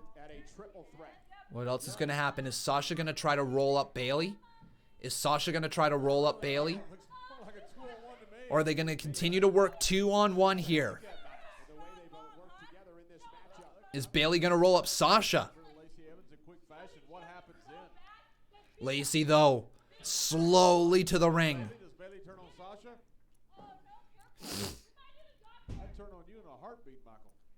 I love how JBL is just saying, I'd turn on you in a heartbeat there, Michael. And now right back on the offense is Bayley and Sasha Banks, the Boston Hug Connection, former tag team champions, going right after Lacey Evans in the corner, kick to the midsection. Sometimes, folks, predictable does not mean bad. I don't know how people sit there when they watch a show and it goes exactly what they expected it to go like in their head and they say it was bad. Right? Think about it. You came up with it. You came up with the result. You came up with that idea. You came up with that in your head. Oh, count of 2. Kick out by Lacey Evans. And if it went exactly how it was in your head, how is it bad? I don't get wrestling fans. I really don't. It's complain about every little thing, right? This has been a fun night. Again, I'm enjoying it here tonight. This match has been fine for what it is. This is classic Banks and Bayley. Bayley! Oh no! Bayley just caught Sasha across the side of the head. Bayley just crushed Sasha Banks. And now from behind, Lacey Evans. Cover! Inside Cradle 2. Kick out by Bayley. Holy crap. Oh, and the running knee from Bayley connects on Lacey. 2. Lacey kicks out of that one, though. And Lacey fighting to stay in this match. Incredible heart here by Lacey. Bayley says, "You made me hit my best friend?" And here comes the anger of Karen. Wait a second. Whoa, Sasha!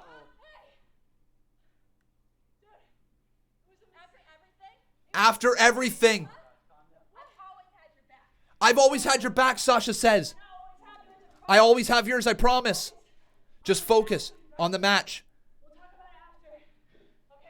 Oh my God. Oh, pushing her out of the way. No! Women's right to Banks! Women's right to Banks! No! 1, 2, no! No, Sasha's eliminated! Sasha Banks has been eliminated. No!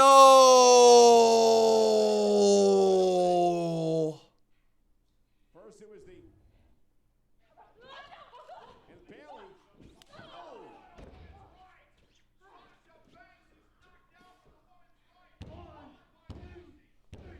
Bayley didn't exactly try to help Sasha there. And now it's down to Bayley and Lacey Evans. Okay. All right. Okay, so now we are down to the final 2, ladies and gentlemen. It's Bayley and Lacey Evans. It's questionable at best. Anyways, though, Bayley down to the cover. Count of 1, count of 2, kick out by Lacey Evans. Bayley looking to retain right there. Look at Bayley's nose. It's bleeding a little bit. I really hope Lacey Evans does not win right now. Just mocking Lacey Evans. Now driving the elbow into the side of the head of Lacey. Man, I can't believe Sasha just got eliminated. That sucks. That actually sucks. I thought tonight was the moment Sasha Banks wins the women's title and they continue a cool story with Bayley and Sasha going forward, but they went with the whole like, oh, I accidentally hit you storyline, and oh, the title's going to remain on Bayley, and oh, there's going to be dissension between Sasha and Bayley now on TV, as opposed to making it happen in this match and then having a cooler story happen down the line. Again, it is what it is. Lacey Evans hits the hanging neck breaker. Is Evans closing in on her first championship? All the plans of Bayley may have backfired. Will a title win for Lacey Evans be good at this point? I don't even know. I don't know. I think Lacey Evans is going to make an amazing babyface someday. Like, she's really come a long way already. But I don't know if now's the time to put the women's title on her. I don't know. But what do you guys think? Is now the time to put the women's title on Lacey Evans, or do you keep it on Bayley? Lacey or Bayley in the chat right now, folks. Let me know. Into the cover. Count of 2. Kick out by Evans again. Ooh. Lots of Lacey. Holy, lots of Lacey. Lots of Lacey. It's interesting. Wow. I'm actually a little shocked at the amount of Lacey people here in the chat. I thought there would be so much more Bayley after Sasha got eliminated, but hey, there you go. Lots of Lacey fans. My oh my. Okay, that is unique. Not what I expected at all. Kyle Vlasak, thank you for subscribing, my friend. Welcome to the channel. Oh, is Bayley trying to unhook the turnbuckle? Oh no, she's trying to tie the arm of Lacey Evans with the turnbuckle. Just using that tag rope right there over the turnbuckle to tie Lacey Evans' arm to it. Back elbows over and over again, though. And Lacey is caught. Lacey is tied up there. Nowhere to go. X-Secret6, thanks for subscribing. Right hand from Karen. Another right hand from Karen. Another right hand. I wonder if Lacey's going to get loose of that and hit a woman's right. I wonder if that's what's going to happen. Bayley with another right hand. Hang on, though, ladies and gentlemen. Sasha Banks is still down on the outside of the ring. Hey, Austin Olsen, thanks for becoming, or Austin King, I should say. Thanks for becoming a part of the Con Man community. And if you guys are not aware of this song, it's one of the cringiest songs there is in the game, but we're gonna sing it up. Uh-oh, Lacey is out of there. But folks, if you don't know how this song goes, it goes like this. Sing it loud, sing it proud. 3, 2, 1, let's go. Sweet knees are made of these. Who am I to disagree? Woo! There we go. Nice little sweet knees. Welcome to Team Green, my friend. Great to have you. But Lacey is out of the corner right now. Up and at him goes Lacey, driving her down with a Bronco Buster. Now just kicking the chest of Karen over and over again. Another Bronco Buster delivered from Evans. Oh boy. Lacey now. Is she thinking of hitting the best moonsault ever? The BME. Lacey. Scott Basswell, thanks for subscribing. Lacey puts the salute up. Lacey. Best moonsault ever. Oh my God. It hit. 1, 2. Kick out by Bayley. Oh, wow. That was close. That was so close. She goes for the moonsault here. She hits it perfectly. And Bayley finds a way to stay in this match. Match isn't over though, ladies and gentlemen. It is still going on. Everyone has been eliminated except for Lacey Evans and Sasha from behind though. Sasha with the bank statement delivered. Sasha just saved Bayley. Sasha just saved Bayley. Sasha saved Bayley to the cover. 1, 2, Bayley retains. Yeah! But now Sasha and Bayley, come on, give us this feud. Give us Sasha and Bayley the feud. And Sasha's pissed. And she has the women's championship and she's bringing it back to Bayley. Sasha.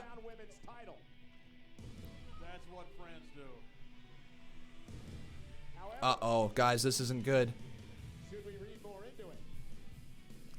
This might not be good. Sasha hands the title over to Bayley. And puts it on her as well. Is she going to attack Bayley? Is Sasha Banks going to attack Bayley? Sasha raises her hand high.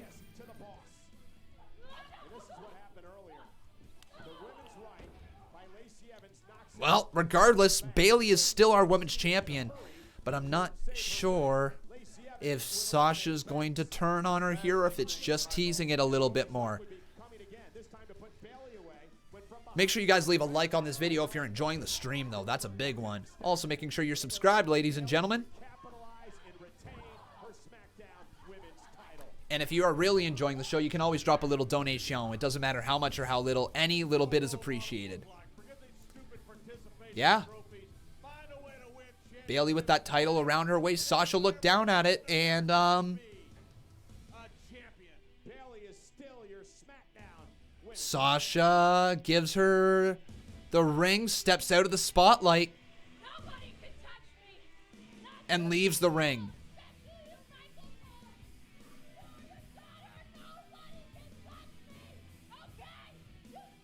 Bayley saying, "Nobody can touch me." Congratulations. Whoa! Woo! Jacob strikes again. Hell yeah! Oh, baby. Jacob Toon dropping a hundo. No way. Jacob Toon.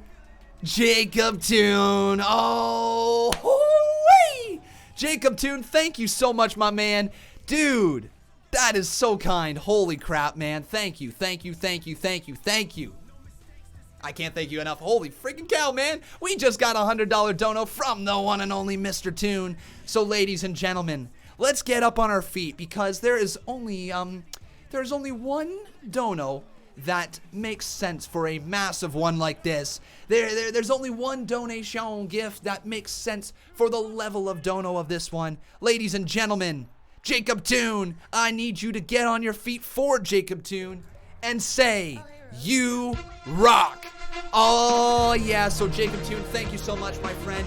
Thanks to the chat for joining in on this chant. Here we go. You rock. You rock. You rock. You rock. You rock. You rock. You rock. You rock.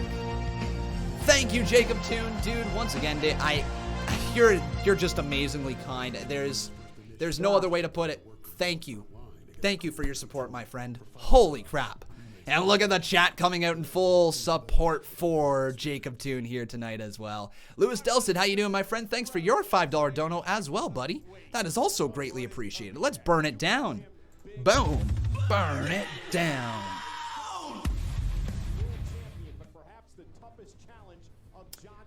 Up next is the Firefly Funhouse match, folks. The Firefly Funhouse match is up next. Oh, yeah. Here we go. Funhouse match is up next. So Brock and Drew McIntyre are going to main event the show. That is absolutely the right call. No! What? No way! He did it again! Jacob Toon dropping another hundo! Woo! Now it's WrestleMania even more. Oh, baby. You just did it again. What? No way. Yeah, my man. Yeah, my man. He says, oh, what's that? Oh, what's that? Is Jacob Toon doing it once again? Up in here, dropping the hundo bomb. Wow, ladies and gentlemen. Jacob Toon, my man. My man. And now, folks, let's say it again, because it's time for a little You Rock. So we need you guys to stand on your feet once again. Get it loud up in here. Get it proud, because this man, Jacob Toon, rocks. You rock. You rock. You rock. You rock. You rock. You rock. You rock. You rock.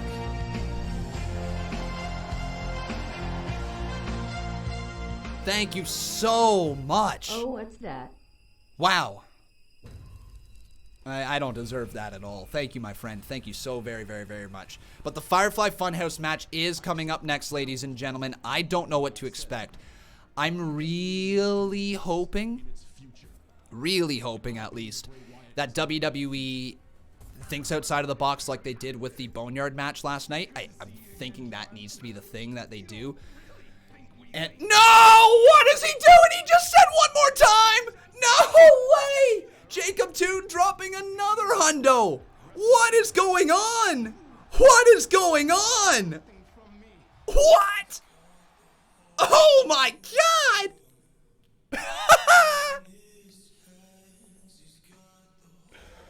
Oh my.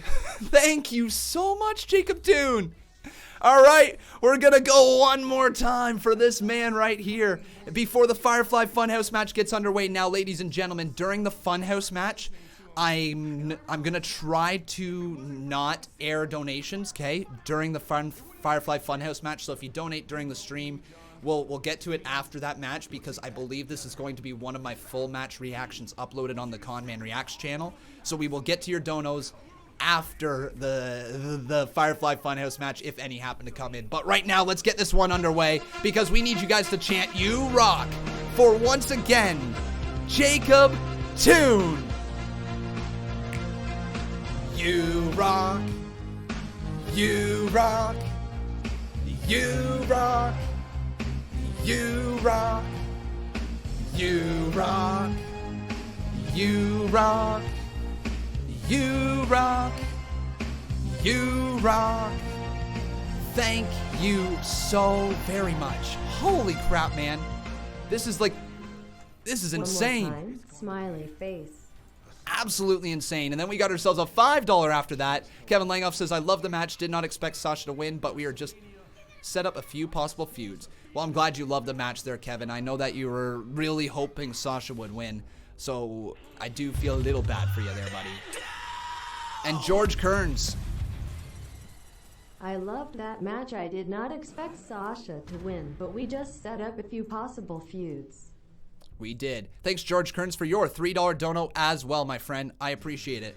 It is now time for the Firefly Funhouse match. Oh, I sent you as a 4. My bad.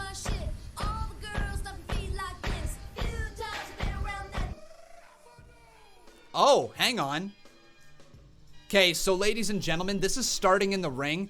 Something tells me this is going to leave the ring at some point. I think this is starting in the ring and it's going to leave the ring, okay? That's my thoughts. Cena, though.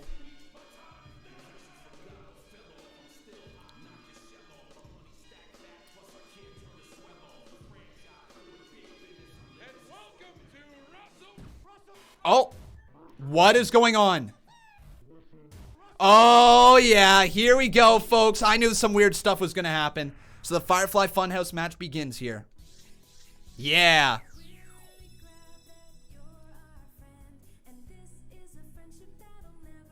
Cool. All right.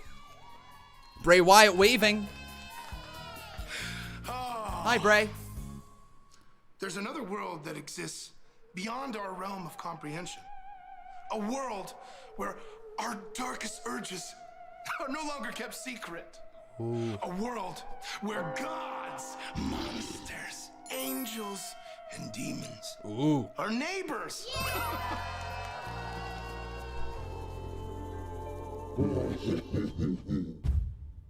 Who are we really? And why do we do the things that we do? Hey, John, let's take a real deep look at who you really are. You're about to face your most dangerous opponent yet. Yourself! Welcome to the Firefly Funhouse! Here we are, ladies and gentlemen. We're in the Funhouse. Oh no, the Fiend is coming. The Fiend is coming. Oh, Cena's in there. Cena's in the Funhouse. What is John Cena doing in the Funhouse? Penny the Witch staring down John. This is creepy. There's Ramblin' Rabbit. John Cena! Sup, John? You looking for Bray, dude? I saw him. He went that way. Through that. Door. That way. Go on, bro. What's behind the door of Bray? Oh my god, has that door? No way, that door has been there the whole time. Has this been the Funhouse match the entire time? We're going behind the door. Here we go. And Cena closes the door. And it's a dark room. Oh, it's creepy. Oh, it's creepy. Oh yeah, it's creepy. Holy crap, this music.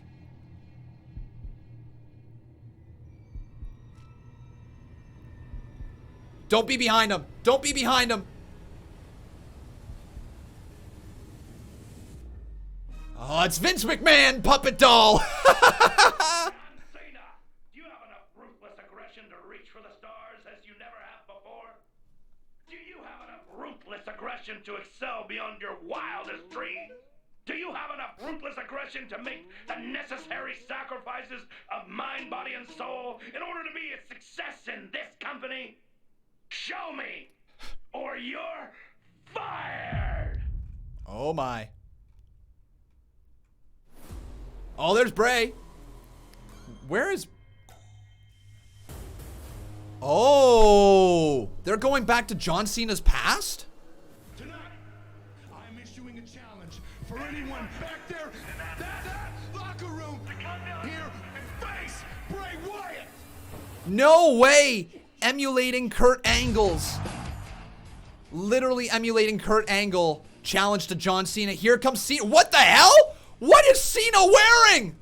Cena's the prototype! It's John Cena, the prototype! Cena's reverted back to the prototype! No way!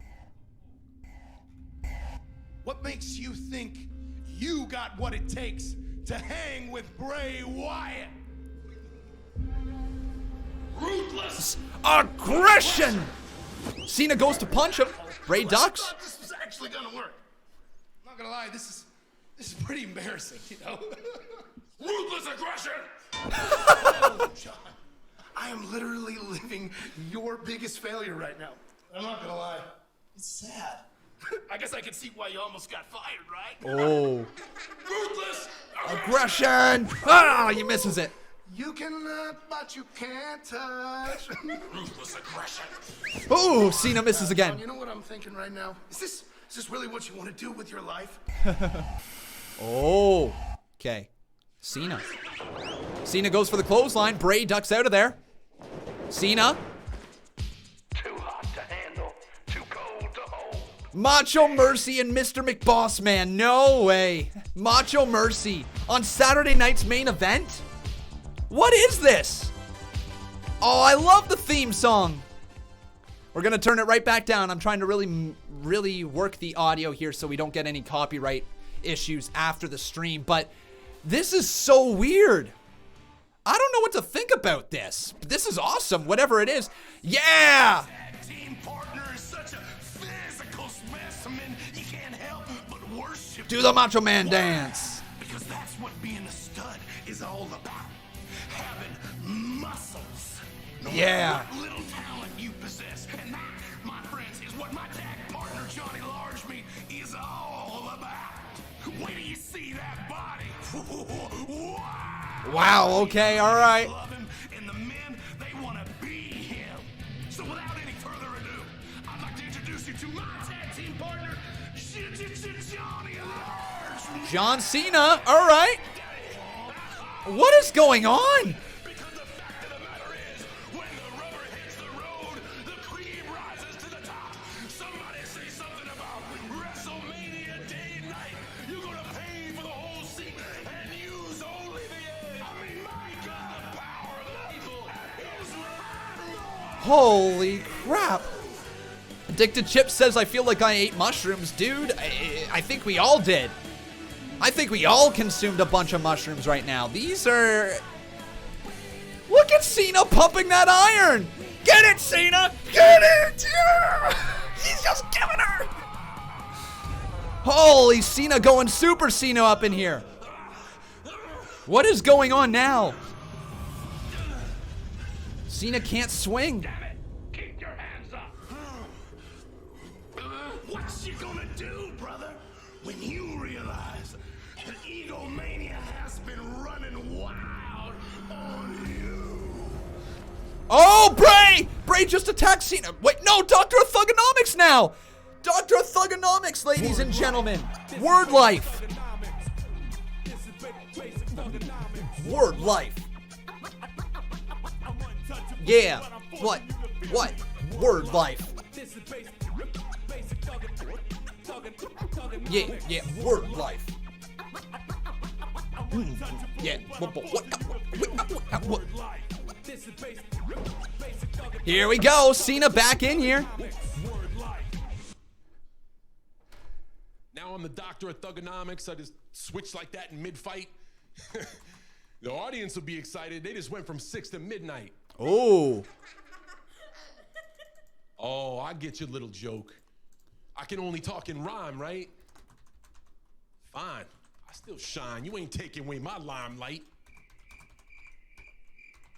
If all I got is rap and I use it to my advantage, because unlike Husky Harris, it's a weight that I can manage. Oh, Bray, I got a great idea for your puppet show. Put my junk in a glove. You can call him Mr. Suck It, bro. Oh. You've been a disappointment since they brought you to the dance. You a slut for opportunity. You're blowing every chance. Oh, word life. Bray is hurt after those words. Chances.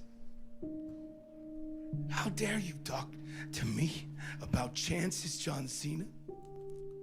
I have had to earn everything I've ever been given in life, and still they're taken from me. You're the golden goose, John. Your chances, they're unlimited. You're untouchable. But you're not a hero, John. You're a bully. Bully? You're oh, a my. horrible person.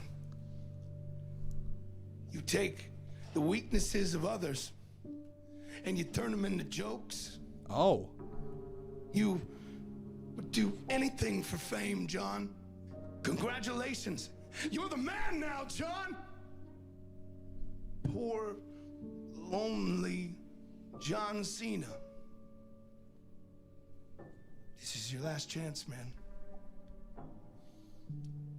The floor is yours. Okay. Last chance for Cena. Floor is his.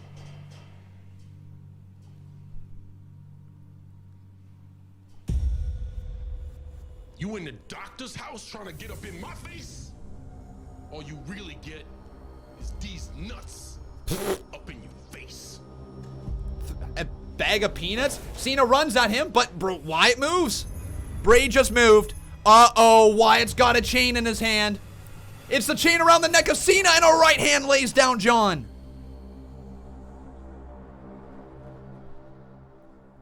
Okay. And now Bray is back to his old character. Old Bray now. Full of black and white. The inner worlds, I man. have the whole world in my hands. Abigail spoke of this day my entire life.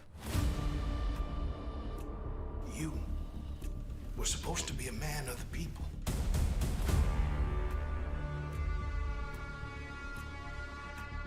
Then why weren't you listening? I love how he went back to his old character for a second. So he's got the whole wide world in his hands. This was supposed to be a prophecy fulfilled. Yeah, they're going back to that match at Mania where Cena beat Wyatt. I've heard for so long, I can't remember what it's like to feel. But now, it's time to rewrite my own story.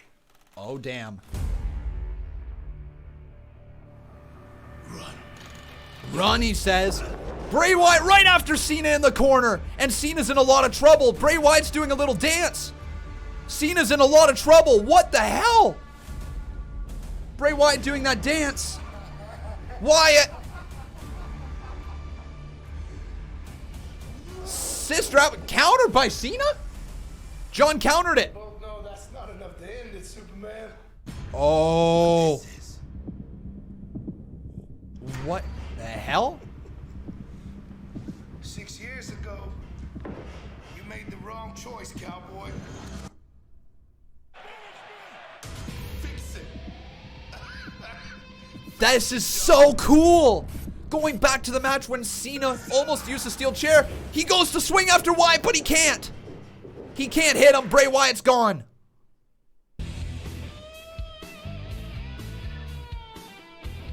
What the hell is this now? WCW Nitro? What? I love you too. Playing as Eric Bischoff now? Really want to do right now?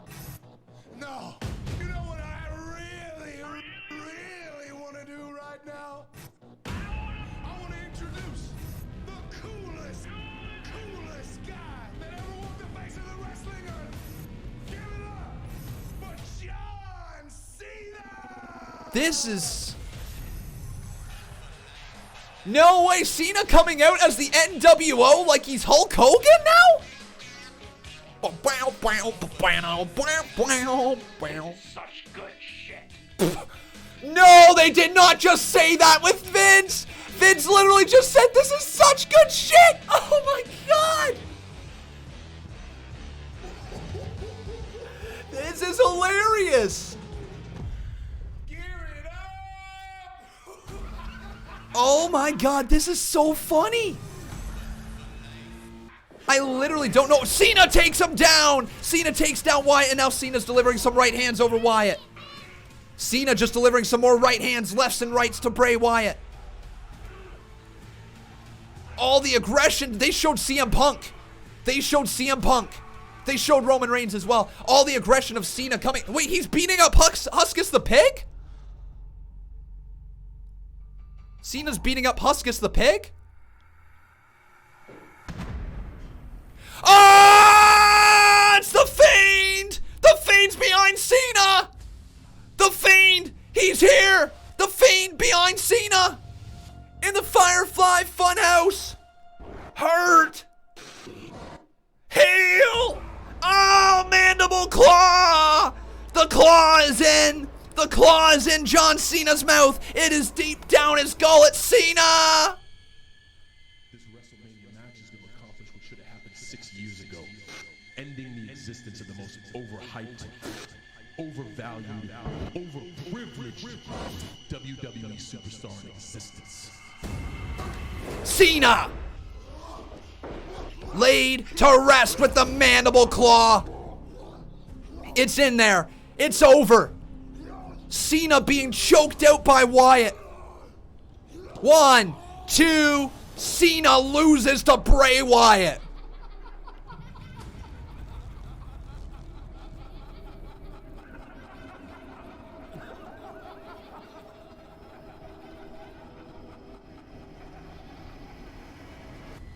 Cena's gone.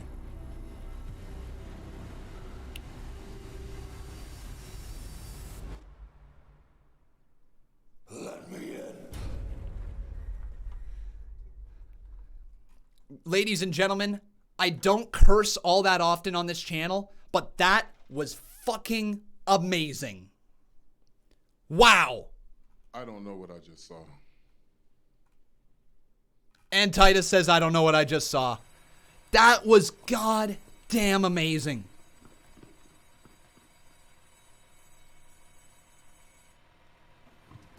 Holy crap.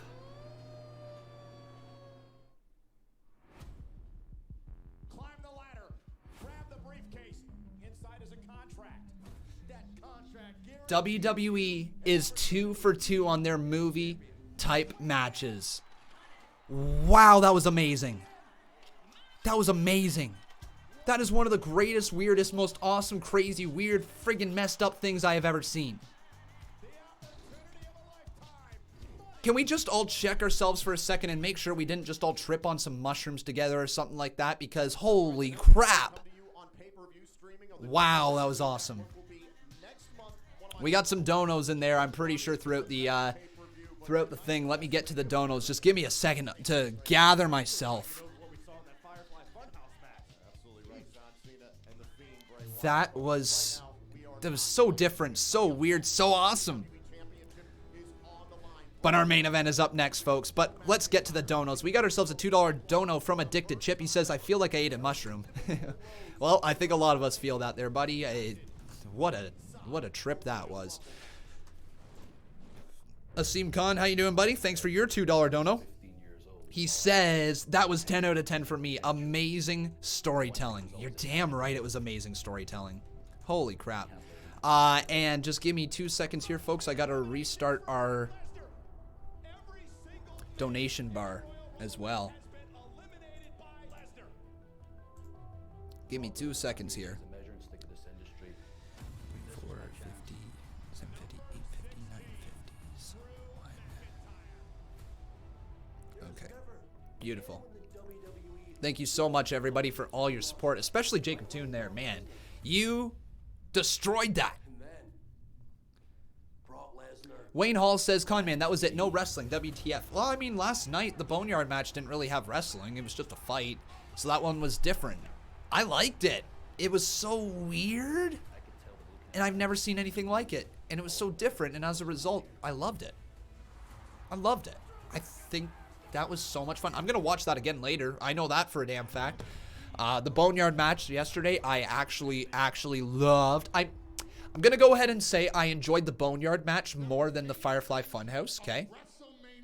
I definitely enjoyed the Boneyard match more than the Firefly Funhouse. But they're both so unique in their own way. Like, I don't even know if you can compare the two. I really don't know if you can. So, let's take a quick look at our results right here. The Fiend, Bray Wyatt defeats John Cena. So let's get that up here on the screen.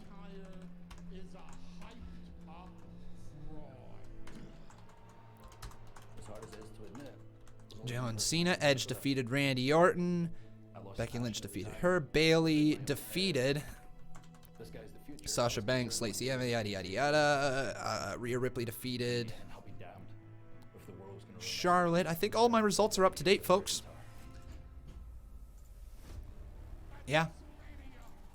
What a cool moment. Like, again, this WrestleMania is so memorable. Both days.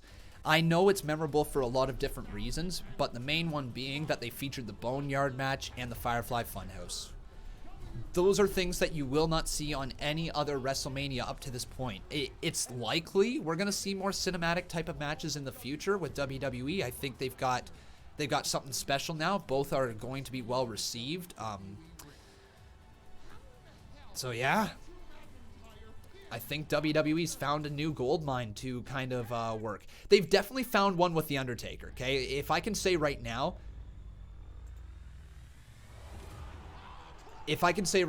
John Cena and Bray Wyatt, that Firefly Funhouse match might be the one and only Firefly Funhouse match that is ever made. But the Boneyard match, I could see Undertaker working a Boneyard match for the next 5 years. And I know the dude's 55, but it could add another 5-10 years onto his career if WWE does it correctly. If they just, yeah, oh, the chat's not moving in the screen anymore. That is weird. Give me a second here, folks, to fix the live chat on the screen. Don't know why it's not moving. How long has it not been moving for? There we go. How long did it stop moving for?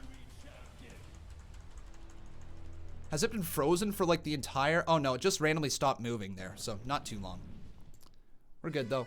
But now, folks, it is time for Drew McIntyre.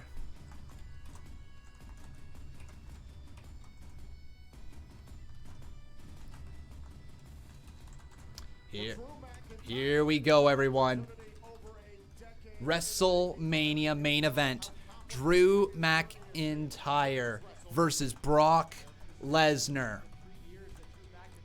If Drew McIntyre loses this match right here, ladies and gentlemen, I am buying a Lucha House Party t-shirt. I will be wearing it on stream if that goes down, because I am that damn confident that it's going to be Drew McIntyre walking out of here with the title tonight. Please do not feed McIntyre to Lesnar. You are on the cusp of a megastar. You are literally mere moments away from witnessing the rise of a new superstar here in WWE if they allow him to get past Brock Lesnar. And that's the big question right here. We're going to get to the poll, ladies and gentlemen, right now, okay? McIntyre versus Lesnar is up on the screen, and here comes Brock. The Beast Incarnate is here.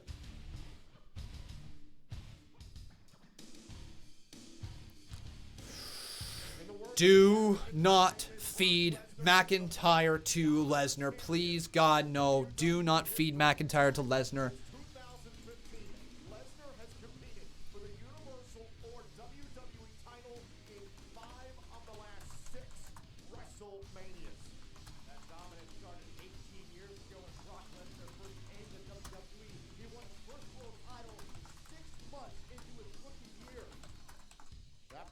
We have never seen Lesnar taken down like McIntyre has done in the past. The following contest scheduled for one fall is for the WWE Championship. Introducing the challenger from Ayr, Scotland, weighing in at 266 pounds, Drew McIntyre. And his opponents, accompanied to the ring by his advocate, Paul Heyman, he is the reigning, defending, undisputed WWE Heavyweight Champion of the world, Brock Lesnar. Holy crap. You can literally cut the tension with a knife right now. Oh my God. Here we go. By the way, Jacob Toon, you became the new boss. I'm pretty sure you knew that, but I forgot to mention it. Here we go. Brock Lesnar and Drew McIntyre starting things off here in the center of the ring as Brock Lesnar does his thing that he normally does. Into the corner. Brock Lesnar 4 shoulder tackles, 5 into the corner to McIntyre. Now Irish whip. Drew McIntyre reverses it though. Off the corner. Claymore! Claymore! Claymore! Claymore! 1, 2. Brock kicks out of the Claymore. Brock just kicked out of the Claymore. Here we go. No one has ever kicked out of the Claymore. And now Drew Brock continues. Brock Lesnar rocked. Oh, misses the Claymore. And Brock Lesnar going for a German suplex. He hits it on McIntyre.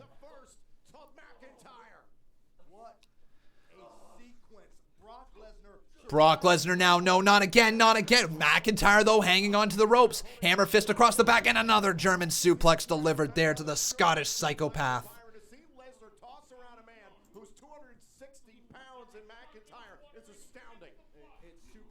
Oh, no, no, no, no, no, no, no, no. I'm getting really nervous all of a sudden. This is how Brock's matches goes. By the way, I love the fact that I just saw Adam Blompier say if Drew McIntyre wins, this might be a top 5 WrestleMania. And guys, I'm not sure if you remember, but I definitely said going into this WrestleMania this weekend, it has a very, very solid chance of being a top 10 WrestleMania of all time. I meant that. It's been very, very good. And Adam Blompier is right on the side of Conman here. McIntyre up, though. McIntyre, no! No, no, no, F5, no, no, no, no, 1! Kick out at 1 by Drew. Kick out at 1 by Drew McIntyre. Okay. Look at the face of Brock Lesnar. This is astonishing. I thought McIntyre was done for here at F5. He kicked out at 1. That is remarkable. That's super. Holy moly, moly, moly, moly. Brock Lesnar has him right up on the shoulders again. Brock. No! No, no, no, no, no. Another F5. 2, no, no. Kick out at 2 by McIntyre. Come on, Drew. Don't you dare. So think about this. 3 F5s put away Undertaker at WrestleMania and broke the streak. 3 F5s put away Undertaker at Mania when Brock Lesnar ended the streak. We are at 2 F5s to Drew McIntyre.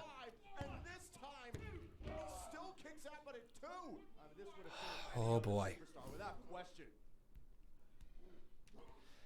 Don't tell me McIntyre is going to run into another one. I don't want to buy a Lucha House Party t-shirt. No, no, no, no. McIntyre. God, no, no, no, no, no. Come on, no! Come on, no, no. Come on, McIntyre. Kick out. Kick out, kick out, kick out. He kicked out. We are still alive. Okay, so now Drew McIntyre is kicked out of 3 F5s back to back to back. I don't believe even Undertaker kicked out of 3 F5s. Holy crap, McIntyre's hurt though. Don't do it again. No, no, no, no, no, no, no, no, no, no, no, no, no, no, no, no, no.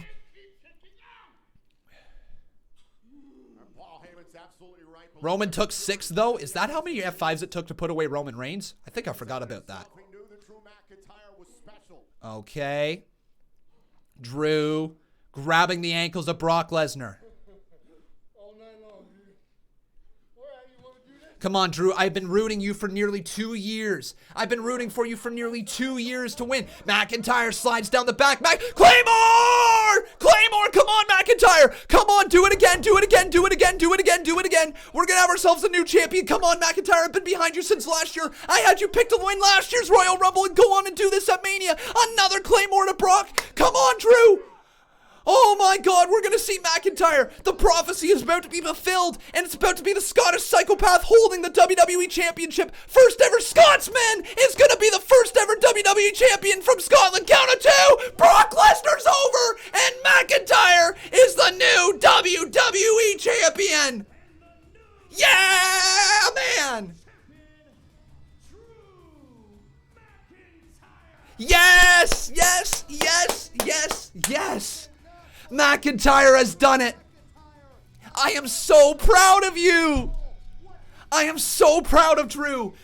I have literally been following this man's career since he left WWE, since he became Drew Galloway on the independent scene. He took over WCPW. He became a household name across all of the United Kingdom. He became the NXT champion, rose up from NXT to the main roster. He ended up teaming with Dolph Ziggler, destroyed Ziggler in a steel cage, and now he are also on the way. He was also aligned with Shane McMahon, the best in the world. But this long journey for McIntyre culminates here at WrestleMania 36, and it culminates with the first ever Scottish WWE champion. Congratulations, McIntyre. This is your night. 80,000 fans or no fans, you are the WWE champion. Congratulations, McIntyre. And once again, Vince McMahon, his chosen one, realizes his destiny. I am so proud of Drew McIntyre. I am so proud of Drew McIntyre. What a WrestleMania weekend.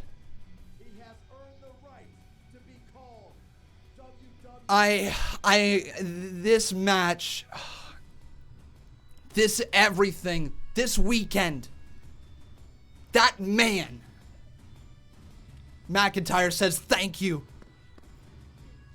Raise that title up high, Drew. Celebrate, because you've got screaming fans all over the world who are cheering your name. Ladies and gentlemen in the live chat, let's do it right here. You deserve it. You deserve it. You deserve it. You deserve it. You deserve it. Drew McIntyre is the new WWE champion.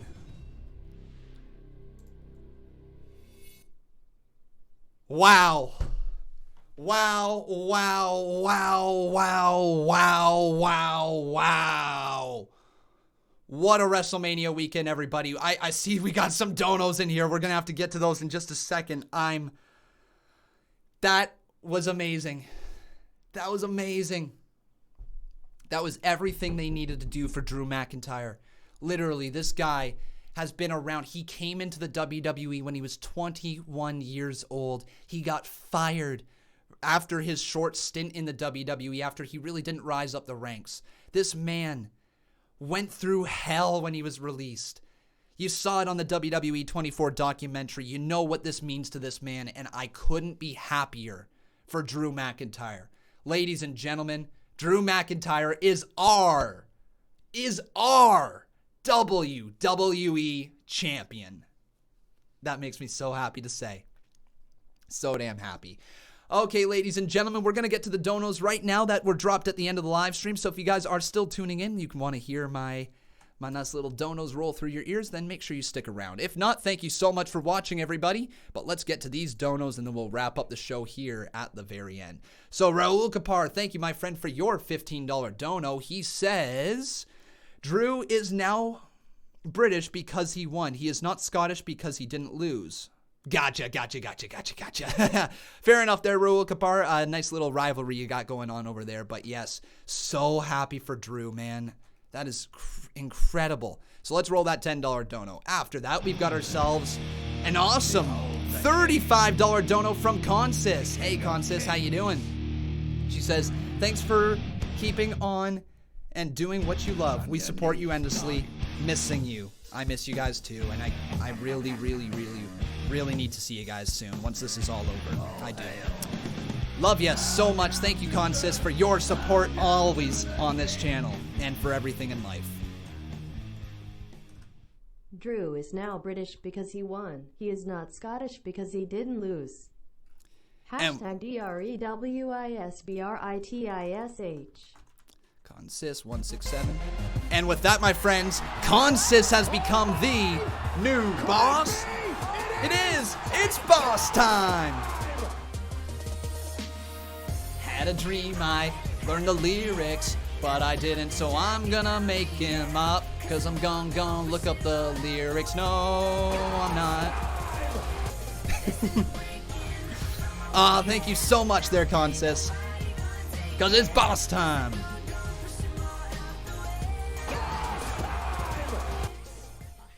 Thanks for keep on keeping on and doing what you love. We support you endlessly. Zoe Redheart missing you.